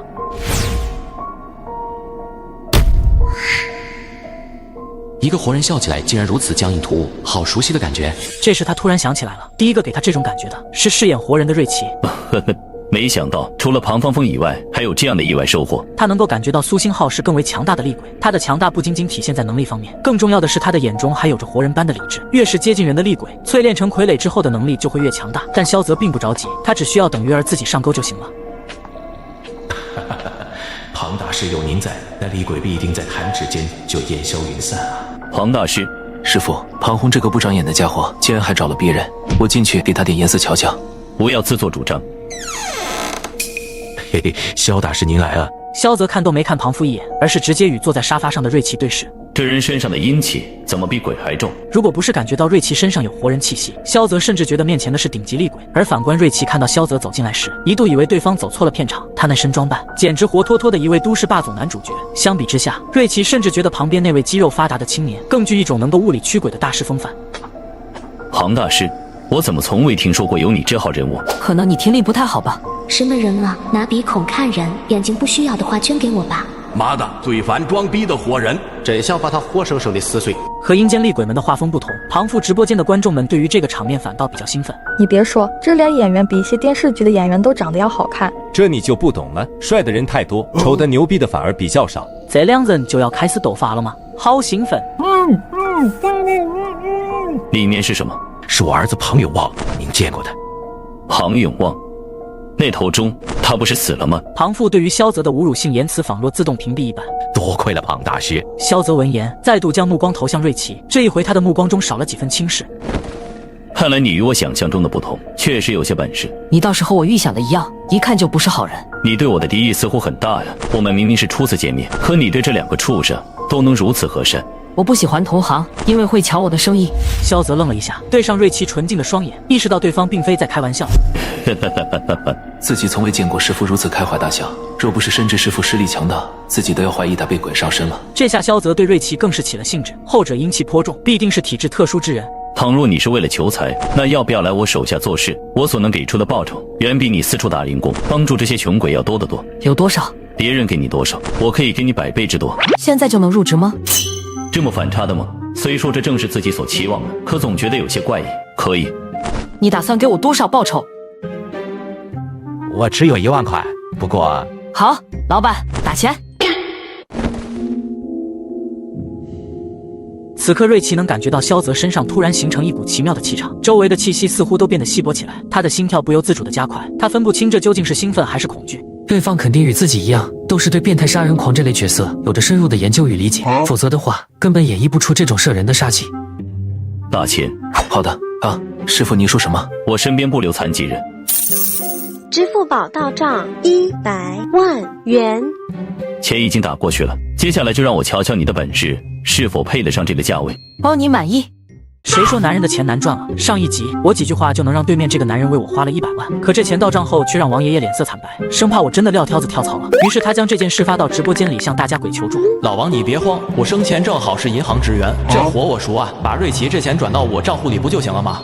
你放心啊，我的鬼品杠杠的，等他死了，我立刻把钱完完整整的交给他。放你的鬼屁！你的算盘珠子都崩到我脸上来了，你是想独吞100万吧？狗血喷鬼，再污蔑我告你诽谤啊！王爷爷看他们你一言我一语，只觉得他们说的话没一个靠谱的。等等，大家是不是没有想到一个关键问题？这100万可是实打实的真钞，你们咋呢？谁给你们捎过去？这话一出，那些抢着要为瑞奇分忧的厉鬼顿时沉默。给我吧，我是天地银行的经理，我有这个能力将这100万转化为冥币存进账户里。来了，又来一个想独吞的。我和你们可不一样，我可以为瑞奇在天地银行开个户，帮他的钱存进去。啊，这也行。可瑞奇还没死呢。我生前去祭拜先祖的时候，也经常烧纸钱文，怎么我的阴间账户余额失灵了？我们天地银行的创办者是瑞奇的粉丝，老板乐意，特意给他开的后门。其他厉鬼一听，没有再提出异议，生前处于上头有人的状况，死后依旧处于被下面有鬼的权力压制之中。而瑞奇这边则全然不知厉鬼了，已经为他把身后事都安排妥当，如今就只等他瞑目了。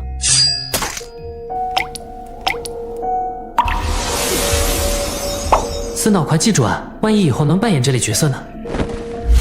一般天师都会有一名随从跟在身边，主要是帮忙拿着繁重的法器。但这庞大师不仅身边无人，甚至不像是携带了什么法器的样子。萧泽本来还想询问下原因，可突然之间他神色一凛。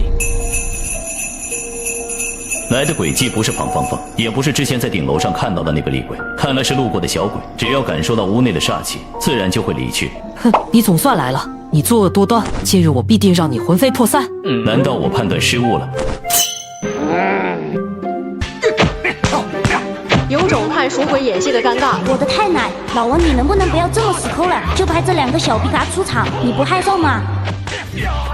我也没办法，萧泽的实力摆在那，总不能为了配合瑞奇演出而把自己给搭进去吧？那2个纸人也是自己最后的存货了。哼，反正打赏的钱已经到手，退款那是绝不可能的。与阴间那些怨声载道的厉鬼们不同，阳间的观众们看得兴致盎然。你别说，这个演员感觉是练过的，他的出招方式很有章法，应该是有舞蹈基础。师傅，他就是个空有一副好皮囊的江湖骗子，让我去把他结界掉。不用帮忙，我能解决。哼，没想到竟能逼我至此。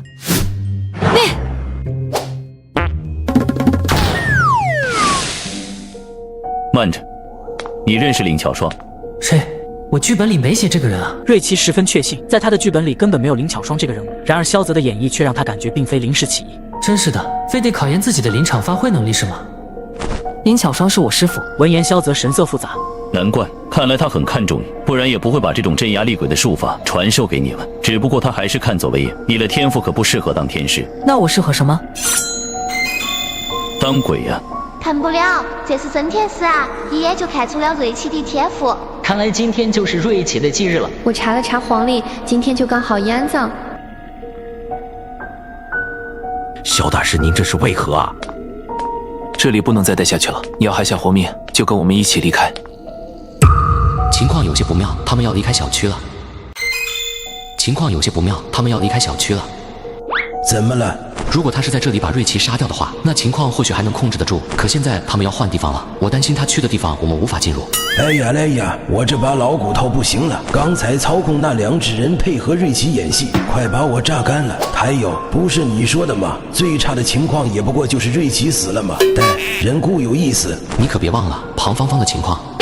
对呀，怎么把这茬给忘了？对方连庞芳芳都能下如此毒手，更别提瑞奇这种难得一见的特殊体质了。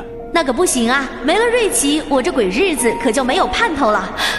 我刚把投胎申请取消了，50年内是不能再度申请的。没有瑞奇的直播，我怎么熬？老王，你就是把这条魂豁出去，也要把瑞奇救下来啊！虽然对方可以让你魂飞魄散，但抛开这不谈，难道你就不该救瑞奇吗？他可是你的大恩人啊！这波无理取闹加道德谴责，一套下来把王爷爷打得毫无反击之力。他怎么都不反抗呢？这么配合，本来自己还想趁他抵抗的时候揍他2拳呢。瑞奇果然与那些无知蠢货不一样。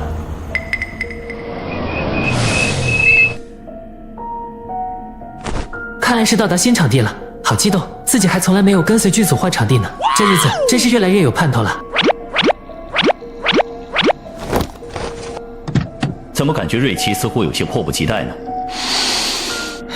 真是月黑风高杀人夜呢。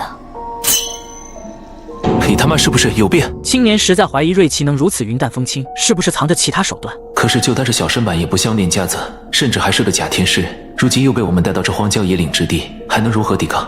差不多刚好能赶上下一场活动，把人带上。青年并没有对庞父进行搜身，因为他笃定他们不敢报警。可他却万万没有想到，庞父在做了亏心事的情况下，竟然还敢堂而皇之的进行直播。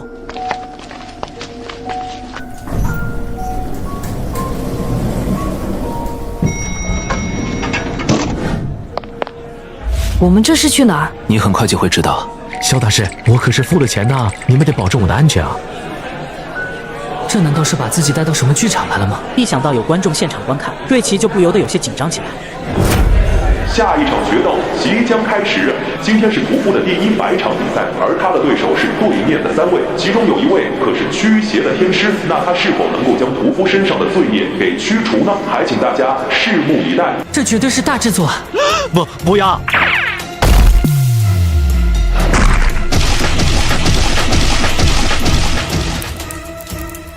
这2位这么快就杀青了？轮到你了，屠夫，别再慢腾腾的，赶紧把人解决掉。怎么，你很着急？师傅，我只是觉得那姓庞的绝非普通人，还是早点解决比较好。青年心中有一种极为怪异却又难以言说的感觉。他和其他人最大的不同，就在于面对屠夫之时，他的眼里没有丝毫恐惧。对啊，先前姓庞的面对我们时不害怕，还勉强可以理解，但屠夫这般人物，仅仅站在那里不动，便压迫感十足。即便对方不惧怕这种人，可眼见2人接连惨死眼前，却仍跟个没事人似的。他究竟是什么人啊？师傅，您所说的灵巧双又是谁？那并不重要，重要的是今晚他必定死在这里。此时他已然开始想象将瑞奇的魂魄炼制成傀儡后，用来对付灵巧双的场景，那一定十分有趣呢。坏了，怎么办？这里煞气冲天，自己若是进去，必定会落得个魂飞魄散的下场。老王，我现在已经站在你房子外了，你要是再墨迹，我就一把火烧了你家的房子。哎，别，阴间的房价可不便宜呀！天杀的，这纸人可是自己的保命宝贝呀！果然直播这活儿可不是谁都能干的。你们等人呢？这小不点怎么跟条泥鳅一样？不过是一只到处乱窜的老鼠罢了，还以为能活下去吗？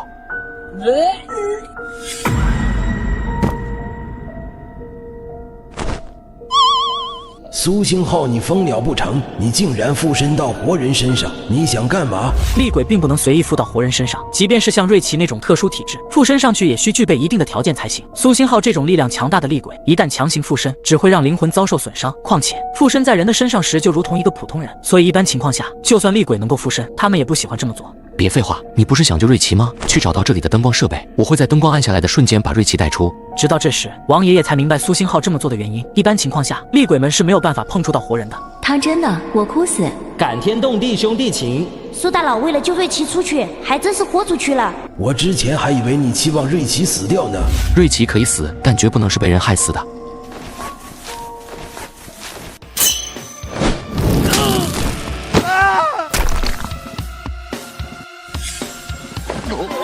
身上的剧痛并没有让瑞奇停止表演，他之前当过武替，比这个更加危险、更加疼痛的情况都经历过。真当我是假天使啊？师傅，他竟然如此侮辱你，让我下去把他杀了。好啊，那你去把屠夫杀掉。既然你觉得在决斗场能够更体现你的价值的话。青年看到萧泽那冰冷如霜的目光，顿时噤若寒蝉，不敢再说什么。不过是一些哗众取宠的术法罢了，就凭他。咋回事？停电了吗？门票这么贵，连设备都搞不好吗？日你妈退钱！师傅，这也太强了。是他的外援到了。其实这正是萧泽所期望看到的。此前他在决赛场中画下过阵法，只要厉鬼进入，就绝对不可能离开。而瑞奇同样因为这个突如其来的变故愣在当场。谁？我是工作人员，你的戏份结束了，跟我离开吧。哦，好的。上来吧，我背你。不好意思，瑞奇明白对方也着急了，毕竟自己耽误了对方的工作。哎呀，我的假发什么时候掉了？坏了，待会要是恢复光源后，观众们看到自己遗落在决斗场的假发，会不会觉得自己是一个光头天使啊？不过瑞奇也没纠结太久，在经过庞父尸体时，他的注意力被地上的微光吸引。那里有东西。瑞奇接过手机一看，当看到满屏正在不停冒出的弹幕时，这才确定是真的在搞直播。原本因为一直黑屏而在聊天的观众，突然看到黑暗中突兀出现的人脸时，全部被吓了一跳。我要杀了你，杀了你！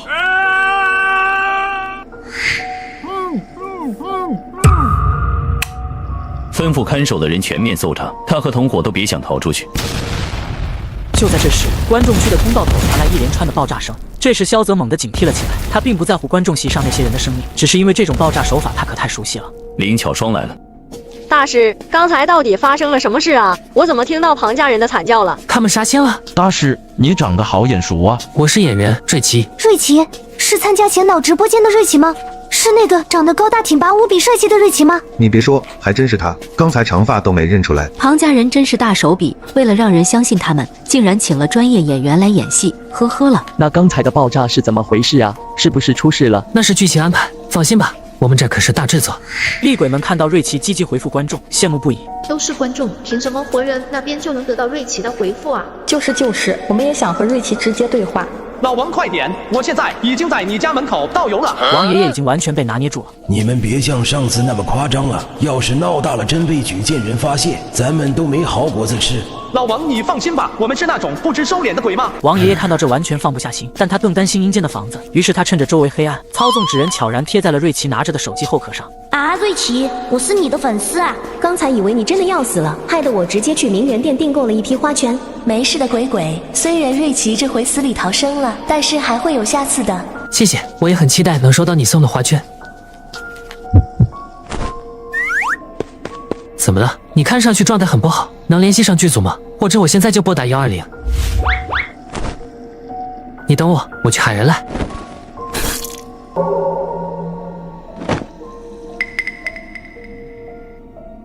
不好了，瑞奇根本没有出来，反而越往里面走了。说来也奇怪，他本来一直往前走的好好的，可突然间就转弯了。是庞芳芳行动了。我好像迷路了，有没有工作人员在直播间？有人需要帮助。放心吧，那名工作人员已经去他该去的地方了。接下来依旧是你的戏啊，千万别停。来都来了，继续往前走吧。厉鬼们一心只想看瑞奇继续直播，疯狂地起哄着。他没事了。瑞奇看到管理员的话语后，这才安下心来。我总觉得会有什么东西随时跳出来。我能理解主播的感受。我玩密室的时候，最害怕的时刻永远是鬼还没出现时。人最大的恐惧源头就是自己的想象力。瑞奇别害怕，有这么多鬼陪着你嘞。是啊，就算你死了，我们也会一直支持你的。弹幕的安慰让瑞奇多少安心了一些，不过他倒不是害怕，主要是怕吓到别人，毕竟他现在怪狼狈的。就在这时，直播镜头突然失去了瑞奇的身影。你衣服是不是反过来了？对，我害怕别人被我的样子吓到，所以我打算倒着走。然而他的解释法让观众们满脸疑惑。那你干嘛把衣服反着穿啊？我怕有工作人员看到倒着走的人会被吓到，这样的话应该会好一点。观众们陷入了沉默，他们试图带入瑞奇所说的那个画面。想象一下，你在黑暗中感觉有人在靠近，随着距离逐渐拉近，你却看到这人的脑袋竟然是反过来的。我去，这不是更恐怖了吗？这主意可太棒了！瑞奇也太为活人着想了吧？怕活人被吓到，还特意不把自己的脸露出来。确实，要是我在黑暗中看到瑞奇的脸，得吓一跳。这么温柔的活人主播，生前怎么没遇到啊？这一波阴间弹幕把阳间的观众们看得目瞪口呆。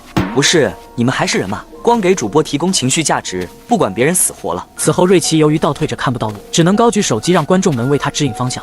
片刻后，依靠着看热闹不嫌事大的厉鬼们的指引，他来到道路的尽头，那里耸立着一扇门。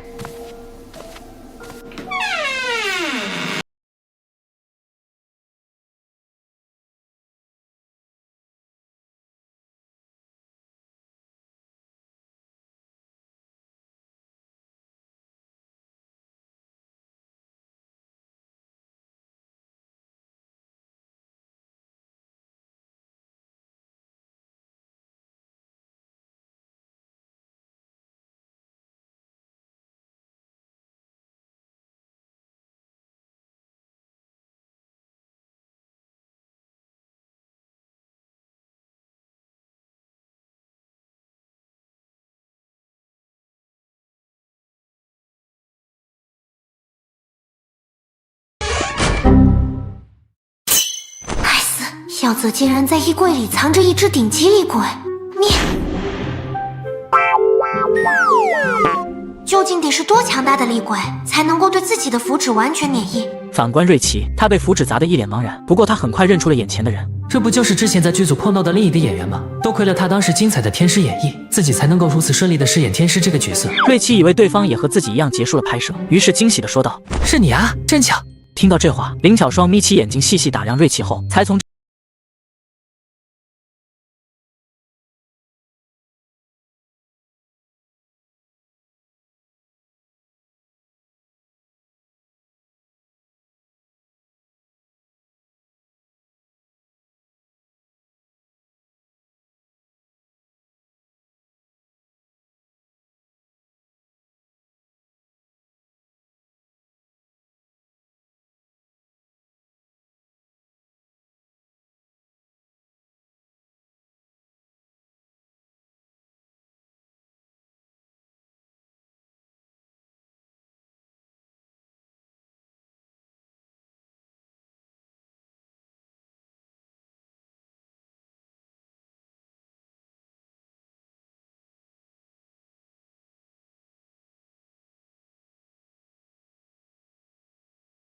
我已经报警了，你自以为自己做的很隐蔽，殊不知已经有人开了直播，把你这里全部都曝光了。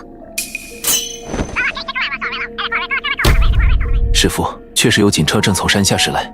师姐，我曾以为你会依照山上的规矩，对我清理门户。你所犯下的罪行，绝非一死了结之便能抵消的。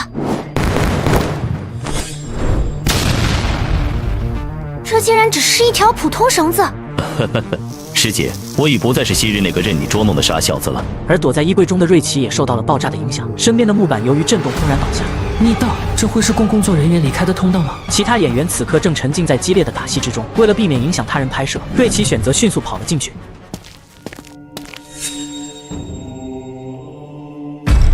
这竟然是一个祭坛！唐家人为了消灭庞芳芳，会不会早已将庞芳芳的骨灰交给了萧泽呢？这些骨灰盒从外表看上去一模一样，上面甚至连个名字都没有，这可怎么找？算了，找不到，那就都砸了。林巧双，我倒要瞧瞧你还能炸到何时。专门为了对付你，我能不做好准备吗？我告诉你，这2个月以来，我每日都在画符，就为了今日不把你炸得飞烧，我绝不善罢甘休。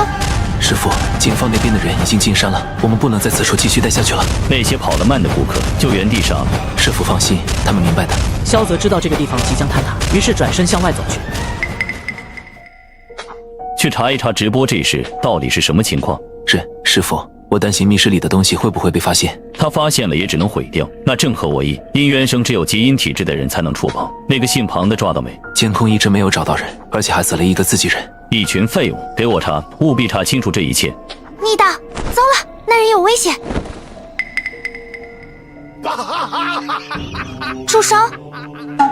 师父，你来的正好，这里才是萧大师那不为人知的秘密。我已经砸了一半的骨灰盒，解救了大半冤魂，你快来加入我吧。等等，谁是你师父啊？算了算了，你把骨灰盒砸了，真就不怕他们缠着你啊？说完，林巧双连忙让瑞奇放下骨灰盒。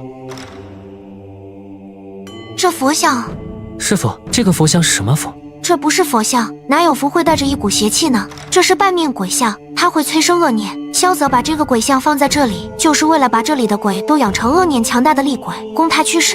原来如此。怎么好像少了东西？你说的是这绳子吗？这绳子远远看去显得很长，而当自己全部扯下之后，却瞬间缩成了2米，而且不知不觉就缠到了腰上。你怎么能直接拿这东西，还绑在身上？普通人根本不能触碰这些阴气过重的物品，轻则会倒霉连连，重则会被恶鬼缠身，甚至折损阳寿。林巧双原本就打算在找到后就地将其焚烧的。啊，不能拿吗？难不成剧本里黑绳应该由林巧双来拿的？糟糕，我抢戏了。等等，你不就是那天坐在灵车上的那个人吗？你竟然没死！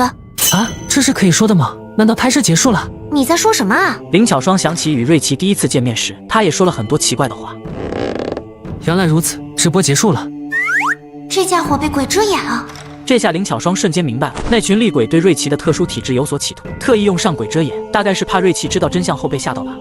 一切都结束了。既然确定那群厉鬼暂时不会对瑞奇造成生命危险，他也没有必要硬是打破这脆弱的平静。跟我来，这里会有人来善后的。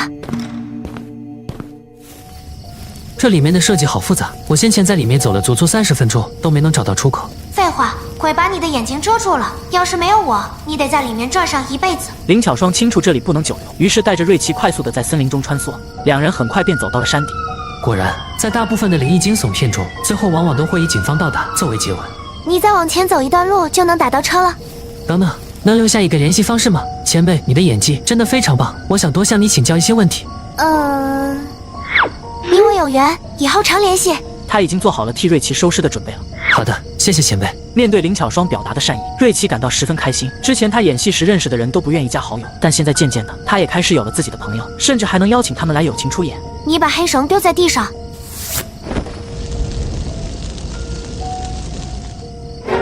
前辈，怎么了？这条黑绳也是假的。没事，我走了，你多保重。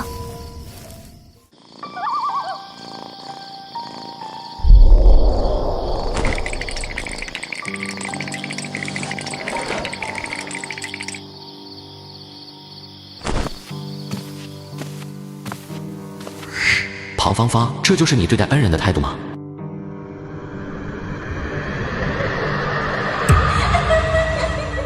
我什么态度？我只不过是想让瑞奇成为我的同类罢了。只要他死了，就能拥有跟我一样的力量，这难道还不算报恩吗？你早就可以报仇，可你却装作被控制向瑞奇求救，你煞费苦心做这一切，就是为了得到这姻缘绳。你别这么看着我，我确实是中了萧泽的陷阱，但只是隐瞒了一部分事实而已。比如，我其实可以自己挣脱陷阱，我从未想过依靠瑞奇来打开那扇门。做人尚且要靠自己，更别提做鬼了。你要做什么那是你的事情，离瑞奇远点。好，我不动手，反正我接下来还要去复仇呢。你不是已经报仇了吗？哼，还不够，萧泽暗算我的这笔账还没算清呢。不过那家伙确实不好对付，怎样，要不要跟我一起合作把他干掉？我随时都可以哦。那名邪术师不死，迟早会再次对瑞奇造成伤害，只不过自己现在……苏星浩刚才在庞芳芳提议杀死瑞奇时，内心确实动摇了。哎，王老说的没错，自己确实不能继续在阳间久留了。是不是该买一个价格稍贵些的架子来放置呢？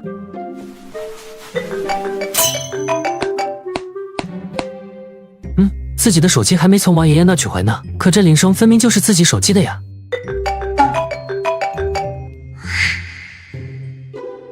看来是昨晚王爷爷连夜送回来的，不过怎么也不敲门叫自己一声呢？我也好请王爷爷进来坐坐。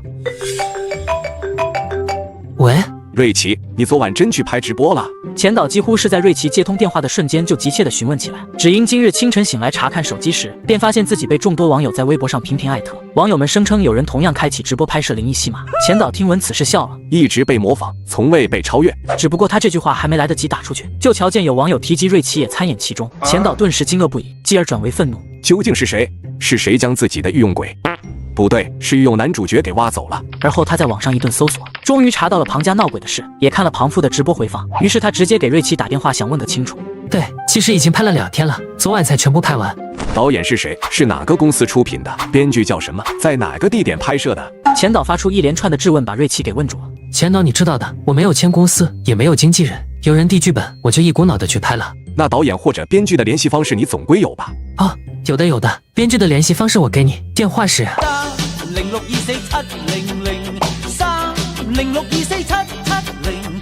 问，这位编剧叫什么？庞芳芳。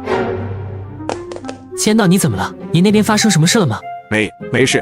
偏杀的庞芳芳不就是那个已经去世的庞家女儿吗？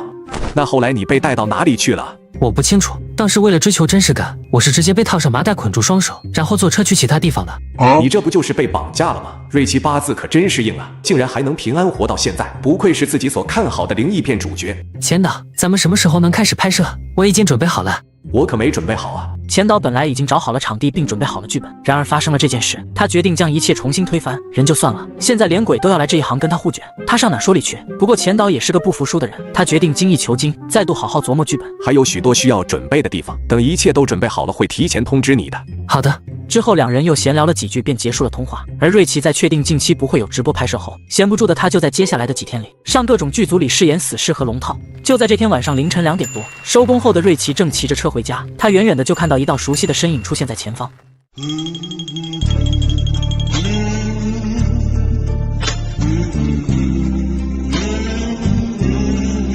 凌晨2点，一位刚下班的牛马走在回家的巷子里，却总觉得背后有种阴冷的感觉。怎么回事？这消失许久阴冷的窥视感怎么又出现了？是谁？不要装神弄鬼的！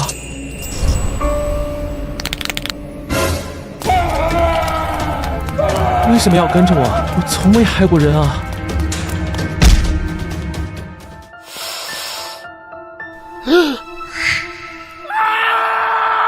小吴，小吴，是牛头马面来把自己带走吗？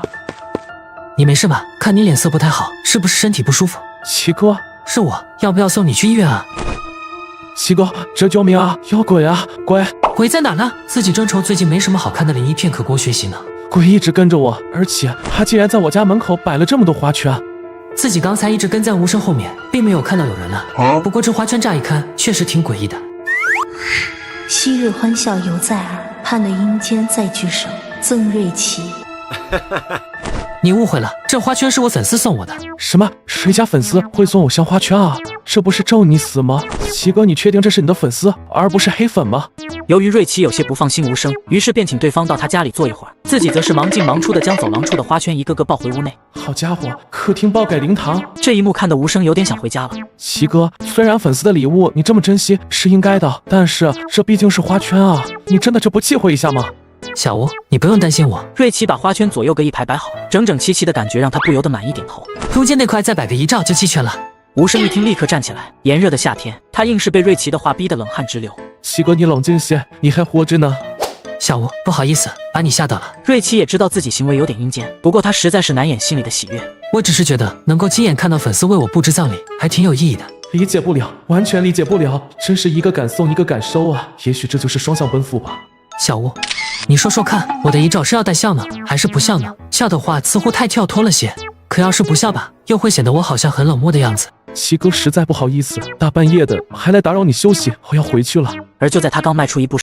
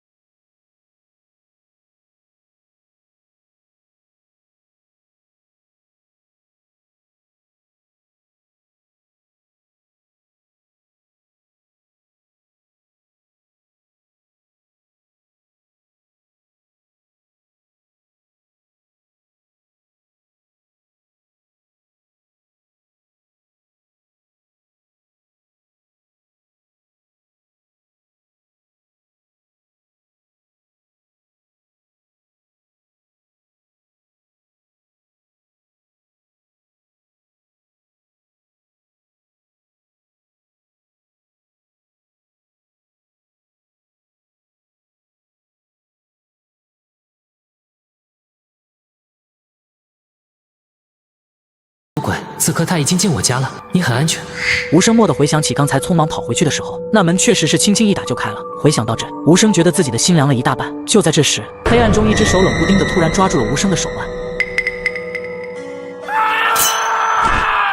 小吴，小吴，你没事吧？哎呦，发生什么事了？有鬼，鬼在我家里。小吴，小吴，你没事吧？哎呦，发生什么事了？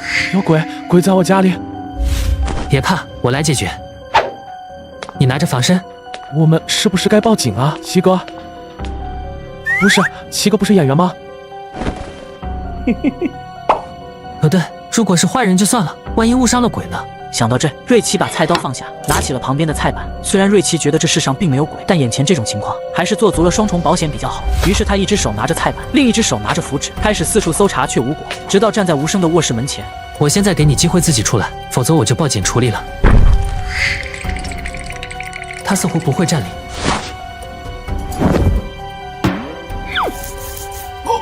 不是鬼吗？是人的话，那更好办了。警察同志，你们可算来了。那鬼不，那歹徒就在我家里。我邻居进去后都没出来。不许动！你们总算来了。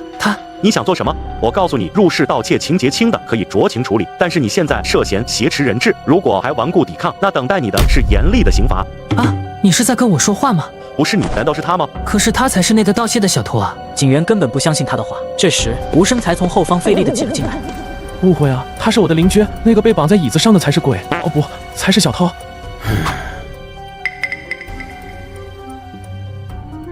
原来不是鬼啊！他的语气中像是松了一口气，但又似乎带着些许失落。这要真是鬼的话，他写成报纸一发表，肯定能直接爆火，升职加薪更是指日可待，而不是像现在这样得来警局做笔录，甚至回去之后洗把脸就得继续去上班当牛马。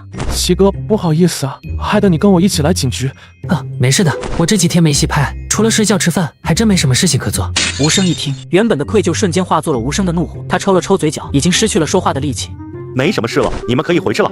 警官，请问那个人是什么情况啊？那人是个无父无母的流浪汉，精神状态不好，已被送去收容所。前几天他跑了出来，还好被你们发现了，不然要是他真的伤到了人，那可就麻烦大了。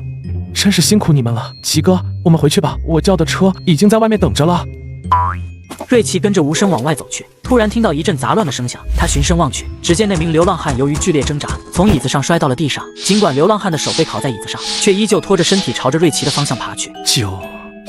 流浪汉口齿不清，瑞奇无论是从口型还是听力上，都无法判断流浪汉到底想说什么。只见流浪汉露出了极度悲伤的表情，瑞奇一下子看愣了。可眨眼间，对方似乎又恢复了那种痴傻的状态。瑞奇并没有想太多，毕竟精神不正常的人，情绪自然也是混乱的。齐哥，来了。你安静点，待会儿就送你回去。妹妹，救妹妹，救妹妹。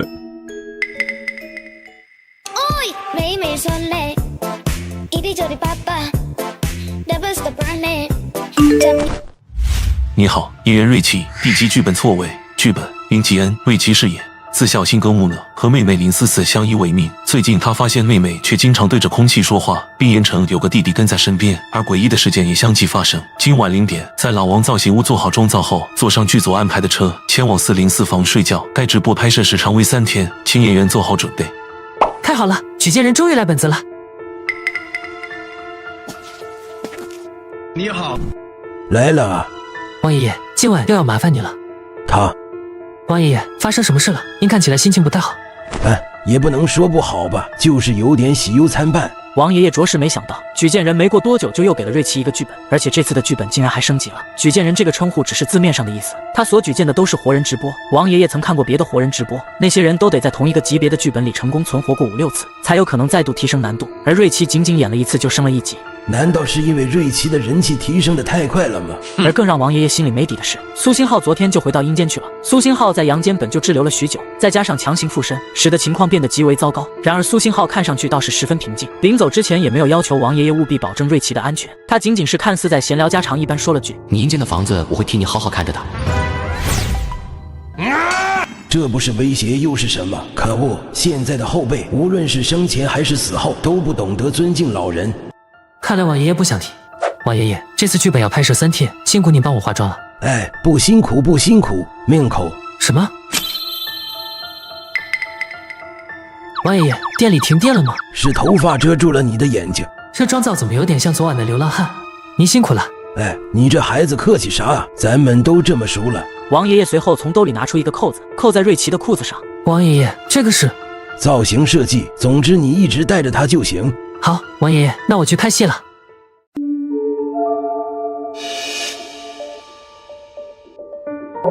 举荐人的要求是让自己进去睡觉，那这大概率应该就是自己这个角色的家了。从这些鞋的款式和码数来看，这个房子里住了10个人。这房子大小住1家3口还差不多，到底是怎么住下10个人的？原来如此，这么小的房间里居然放了8张床，还是以前上学时上下铺的那种。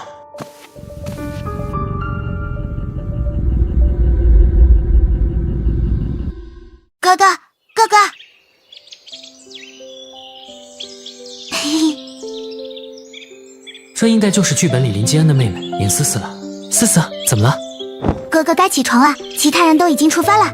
哦，自己真的就这么毫无防备的睡了一晚上？哥哥，快走吧。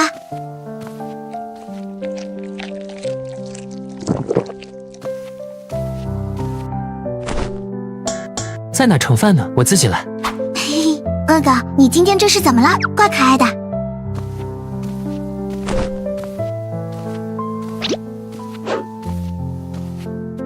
好啦，哥哥，今天就在这里要饭吧。好人一生平安，可怜可怜我哥哥。瑞奇在旁看得直发愣，正想学他模样也跪下来，林思思却赶忙拦住了他。哥哥，你就维持现在这样就好。说完，他又继续悲痛哭泣。不时有路人被林思思的哭声所吸引，纷纷停步于他们面前。林思思见有人靠近，立刻声泪俱下的哭诉道：“爸爸妈妈跑了，哥哥发高烧，把脑子给烧糊涂了。我就只是想给他买点吃的。”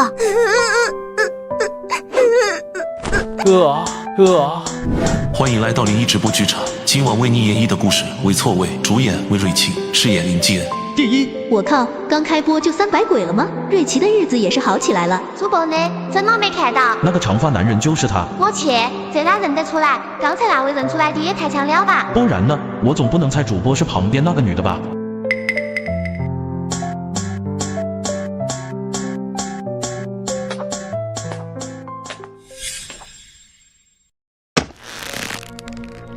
放手！我错了。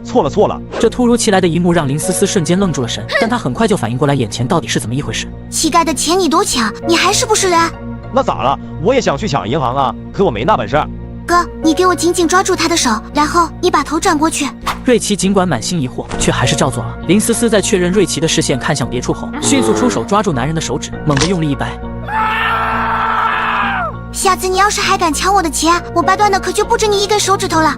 哥，让他滚蛋！瑞奇闻声松开了手，男子此时已被林思思吓得魂飞魄散，连滚带爬的仓皇逃走了。哥，你别把脸遮着呀，你长得可俊了，可别因为旁人的几句话就老蒙着脸。说着，林思思便将瑞奇那原本被遮挡的面容展露出来。哥哥，刚才你是咋发现那个男的要抢钱的呀？我一直盯着他看。哥哥好棒！这妹妹也太可爱了吧！父母早逝，留下这对孤苦伶仃的兄妹。妹妹既可爱又可怜，多年来始终对智障哥哥不离不弃，这般人设简直将同情分拉到了极致。小妹妹，你有2维码吗？微信或者支付宝都行。我没有2维码，漂亮姐姐不用给我了，谢谢姐姐，姐姐永远美丽，天天都能赚大钱。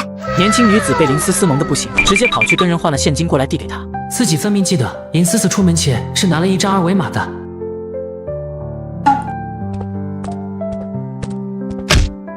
你们要干什么？你哥哥真的是智障吗？别在这里演戏骗好心人，就是因为有你们这种坑蒙拐骗的人，好心人才越来越少，而我们这种真正困难的人，还有谁来帮啊？就是说，几个乞丐围在瑞奇和林思思周围，对着他们指指点点，甚至有一个男人伸手就往思思的脸摸过去。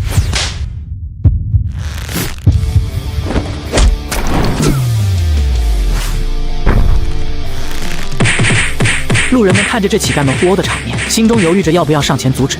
林思思见状，灵光一闪，立刻哭喊起来：“你们快跑吧！我哥是精神病，打死人不用负责的。”打得好！我生前就看不惯这群身强力壮的臭乞丐。没想到瑞奇第一次打戏是在这种情况下，好燃，比生前烧死我的那把火还要燃。瑞奇心里清楚这是在演戏，自然不会使出真正的力气去击打。好在那些扮演乞丐的群演们极为配合，纷纷发出了鬼哭狼嚎般的惨叫声。而这一切都是因为瑞奇裤腰上散发着诡异红光的石头。刚才乱斗时，可塑鬼每次都在瑞奇打到对方脑袋的时候补上一记重击。我靠，谁这么有种，连举荐人办的直播都敢混进去？不会是苏有种吧？不是他，我刚才还在老王家附近看到他了。我家没被烧吧？暂时没有，你放心。我咋放心？你现在肯定点着打火机了。王老，你这可是冤枉我了，我只不过在点烟而已。你别把我房子点了，瑞奇这边我已经安排了非常可靠的厉鬼帮忙了。哥，走吧，我带你去吃饭。回家吃吧。瑞奇是真的惦记那口卤猪脚。嘿嘿，那猪脚酸的臭的，不好吃，我带你去吃更好吃的。走吧。他明明是个演技平平的胡咖，粉丝却并不怎么理解。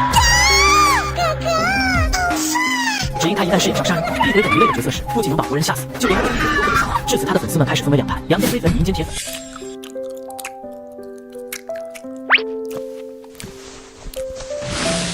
哥哥，好吃吗？挺好吃的。他本来就很少吃重口味的食物，而且他不会做饭，有时候为了图方便，就在家蒸个馒头，或者去楼下的面馆吃一碗清淡的面。林思思还以为瑞奇是为了安抚她，而故意装作吃得很美味的样子，眼眶不由得一红。为了不让瑞奇看到自己落泪的模样，他赶忙低下头去。哥哥，你放心吧，我一定会让你过上能吃的烧肉包子的好日子。吃饱喝足之后，两人再度投入到卖力的乞讨之中。到了下午，林思思数钱的时候，两人惊喜地发现竟然差不多有500多块，好多啊！仅仅半天的时间就有这么多钱。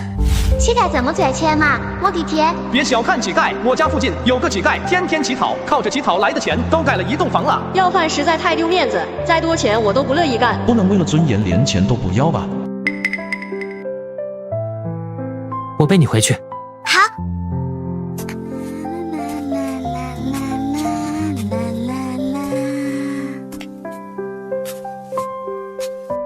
你在这里等一下。是肉包子耶，哥，你身上怎么会有钱呢？瑞奇没有着急回答，而是打开另一个袋子，里面装着湿纸巾、消毒液和创可贴，然后一边细心地擦拭林思思的脚，一边回答：哥是从刚才那些想欺负我们的人身上拿的。哥哥好聪明呀！哥哥会让你过上好日子的。哥哥也吃，我们一起把好日子吃到肚子里。好在回来之前买了肉包子，不然可真要挨饿了。站在门口干嘛呢？没看到桌上得收拾吗？好。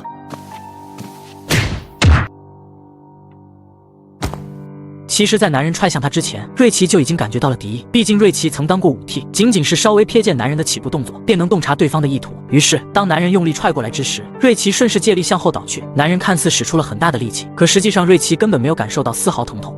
谁让你过来收拾的？你个丑八怪！上次摔坏了几个碗，妈的，想想我就来气。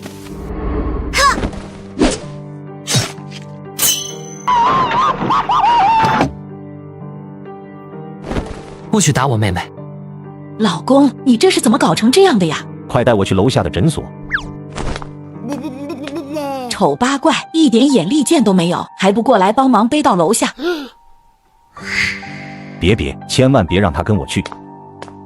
哥，刚才他没把你踢疼吧？自己刚才已经尽力给那位演员暗示了，可对方却还是径直踩在了骨头上，这可真是敬业啊！为了给观众诠释出最完美的画面，不惜让自己受伤。想到这，瑞奇不由得心生羞愧，因为他总是害怕伤到别人，以至于在表演时有些束手束脚。与他一同演戏的这些人没有一个是熟悉的面孔，这说明他们都是底层演员。对于他们而言，这次的直播演绎是极为难得的机会。瑞奇不由得紧紧握拳，心中已然决定，为了对得起他们的精彩演绎，接下来他也要全身心的投入，他要真打。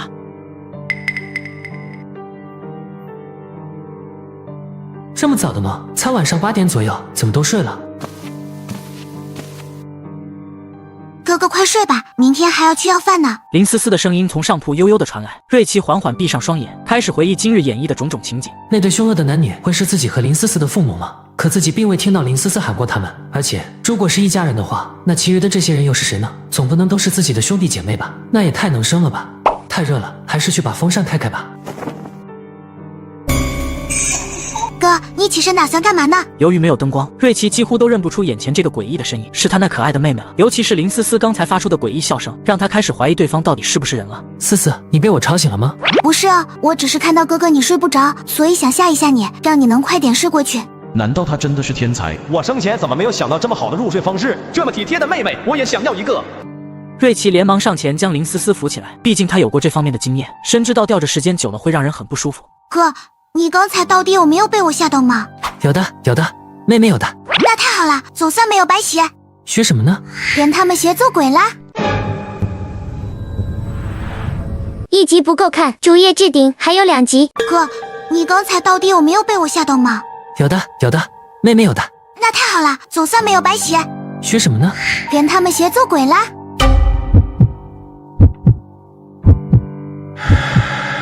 他们是鬼吗？那对这些鬼毫不畏惧的林思思又是什么呢？思思，你不害怕他们吗？哥，他们又不会伤害我们，有什么好害怕的呢？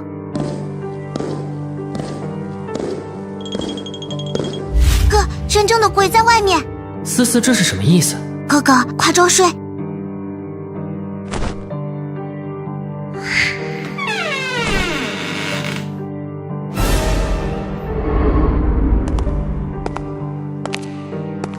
思思为什么要跟着走出去？要死了吗？是啊，终于要死了，开心。谁又死了？却死了！难道这是预示着某个人的死亡吗？糟了，思思，今天讨了多少钱？不错啊，今天怎么有这么多钱？你当众跳脱衣舞了？什么玩意？靠！这一句话出来，我就想冲进直播间把他干掉。有女儿的真听不得这个。虽然我女儿现在已经80岁高龄了，但在我心中，她依旧是我的小宝贝。主播，快冲进去把他干掉，拯救可爱的妹妹。我没有，是有哥哥帮忙。我只是开个玩笑而已。瞧你生这么大气，不过你说是你哥帮忙，就他那一副蠢笨模样，能帮上什么忙？要是没有你在，我就只能打断他的手脚，丢到天桥底下要饭了。不要，我已经把钱都给你了，你不要伤害哥哥。我是讲道理的人，其实你们是这几个孩子中我最看好的2个，不然啊，我怎么没舍得把你们俩卖给别人呢？原来这胖子是人贩子，银吉恩和林思思都是被拐卖来的。我给你的钱已经够多了，你到底有没有联系我哥的家人？当然有，不过你知道的，当初他们就是嫌那小子反应迟钝，觉得他有病才把他卖给我的。现在你要我把人送回去，他们还未必肯要呢。你在撒谎，他们不会丢弃哥哥的。男人完全不明白林思思为何如此袒护林继恩，明明他们又不是亲兄妹。你凭什么这么肯定？哼，我始终相信这世界上只有你依然是真正的畜生。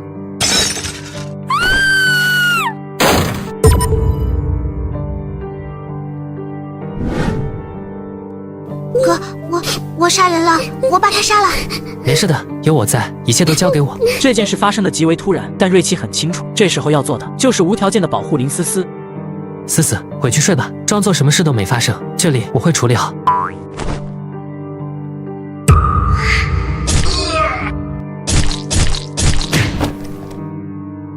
丑八怪，你早该死了！如此大的出血量，自己必死无疑，可为什么感觉不到疼痛呢？算了算了，这种情况下，自己的角色应该转变为尸体才合理。于是瑞奇开始缓缓闭上双眼，毕竟扮演死尸，他是专业的。哎呦，这老逼灯竟然捅到我腰子了！不死，你还有腰子吗？没事的，腰子没了你就拿其他地方拼一个，反正你可塑性极强。此刻的瑞奇一面佯装死尸，一面聆听着四周的动静。老公，夜宵买来了。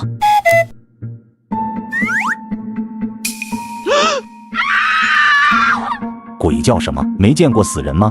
老公，你怎么把丑八怪杀了呀？其实他比起之前那些人要听话多了。这小子没以前那么笨了，老是想来坏我好事。刚才我一时没忍住，就把他弄死了。对了，你把林思思那个小贱人带过来，我怀疑他可能看到了。女人闻言脸色一下子变得难看起来。坏了，刚才我上楼的时候就看到那小贱人提着个黑色垃圾袋，说是去楼下倒垃圾，他该不会是跑去求救了吧？该死，快去追！这时候直播镜头应该是跟着他们了，自己也该着手做些其他准备了。对于瑞奇这个主演来说，死亡并不意味着结束，而是开始。可正当他起身准备开始演绎接下来厉鬼复仇的戏码时，一个身影突然窜了出来。哥，你还活着？难道林思思刚才是装作要去丢垃圾，实际上却重新躲回了房间，想要来救自己？但是这出血量，自己是100%死了的。不过还好，只要死的不是林思思就好。没错，我只是受了点小伤，我们快离开这里。哥，我知道哪里可以藏身，你跟我来。紧接着，林思思带着瑞奇往5楼走去。在5楼的尽头处有一扇破旧且锈迹斑斑的铁门，铁门里是一处布满灰尘的杂物间。哥，你就先躲在这里。瑞奇一下就听出了林思思话中的深意。你要去哪？我得回去，我不能逃。为什么？我们明明可以一起逃到更远的地方。哥，我离不开的，而你也不可以。再等等，等他们联系上哥哥的家人，哥哥就可以回家了。可是自己该如何告诉思思，我已经死了？思思，那你呢？到时候你又会在哪里？我当然会跟着你离开呀，我们可是拉过钩的，要一直生活在一起的。随着林思思的脚步声渐行渐远，明明深知是演习的瑞奇，却感觉心脏一阵剧痛。渐渐的，这阵剧痛转变成无边的恨意。此刻的他，看上去已然与真正的厉鬼一般无二。整栋楼也因为突然的大雨停了电。我明天就联系人去找那丑八怪的父母。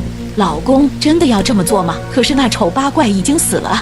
就是因为他死了才好，死人是不会开口说话的，到时候见了他父母怎么说都行，还能趁机从他们手里捞点钱。何况那小贱人一直在闹腾。那小贱人和他哥的感情那么深厚，可他竟然能装作一切都没发生过，他会不会在谋划着什么？放心吧，一个姑娘家又能做什么？何况你也看到了，她到现在一滴眼泪都没掉，天生就是跟我们一样没心肝。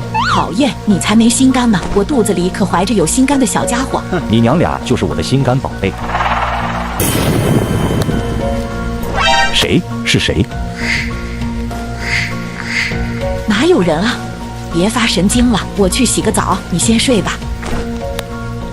奇怪，刚才确实是看到了个黑影啊，难道是因为我杀了人，做贼心虚，所以才出现了幻觉？不对呀，我并不觉得心虚啊，杀就杀了，能有多大的事？经过这么一番折腾，刘顾也有些困了，于是他躺到床上。过了一会儿，他感觉到床上一沉。老婆回来了，快睡吧。老公，厕所没纸了，给我拿纸。哎呀，去厕所之前都不知道先看一下有没有纸的吗？不对，陈兰在厕所的话，那自己旁边睡着的是谁？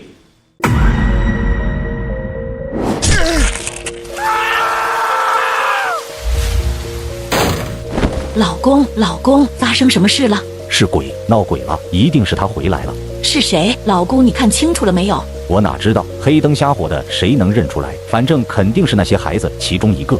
会不会是那个丑八怪？他刚死就出了这事，之前可都没有这种情况。不可能是那个丑八怪，他活着的时候就窝囊的不行，怎么可能一死就变得这么凶狠？你快扶我去诊所。可是诊所这个点已经关门了。就算把门砸掉，也得让那老头子给我疗伤。你难道没看到我都成什么样子了吗？好。怎么有股屎味？你没冲厕所吗？你没给我送纸。你离我远点。就在两人离开卧室不久后，林思思从窗帘后走了出来。黑暗中，她的神色晦暗难明。她的右手每一根手指上都用胶带缠着带血的刀片。林思思将胶带解开，然后把刀片丢到窗外。由于刀片缠得紧，她的手指被划了几个口子。但林思思仿若感觉不到疼痛一般，眼神中一片漠然。就在这时，窗边突然落下一个倒吊着的人影。思思，哥，你快进来，万一摔下去可怎么办？不会的，我做了准备的。瑞奇当时在杂物中找到了一条绳子，一头绑在腿上，另一头绑着顶楼的栏杆。然而瑞奇却不知道，绳子因为一直晃动，早已被摩擦断裂。是可素鬼紧紧抓着断裂的绳子，身体的另一头变成了一条粗壮的尾巴，缠着栏杆打了个死结，才保住了瑞奇的这条小命。哎呦，快散架了，真的快散架了！哥，你怎么不在楼里好好待着？瑞奇沉默着，一时间他不知该如何把厉鬼复仇说得委婉些，只好选择转移话题。先不说我了，你刚才在窗边丢的那些刀片是怎么回事？林思思在听到这话后，正在帮瑞奇擦拭头发的手突然一顿，随后悄悄卷起受伤的手指，脸上装作若无其事的样子。嘿，我不能让哥你平白无故的受委屈，所以我就扮成鬼吓吓他，而且我还用刀片在他的脸上划了5刀呢。哥哥怎么不说话？我只是在想，你果然还是看到了我被杀死的那一幕。你明明知道我是鬼，却还担心我会摔下楼吗？无论你是人是鬼，你都是我哥，这点永远都不会改变。这一幕让趴在窗户边的可素鬼早已被感动得要命，整张脸血泪横流。而瑞奇心中也是一阵触动，他父母早亡，又因性格不善交际，与亲戚之间也甚少往来。瑞奇没有兄弟姐妹，甚至连亲近的朋友都没有，一直以来他都习以为常，也并不觉得难受。但突然之间在戏里当上了哥哥，有了一个全心全意替自己着想的妹妹，瑞奇忽然间就产生了一种极为孤独的感觉。思思，接下来你不要再去吓人了。我不要。这时瑞奇突然转过身来，握住了林思思的双手，哪怕是处于黑暗之中，林思思都能看到瑞奇的眼睛在发亮。我们一起扮鬼吓人，我教你啊！瑞奇在这一刻是真正的入戏了，将林思思视作自己的亲妹妹，他也没有什么可以教的，只打算把最擅长的东西倾囊相授。要想吓到人，其中模样也很重要的，毕竟不能保证出场一定有黑暗做掩饰。你现在的脸就太干净了，我给你上点妆吧。于是瑞奇伸手探出窗外想接点血雨，可是接了一会发现落下来的雨都是透明的。趴在旁边的可素鬼注意到瑞奇的神色后，意识到对方想要什么，他连忙抓住自己另一只手，然后就像拧毛巾一样把手臂拧出血，紧接着血液混着雨水，以倾盆之势倒在了瑞奇的手上。这道具组太粗心了吧？这是把整个盆的血都倒下来了吗？不中脸，其他鬼去哪了？别只留我干活啊！我就知道瑞奇和其他活人不一样。我之前以为瑞奇扮鬼只是剧情需要，现在才知道他是真爱啊！我要是在他面前跳脱皮舞，不得迷死他。可你玩真的？当然，扮鬼可是个难度极高的活，你可一定要好好学啊！如果在他们面前穿帮了，可是会死的。林思思总觉得瑞奇的这番话处处透着怪异，但她出于习惯，依旧认为哥哥说的话都是对的。好，我会努力学的。事情好像往奇怪的地方发展了。老公，刚才那老医生看我们的眼神很不对劲啊，他会不会报警？现在哪里是担心这种事情的时候，我们现在就回屋收拾东西，立刻离开这里。老公，别回家了，我们还是直接走吧。不行，家里还放着很多金首饰，必须去拿。老婆，你忍一忍，没有那些金子，我们逃命也逃不了多远啊。于是悄悄回到家的刘固，想要到厨房取一把菜刀防身，却不断听到厨房中传来切东西的声音。这要不还是算了。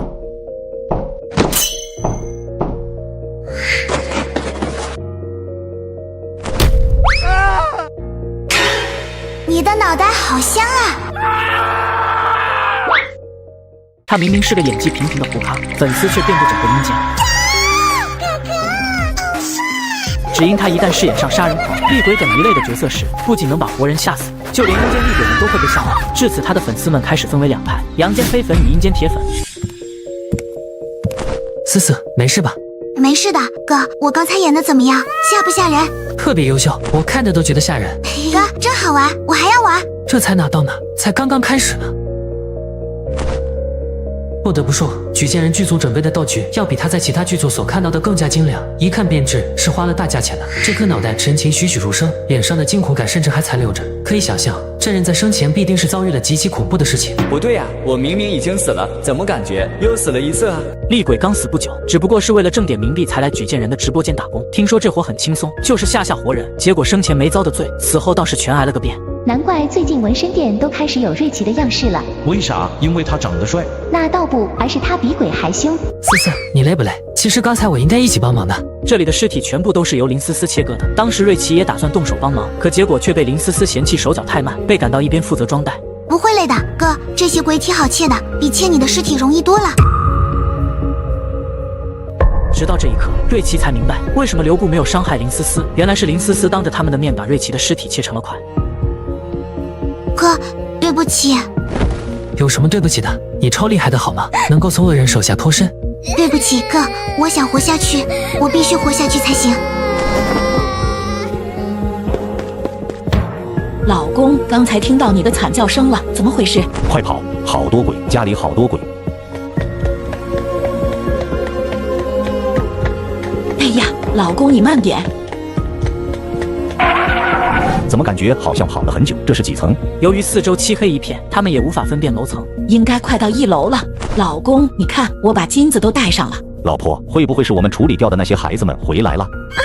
怎么会？都这么久了，而且我们不是请了法师做法，让那些孩子只能被困在池塘那里吗？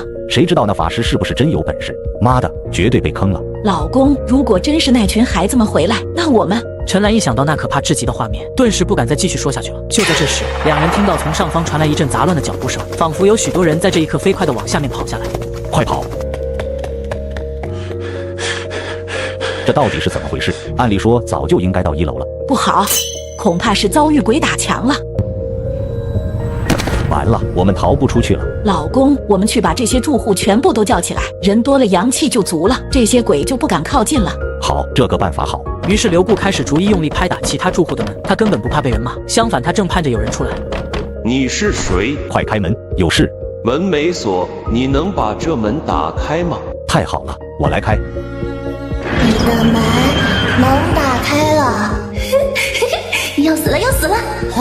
是啊，终于要死了，开心。这一刻，仿佛有很多人从那黑不见底的门后奔跑出来，在周围窃窃私笑着。叔叔啊！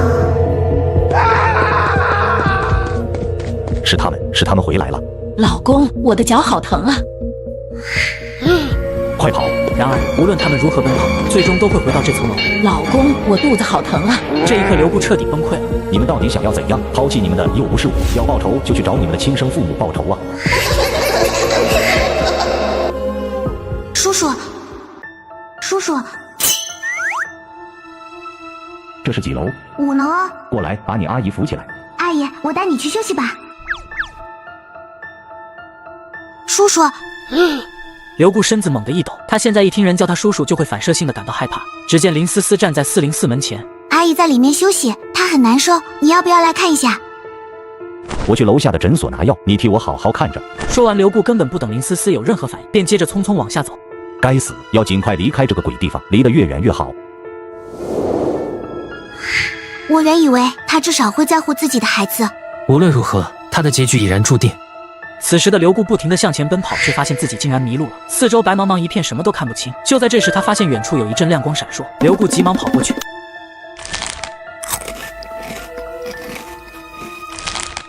小妹，这条链子我1000块钱卖给你，你给我现金怎么样？好的。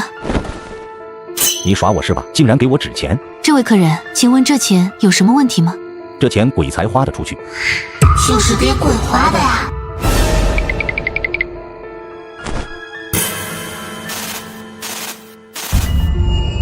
妈呀，竟然全是断肢残骸！那么自己刚才吃的……顿时刘固感觉肚子一阵翻腾，疼痛难忍，他痛得跪在了地上，肚皮突然间诡异的凸起，仿佛有什么活的东西在肚子里剧烈翻腾，随后便不受控制的呕吐起来，伴随着一阵刺鼻的酸水，他竟然吐出了一团团头发以及红色的肉块。可即便这样，他依然感觉喉咙里似乎还有东西，于是毫不犹豫的将整个手掌都伸进了嘴里，用力一抓，瞬间大把大把的长发从他嘴里被硬生生的扯了出来。好好看，好好学，这就是老戏骨。此前瑞奇在刘固还没到来之前，就提前和剧组说明了自己想要的画面效果。毕竟恐怖片除了演员本身的精湛演技和优秀剧本之外，剩下的很大程度上就靠后期的特效了。是啊，他确实有很多地方值得我去学习。举荐人这次竟然完全按照瑞奇的要求安排场面了。不过瑞奇这么安排，确实让鬼看得更加过瘾了。确实看得好下饭啊！赶紧下单一个爆炒前男友来吃吃。救命啊！有没有人来救救我？如今的刘固只想快点返回家中，他觉得外面更加危险。可走着走着，却发现周围的雾似乎开始变淡了。只见雾气缓缓淡去，呈现在眼前的是一个遍地垃圾的池塘。这里不就是自己的抛尸地点吗？不可能，这绝不可能啊！从家里开车过来这里都要2个小时的车程，幻觉，这一定是幻觉。刘固慌忙爬起来，转身就跑。可是他在穿过茂密的树林后，竟然又重新回到了这个池塘边。你们想怎么样啊？你们这群小畜生！你以为我想把你们丢在这里吗？我也不想啊！一个个都有病，没人要你们啊！你们注定就不该活在这个世上。好歹我还给过你们一口饭吃，识相的就立刻放我回去，不然我就是化作厉鬼也能把你们这群小畜生给弄死。就在这时，池塘水面突然间剧烈的荡起波澜。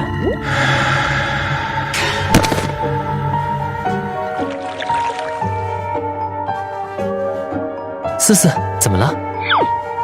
哥哥，吓人就吓人吧，干嘛牺牲那么大？这池子又脏又臭的，万一害得你生病可怎么办？老妹放心，我们这里可有专业的医疗团队，随时能让瑞奇脱离人间的痛苦。就没天理，凭什么不让我加入进去？我很愿意为直播出一把力啊！你确定是出力，而不是出一口气？没事的，我现在感觉很好。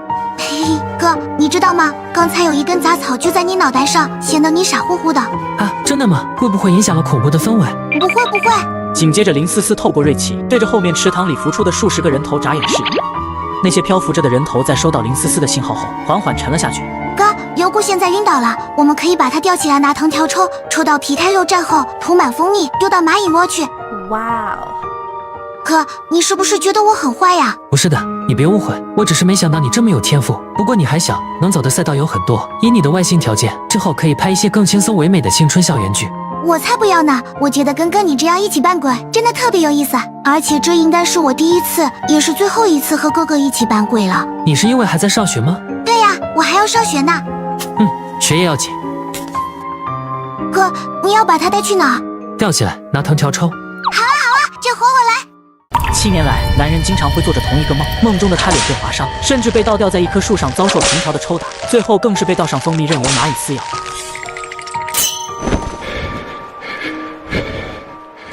老婆，我又做那个噩梦了。他们从那老旧的出租屋搬出来已经过去了7个年头，在这7年里，刘固用金子换了现金，在一处县城建起了自盖房，而陈兰也生下了一个可爱的儿子。这7年来，他每晚都会做梦，梦到自己又回到了出租屋，而且不只是他，陈兰同样也会梦到。老婆，你今晚也做梦了吗？我梦到一半就醒了，然后就不敢睡了。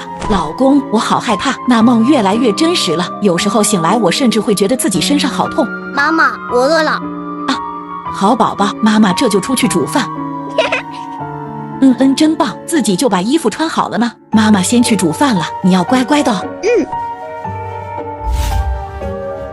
你怎么摆了4副碗筷呀？家里只有3个人哦。说完，刘固便伸手去拿那多出来的碗筷，准备放回去。爸爸不对哟，家里还有思思姐姐在呢。顿时刘恩气得大叫起来：“爸爸，你把思思姐姐的碗筷摔了！”林思思。哇，爸爸好可怕！老公，发生什么事了？林思思已经找上恩恩了。陈兰一听，脸色瞬间煞白。林思思他们自然不会陌生，她是当年那些被贩卖的孩子中最为聪明机灵的一个。只可惜她患有先天性心脏病，很快便发病去世了。他为什么要找上恩恩？我们家恩恩是无辜的。现在可不是想这个事情的时候，不解决他，别说恩恩了，我们都别想活下去。兄弟，上次托你的事情有着落了没有？刘哥啊，你让我帮你打听厉害的大师，有倒是有，不过收费老贵了，恐怕请人家帮个忙，把房子卖了都不一定够。只要他真有本事，卖房又怎么样？刘固此时有一种强烈的感觉，如果再不解决这件事，自己一定会死。有刘哥你这句话就好办了，我打听到近期有2位大师传的最为神乎其神，一男一女，刘哥你要找哪个？男的。刘固几乎没有丝毫犹豫便做出了选择，在他看来，女大师多半都是打着驱邪的名义卖肉的。好嘞，对方姓肖，我这个替你联系。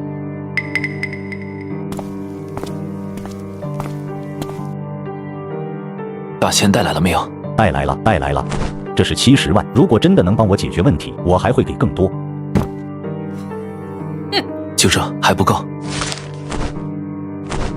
房屋转让合同，地址是自己所居住的房屋，你们这是什么意思？算上这个房子才足够保你们的命。事情都还没办成，你们这简直就是明抢。刘固顿时感觉自己上当受骗了，于是他立刻把背包背在身上，气冲冲的就要往外面走去。哎，刘哥，你别这么冲动嘛！你觉得下一次做梦你还能不能醒来？你怎么知道？签下合同。仔细说一下你遇到的事情。于是刘固开始讲述这几年一直梦到的内容。在听到刘固昨晚的噩梦后，青年的神色微微一动，下意识地看向萧泽，而萧泽却始终静静地坐在那里，没有开口说话。梦鬼并不会对你的身体造成真正的伤害，可是这些年我一直梦到他，再这样下去，我没死人就先疯了，而且我的儿子甚至能看到那鬼就在身边。这张符纸你拿着，1日过后你就不会再梦到他了。谢谢大师，谢谢大师。师傅，那只梦鬼不去抓吗？那只梦鬼花了7年的时间才走到了门前，此时他的力量是最为强大的，没那么好抓。何况绳子被庞芳芳拿了，我已经没有说服鬼的能力了。当时真应该不顾一切的将他消灭。庞芳芳不仅得到了姻缘绳，还将萧泽之前饲养的厉鬼们全部控制了起来。要不是萧泽自身能力强大，早死800回了。虽然萧泽安然无恙，但他身边的手下可就惨了。每天身边出现的手下都是新面孔，新人入职后的第一件事便是去挖坑埋救手下。明天天一亮就去把刘固一家的魂收回来。萧泽给出的符咒确实是在保护刘固一家，只不过保护的却是他们的魂魄。萧泽特意前来，只是想看看刘固身上的恶是否足以成为恶鬼的食物，否则的话，仅凭刘固那点钱，根本连见他的门槛都够不着。好的，另外瑞奇那边要怎么处理？那人阴气重的跟鬼一样，可偏偏还活得好好的，恐怕是下面有点关系。先不要对他出手，派个人过去监视他。好。说吧，又是我那位师姐做了什么好事？林秋说把你买的别墅给炸了。师姐，我迟早要在你身上绑100个炸弹，送你上天。昨晚结束拍摄后的瑞奇回到家中，左右无事可做，便开始在本子写下昨晚演绎的剧情以及自己的感悟。写着写着，瑞奇突然想起了那晚闯入小吴家里的流浪汉，忽然间对他产生了浓厚的兴趣。那个流浪汉啊，他那天在警局可是闹了好一阵子呢，后来我们把他送回了收容所。那麻烦给我一下收容所的地址，我想去看看他。你好，你还记得我吗？我叫瑞奇，你叫什么名字？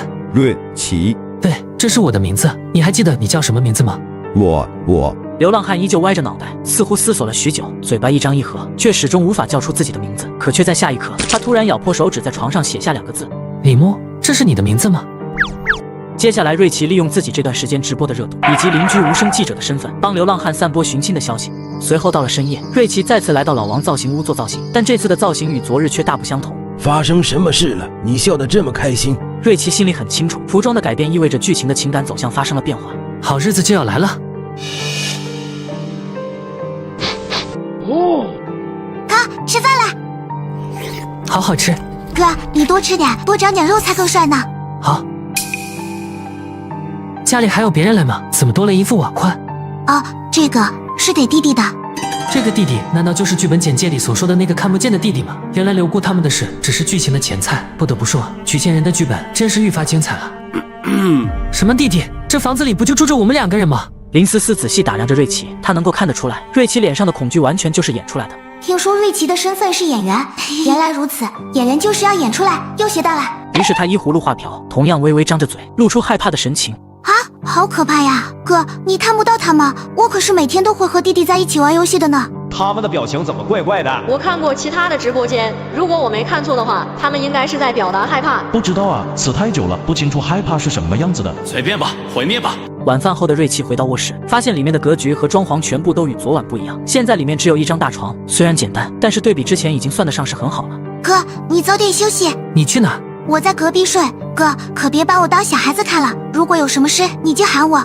是你别把我当小孩子看才对。谁不会做饭，谁就是小孩子。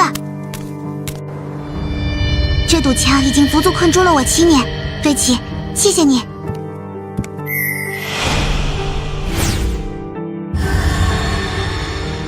妈妈，今天我真的可以一直看动画片吗？你就在房间里好好的看动画片，千万不要睡觉哦。好。恩恩，喝下咖啡了没？喝了。老公，我总觉得有一种很不好的预感。放心吧，那个大师可不是江湖骗子，他给我们的符纸一定有用。真的吗？你的手怎么这么冷啊，跟冰块似的。我想试一试这符纸到底有没有用。什么？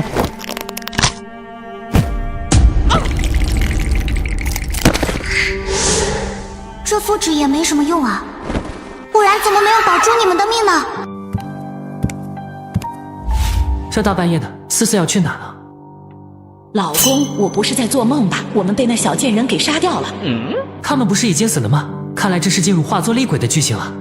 该死，那个骗子给的符纸根本毫无用处，还有那个小贱人，我绝对不会放过他们。隔着门，瑞奇都能深切感受到那股冲天的恶意，一股强烈的求生欲望驱使着他尽快离开。虽然身体不由自主地感到害怕，但他的脑子却异常冷静。我得装作极为害怕的后退，按照常规套路，当我后退时，就会不小心踩到东西，进而发出声音被发现。果然，自己身后的地上还真有个杯子。偶像，你不要怪我，都是曲贱人逼我这么干的。这杯子发出来的声音不够大，万一他们正巧没听到，可怎么办呢？偶像，你说的这是人话吗？于是瑞奇开始左右环顾，很快便找到了目标。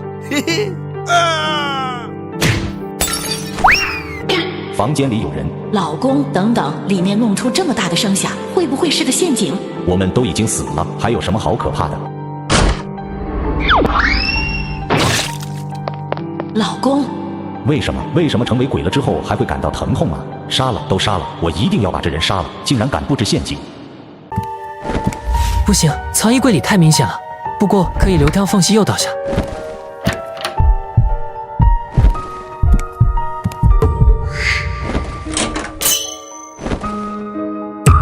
草，这东西怎么还在我们家？天啊，我们不是已经把它丢到池塘里去了吗？他们究竟在衣柜里看到了什么？就在这时，刘布注意到了床底下是个藏人的好地方，于是他表面上还装作和陈兰说话，实际上已经悄然向床靠近。不好，刘固好像发现了自己。紧接着，瑞奇下意识地往后退，却突然碰到了一个东西。他扭头一看，只这一眼，顿时让他半边身体都感觉麻木了。自己旁边竟然一直躺着一个死人。然而在害怕过后，瑞奇突然眼前一亮，他直接拽过尸体的手，将尸体挡在自己面前。抓住你了！操，又是尸体！是不是那小贱人在耍我们？8成是，他既然想报复我们，就一定不会这样轻易离开。我们去找。随着两人的脚步声渐渐远去，瑞奇才缓缓从床底爬了出来。刘固在这里看到的2具尸体究竟是谁呢？这尸体竟然与自己一模一样。出现了，瑞奇的尸体。烟尾猴能不能陪买这个尸体啊？好想收藏。我出10万冥币，给我，就10万，我能出50万。惊愕过后，瑞奇慢慢蹲下，仔细地欣赏着自己的仪容。说实在的，这种看着自己尸体的感觉实在是微妙。而另外一具尸体，从残骸的大小来看，估计是一名年纪不大的女孩。思思，果然和自己之前的猜想一样。一般在灵异片中，银思思这类角色的定位多半都是会死的，哪怕能活着，也很难有一个好的结局。哪家的好妹妹能把切尸体这件事做到那么熟练顺手啊？明明就要过上好日子了。哎，有家人的真看不得哭戏。我死后都不敢去阳间看家人们，不敢想他们的多难过。我猝死前正好在看片，连让我关屏机会都没有，我根本不敢想我家人破门而入后看到的画面。楼上的兄弟千万别去给家人托梦了，我都不敢想那场面。出来呀，小兔崽子们，不是想报仇吗？我现在就在这里等着你们来报仇。来啊，别怂！刘固此刻自信心疯狂膨胀。之前活着的时候，他的心中只有恐惧，可是现在他能感觉到，那些藏起来的小鬼没一个是他的对手。猎手和猎物之间的角色反转，让刘固止不住的畅快大笑。而此时的小鬼们正焦急地聚在一起。思思姐姐去哪了？完了，那个恶棍变得好厉害。咦，好像有更厉害的鬼来了。不仅是这些小鬼们，就连刘固也感觉到了一股摄人的气息。老公，好像有什么可怕的东西在靠近。怕什么？一定是林思思那个小贱人回来了。我们两个一起上，还怕收拾不了他们？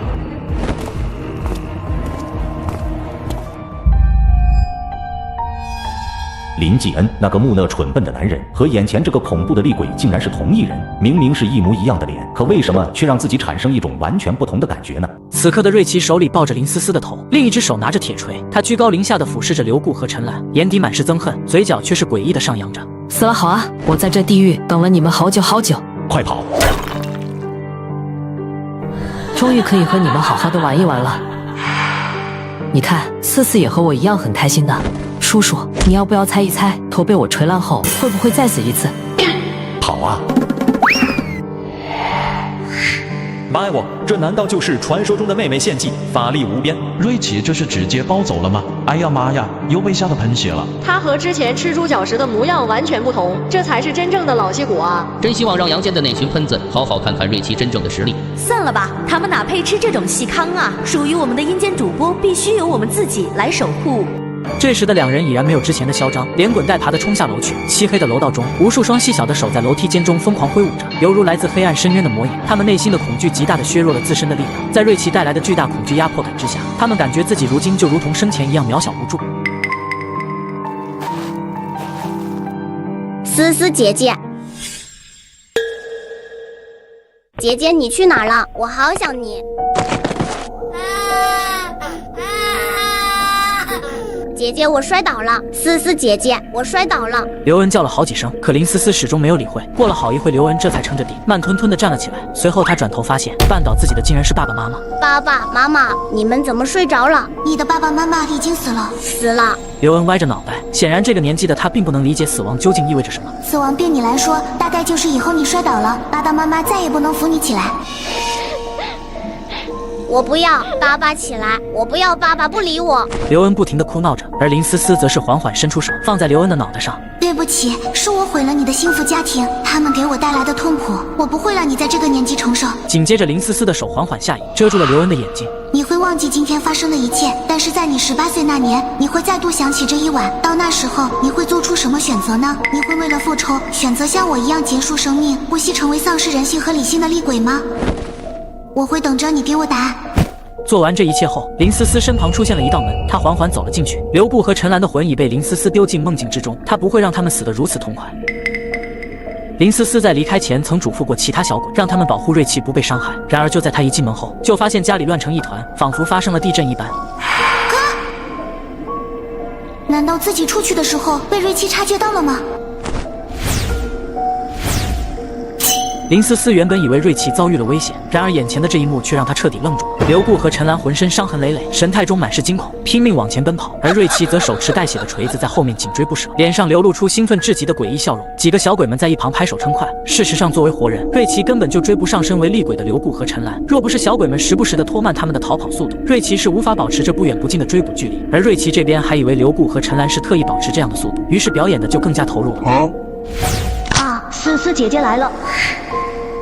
思思姐姐，你快来看这场好戏，真是太精彩了！平时只能在直播间看到的，现在能直接看现场，好开心啊！谁让你们在旁边看的？瑞奇为了我们豁出性命，而你们却站在旁边看好戏。闻言，小鬼们排成一排，低着头不敢吱声。我们已经有了手刃仇人的能力，那就应该亲手为自己报仇。把事情做好，不要让瑞奇意识到这不是在演戏。思思姐姐，自从你遇到瑞奇之后，就像变了一个鬼似的，你干嘛那么在乎那个主播啊？他又不是你真正的亲哥哥。思思姐姐，他舌头刚缝上，还不太会说话呢，你别生气。关系很重要吗？我和你们不同，我不是被拐来的，而是被亲生父母卖给刘固的。小鬼们听闻此言，纷纷面露震惊之色。林思思没有再说什么，只是狠狠地瞪着他们。还不快去！顿时，瑞奇身边闪过数道黑影，一瞬间，刘固和陈兰就被小鬼们压住，疯狂撕咬着。瑞奇正想走近看个仔细，却刚好听到身后传来脚步声。哥哥，思思，你去哪？紧接着，他急忙上前仔细打量林思思，在确定她安然无恙后，才长长的松了一口气。你突然消失，真让我担心极了。哥，我没事的。都要是你，怎么手里还拿着个断头啊？手都弄脏了，快扔掉！说完，林思思直接将那个脑袋拿过来，刚想丢掉时，却发现那是自己的脑袋，场面瞬间陷入了死一般的寂静。不脏的，对不起啊，是哥哥没有保护好你。不是的，哥哥，是我没能救你。这里是他编造的梦境，但梦的来源也是现实的映照。与梦境不同的是，林思思当时在引开刘固后，回去时林继恩已然失去了生命体征。林思思在极度悲痛之下心脏骤痛，她抽出杀死林继恩的那片玻璃碎片，狠狠地划向自己的脖子。可是当林思思变成鬼后，她却没有找到林继恩，她只能一遍又一遍地在自己编织的梦里和林继恩生活着。你已经做得很好了，思思，你还记得去池塘那边的路吗？记得的。带我去。我去把你们的尸体捞出来。说完，他也不等林思思有所反应，便直接跳进了散发着腥臭气味的池塘中。思思姐姐，这可怎么办啊？这里是梦，池塘里哪会有我们的尸体啊？你们也知道这里是梦。话音刚落，池塘原本脏乱的环境瞬间发生了变化。哥，你辛苦了。真是知哥莫惹妹啊！闻言，林思思无奈地笑了笑，没好气地扭过头去。哥，你满头都是汗，没有办法给他们立碑啊。这就够了，他们很开心的。接下来，我们也该让自己入土为安了。瑞奇还记得自己和林思思的尸体还在出租屋那边，于是他们手拉手往外走去。突然有一只萤火虫从瑞奇眼前飞过，一阵歌声也从身后传来，池塘边飞舞着无数只萤火虫，照亮了漆黑的夜晚。那些小鬼们手拉着手围成一个圈，在那里开心地唱着歌。他们对自己的家人没有多少记忆，但依稀记得在夜幕降临时耳边传来的温柔歌声，这是他们至死都记得的歌谣。齐声的歌谣在这一刻显得如此宁静而美好，瑞奇却不由自主地落下泪来。真好听啊！哥，我们走吧。好。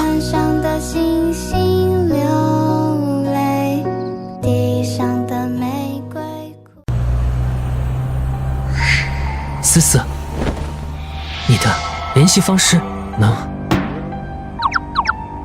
哥哥睡吧，起来后就到家了。愿你每个夜晚都有好梦。思思姐姐，刚才我们养了那坏鬼好久，可是对方一直都没事，我的牙都磕坏几个了。看来是那肤质的作用，不过这样也挺好，还有那么多人排着队要折磨他们，魂不硬点还真不方便呢。错位，地级剧本演绎完成，直播间在线观众数为3600，总观看数为7000，演员片酬10万。当时好像说拍摄日期为3天，这才第2晚就结束了吗？不过这种情况也并不罕见，毕竟拍摄进程十分顺利。此后，刘固夫妻意外死亡，只有一名6岁失忆的儿子存活的消息也惊动了警方，而警方也在刘固家搜查到一个本子，上面记录了所有贩卖人口的信息，流浪汉李牧的名字也在其中。通过这条重要线索，警方成功捣毁了多个贩卖人口的团伙。齐哥，你真的不来吗？这次可是有多家媒体都到场进行报道呢，而且这件事情一开始是你先让大众关注到的，这对你的名气也会有很大的提升。不用了，我希望大家还是专注于拐卖这件事情本身。齐哥真是高风亮节啊！那些被拐卖的人都找到家人了吗？都找到了，只是有些人的父母已经不在人世了。那些人的信息可以给我看看吗？无声信任瑞奇的人品，实际上这些信息也不算什么机密内容。不过齐哥，你打算做什么呢？闻言，瑞奇并没有回答。哪个死鬼在里面待那么久还不出来？就是，我都排了好久好久了，就等着进去把人贩子的脑袋切下来当足球踢呢。里面的别只顾着自己爽啊，外面还有鬼在等着呢。哥哥姐姐叔叔阿姨爷爷奶奶们不要着急呀，都能排到队的都不白来。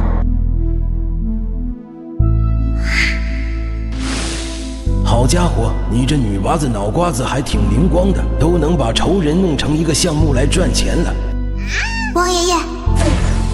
王爷爷，您怎么才来呀？我一直都很想感谢您的帮助呢，要不是您牵线搭桥，我还没那么快能被举荐人安排上直播间呢。慧慧，这有啥好客气的？王爷爷，你们这次过来是有什么事情吗？林继恩找到了。此前林思思由于一直找不到哥哥的魂魄，还以为林继恩死后就去投胎了，顿时林思思感到十分委屈。既然哥哥没有去投胎，为什么一直没有来找自己呢？我哥呢？他就是。他怎么可能是我哥呢？他分明是个活人。你再仔细瞧瞧，以你的能力应该能感觉到的。倘若此时面对的是其他的鬼，林思思这一刻恐怕都要暴走了。但他打不过苏星浩，只能依照对方的话靠近躺在床上睡觉的男子。很快，林思思神色微微一动，激动的直接扑到男子床边。林思思想要触碰男子，可手却直接穿过了对方的身体。她能感觉到在这副躯壳里的是他哥，可是又似乎掺杂着别人的灵魂。这到到底是怎么回事？思思啊，你哥本身的魂就是残缺的，这点你应该知道，所以他的智力存在缺陷，恐怕他死后根本找不到通往阴间的路，阴错阳差的就和这灵魂同样残缺的李牧融合了。